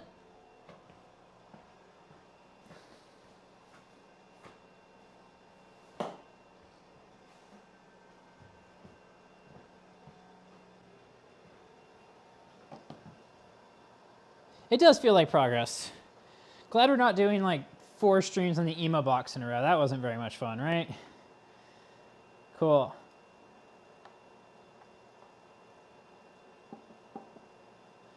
The ion pumps are actually vacuum pumps. We do measure the current that goes through the ion pumps to determine what the pressure in the pumps is, but they are pumping gas. And so the more gas they're pumping, the more current flowing through them. So we can also determine what pressure they're running. But they're not ion pump gauges. There is also cold cathode ionization gauges. In fact, there is one down there. I don't know if you can see it right now or not. And that is also a current measuring device. Let's see here. It's right there. Yeah, top right corner. Right there. That's the cold cathode ion gauge. So that is also a current measuring device. But that doesn't need as high voltage because we're not actually trying to pump gas. We're just trying to strike a plasma with that one. So the ion pumps are at the top here. They're there and there, those 2 boxes. Not kind of electrostatically. It's actually a chemical reaction. The way that, well, there's a bunch of different pumping mechanisms. So we strike a plasma with the high voltage, and then there's a magnet on each side of the pump. So you get like a honeycomb with like a bunch of tubes kind of that make up the grid in the center. We apply high voltage to that grid, and we have the magnets, and then we ionize something, and then because it's a magnetic field, it spirals, and then it strikes more and more atoms that are in the pump, and then it ionizes those, and everything starts spiraling. And because you have the high voltage, they get kind of repelled outwards from the grid until they strike the titanium, or sometimes tantalum, but most commonly titanium plates. And then for like oxygen, you get titanium oxide that is formed because you had a really high energy oxygen ion slamming into it. Same thing for nitrogen, you get titanium nitride. Water vapor is kind of annoying to pump with an ion pump because you have to kind of wait until it gets cracked, and then you get hydrogen and oxygen. The oxygen makes titanium oxide. The hydrogen is a little bit different. It diffuses into, it gets slammed into the titanium, and then titanium actually absorbs hydrogen, so like into the bulk structure of it. So that just kind of goes into the metal. Noble gases are the most challenging to pump in an ion pump because those are not reactive. So those, you just need to like keep slamming them at it over and over and over again until eventually, hopefully, they get kind of stuck, sort of. They don't really get stuck, but they kind of get stuck. And then eventually they come back out. But fortunately, they only make up like 1% of the atmosphere, so. But a vacuum leak on an ion pump system is a problem because it basically turns into an argon concentrator. It's good at pumping the nitrogen, it's good at pumping the hydrogen, it's good at pumping the oxygen, it's kind of decent-ish at pumping everything else, and then it's really, really bad at pumping the argon. So over time, your pressure goes higher and higher because you just end up with all this noble gas that you like can't deal with. And it just gets worse and worse, and then you get argon instability where the pump starts like burping up argon, and it's just not a good time. So don't have vacuum leaks on ion pump systems. Fortunately for your microscope in particular, it does not need an ion pump because it's just a thermionic electron source. So that you don't need an exceptionally good vacuum in your electron gun for your microscope to operate. Yeah, Peter, it takes a lot more pumps to get, it takes a lot more current to get the water vapor out because it has to like crack the water vapor. You need to like split the water vapor. So ion pumps are not particularly efficient at pumping water vapor just because the amount of time it takes to split the water vapor. Did they replace cold gas well traps? Yes and no. They're different. Cold gas well traps are incredibly good at pumping water vapor. So if you've got a high water vapor load, there's nothing like a cryo trap for that. They are a different way of achieving ultra high vacuum conditions than cryo pumping. Did they replace cryo pumping entirely? Not really. Cryo pumping still absolutely has a place. Cryo pumps pump very, very quickly, very high pumping rates for a very wide variety of gases because it just condenses it into the surface of the pump. So cryo pumps are great.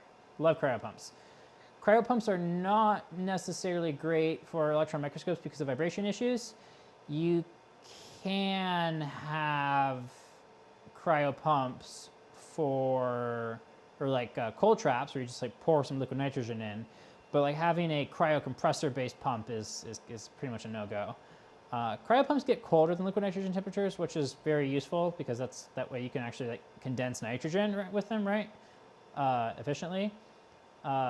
They don't necessarily do a great job at helium and hydrogen because those are very, very, very low boiling point gases.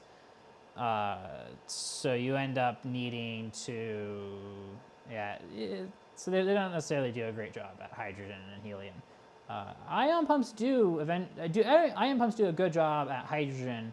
They don't do as good of a job at helium for the same issue they struggle with argon, but they can eventually kind of do it. So.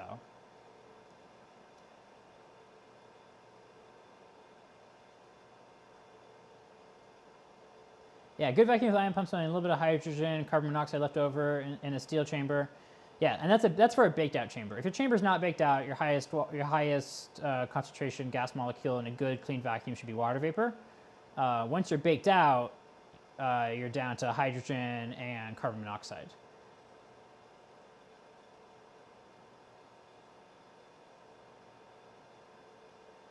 Ion pumps can take you all the way to minus 11 range, maybe kind of minus 12 range.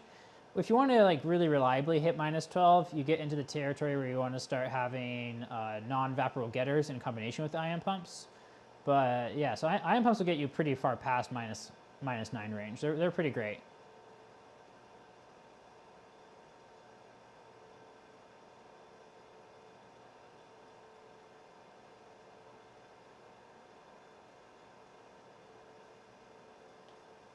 I'm gonna put some pictures in the SEM Hackers Discord of what we did tonight.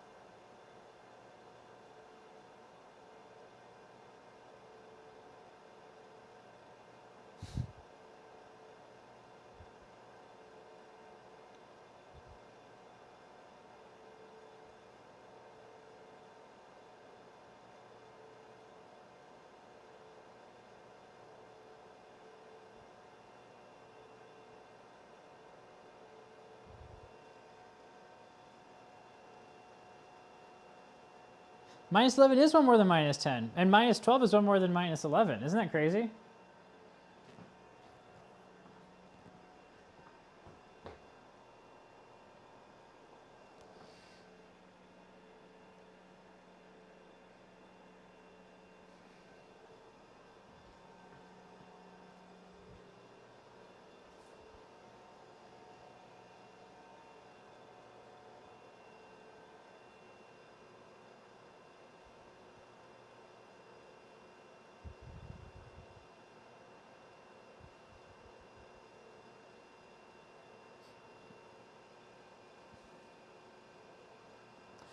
So in the context of an electron microscope, once you get past like the minus, we'll say -5 approximately, it's kind of -4, it's kind of not range. It's actually kind of -3. You get to the point where mean free path of the electrons is no longer an issue. So for an ion microscope, focused ion beam, that's actually that number is actually a little bit higher. So you need to be like -6. You might still actually get a little bit of a decrease in resolution from mean free path issues. The real reason we have parts of the microscope that operate, for at least a scanning electron microscope, there's other types of electron microscopes that are different. Once you get to, the real reason we need the very low vacuums is the electron sources are sensitive to gas molecules. Different types of sources are more sensitive to other types of sources. There's a range of sensitivities, thermionic sources. Tungsten thermionic is the lowest sensitivity, well, besides maybe pencil lead, but that's a different story. And also besides some other carbon graphite-based source technology. Tungsten is like -4, -5 operating range. Lab 6, you want to be -7 ideally, so that you don't oxidize your lab 6 source. For a Schottky field emission microscope, which this one is, we want to be operating in the -8, -9 range ideally. Even -10 range is great, so that we don't oxidize the zirconium. But the source is stable at -8, relatively stable at -8. You just reduce your source life some. For a tungsten cold field emission source, like a tungsten 310 orientation cold field emission tip, the individual gas molecules, every time a gas molecule hits the tip, you get a little tiny change in the emission current. So if you can slow down the amount of gas molecules that are hitting the tip, you can drastically increase the stability of your cold field emission source. So that's where we really want to get to like the -11, -12 range is when we're operating with those tungsten cold field emission sources. Pencil lead graphite source. That's a whole story. That's a fun one.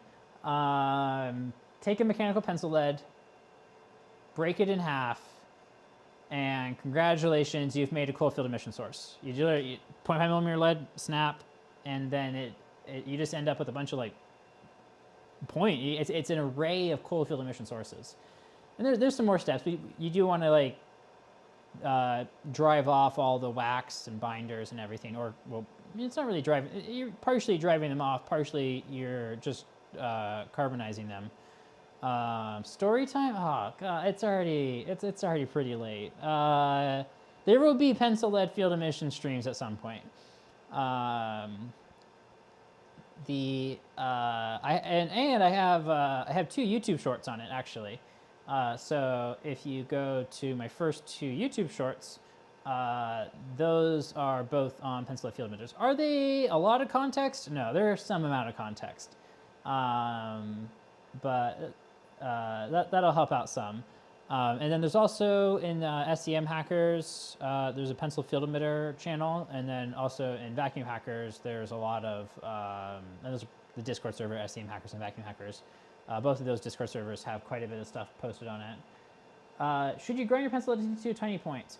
We are developing sharpened pencil lead source technology currently. You need to, it's critical that the pencil lead is broken. That is what gets you the array of cold field emitters. So you end up having to sharpen it and then break it, but you want to break it flat, and you want, it's not as easy as just sharpening it. The break makes nearly atomically sharp points. You can't sharpen it to get as sharp points as you get. And they are unheated. Yeah, it's just literally a cold pointy tip, and you just extract electrons out of the cold pointy tip. Cold field emission is amazing. The advantage of cold field emission it's energy spread. It's because you're not heating the source up, the electrons are all a lot more similar in energy to each other, and that means that there is less chromatic aberration in your optics, and that helps out a lot, actually. And it also, your virtual source size is very small too with a cold field emission source, so that's another thing that helps out your resolution. But yeah, it's pretty cool stuff. So yeah, if you go to SEM Hackers in the pencil field emitter channel or other channels, there's a lot of pictures like what the tips look like under SEM, and that I think once you see just like how sharp everything is, that'll give you a pretty good sense.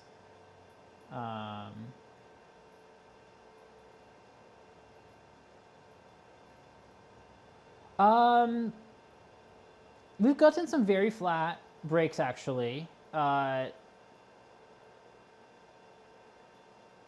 wouldn't say there's always one lip that breaks out a little bit. The breaks are not as consistent as spaghetti. Spaghetti breaks a lot more consistently than pencil lead does.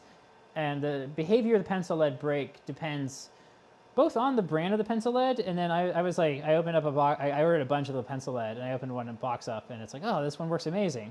Then I opened another tube up, and it like did not break at all the same. It's like, oh no, it's sensitive to what batch it is. So it's suboptimal. Has anyone ever cooled a field emission source to cryo temperatures? It was actually thought at the beginning of cold field emission technology that you did have to do that, and there are liquid nitrogen cooled cold field emission microscopes out there. Additionally, the predecessor to a field emission SEM was a FIM-FEM, a field ion microscope, field electron microscope, and FIM-FEM, in order to accurately resolve the position, or in order to more precisely, I should say, resolve the position of the atoms, you need to cool down the tip in one of those microscopes so that the things stop vibrating as much. And cryocooling in a focused ion microscope has basically been a thing since like the get-go of focused ion microscopes or field ion microscopes. Not focused ion microscopes, field ion microscopes. And field ion microscopes were actually the first time that we ever saw atoms was in a field ion microscope. So a field ion microscope is a tip and a phosphor screen, and you apply a potential difference between them, and then you get little changes in little bumps on the tip where you have atoms, right? And so that changes that locally changes the field emission or the electrostatic gradient in those areas, and so it changes how likely it is for a gas molecule that hits that particular area to be ionized or not.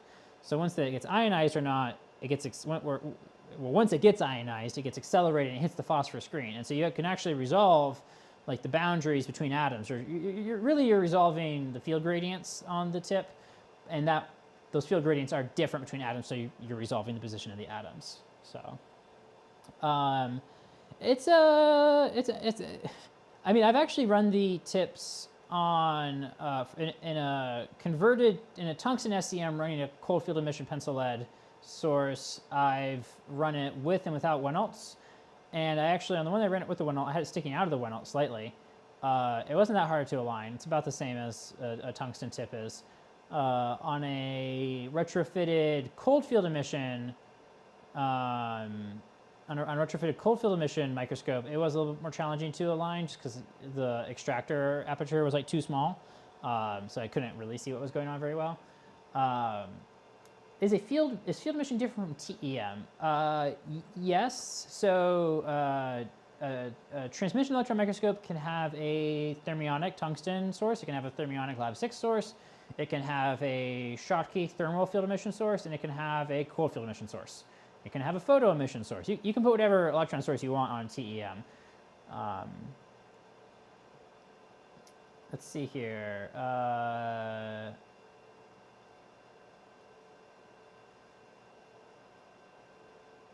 It wasn't, even when we did it at first, it wasn't particularly prevalent. It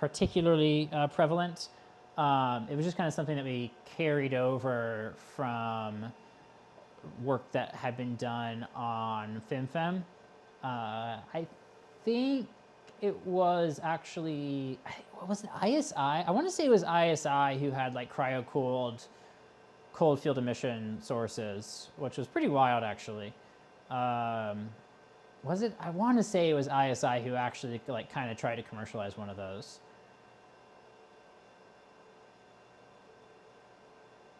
Yeah, look up field emission source. Field emission sources are cool. Very cool stuff.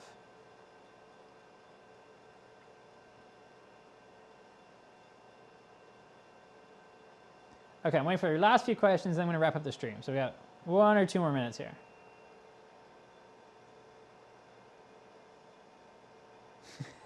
Spelling is hard.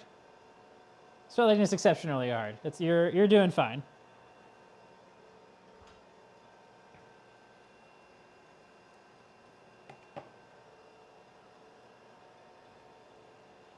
But yeah, it was great having you all on the stream tonight. Look forward to seeing you all here again shortly to continue this.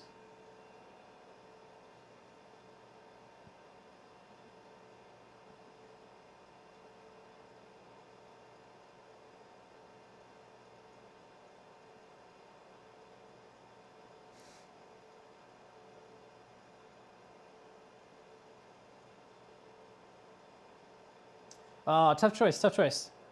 I like pecan. I mean, honestly though, tough choice. Both are good.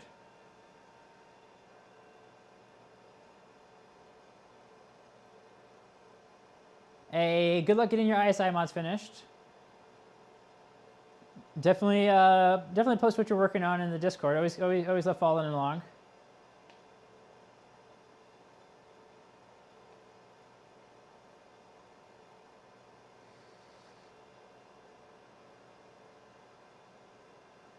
Yeah, thank you all for hanging out with me. This was great.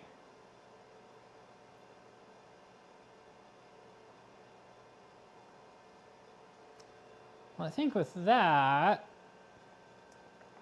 unless anybody's got any last comments, but I think with that, we're going to pretty much wrap things up here. It's been great having you all. Always a good time. And yeah, you all have a lovely evening. Good night, and I will see you tomorrow most likely. Bye.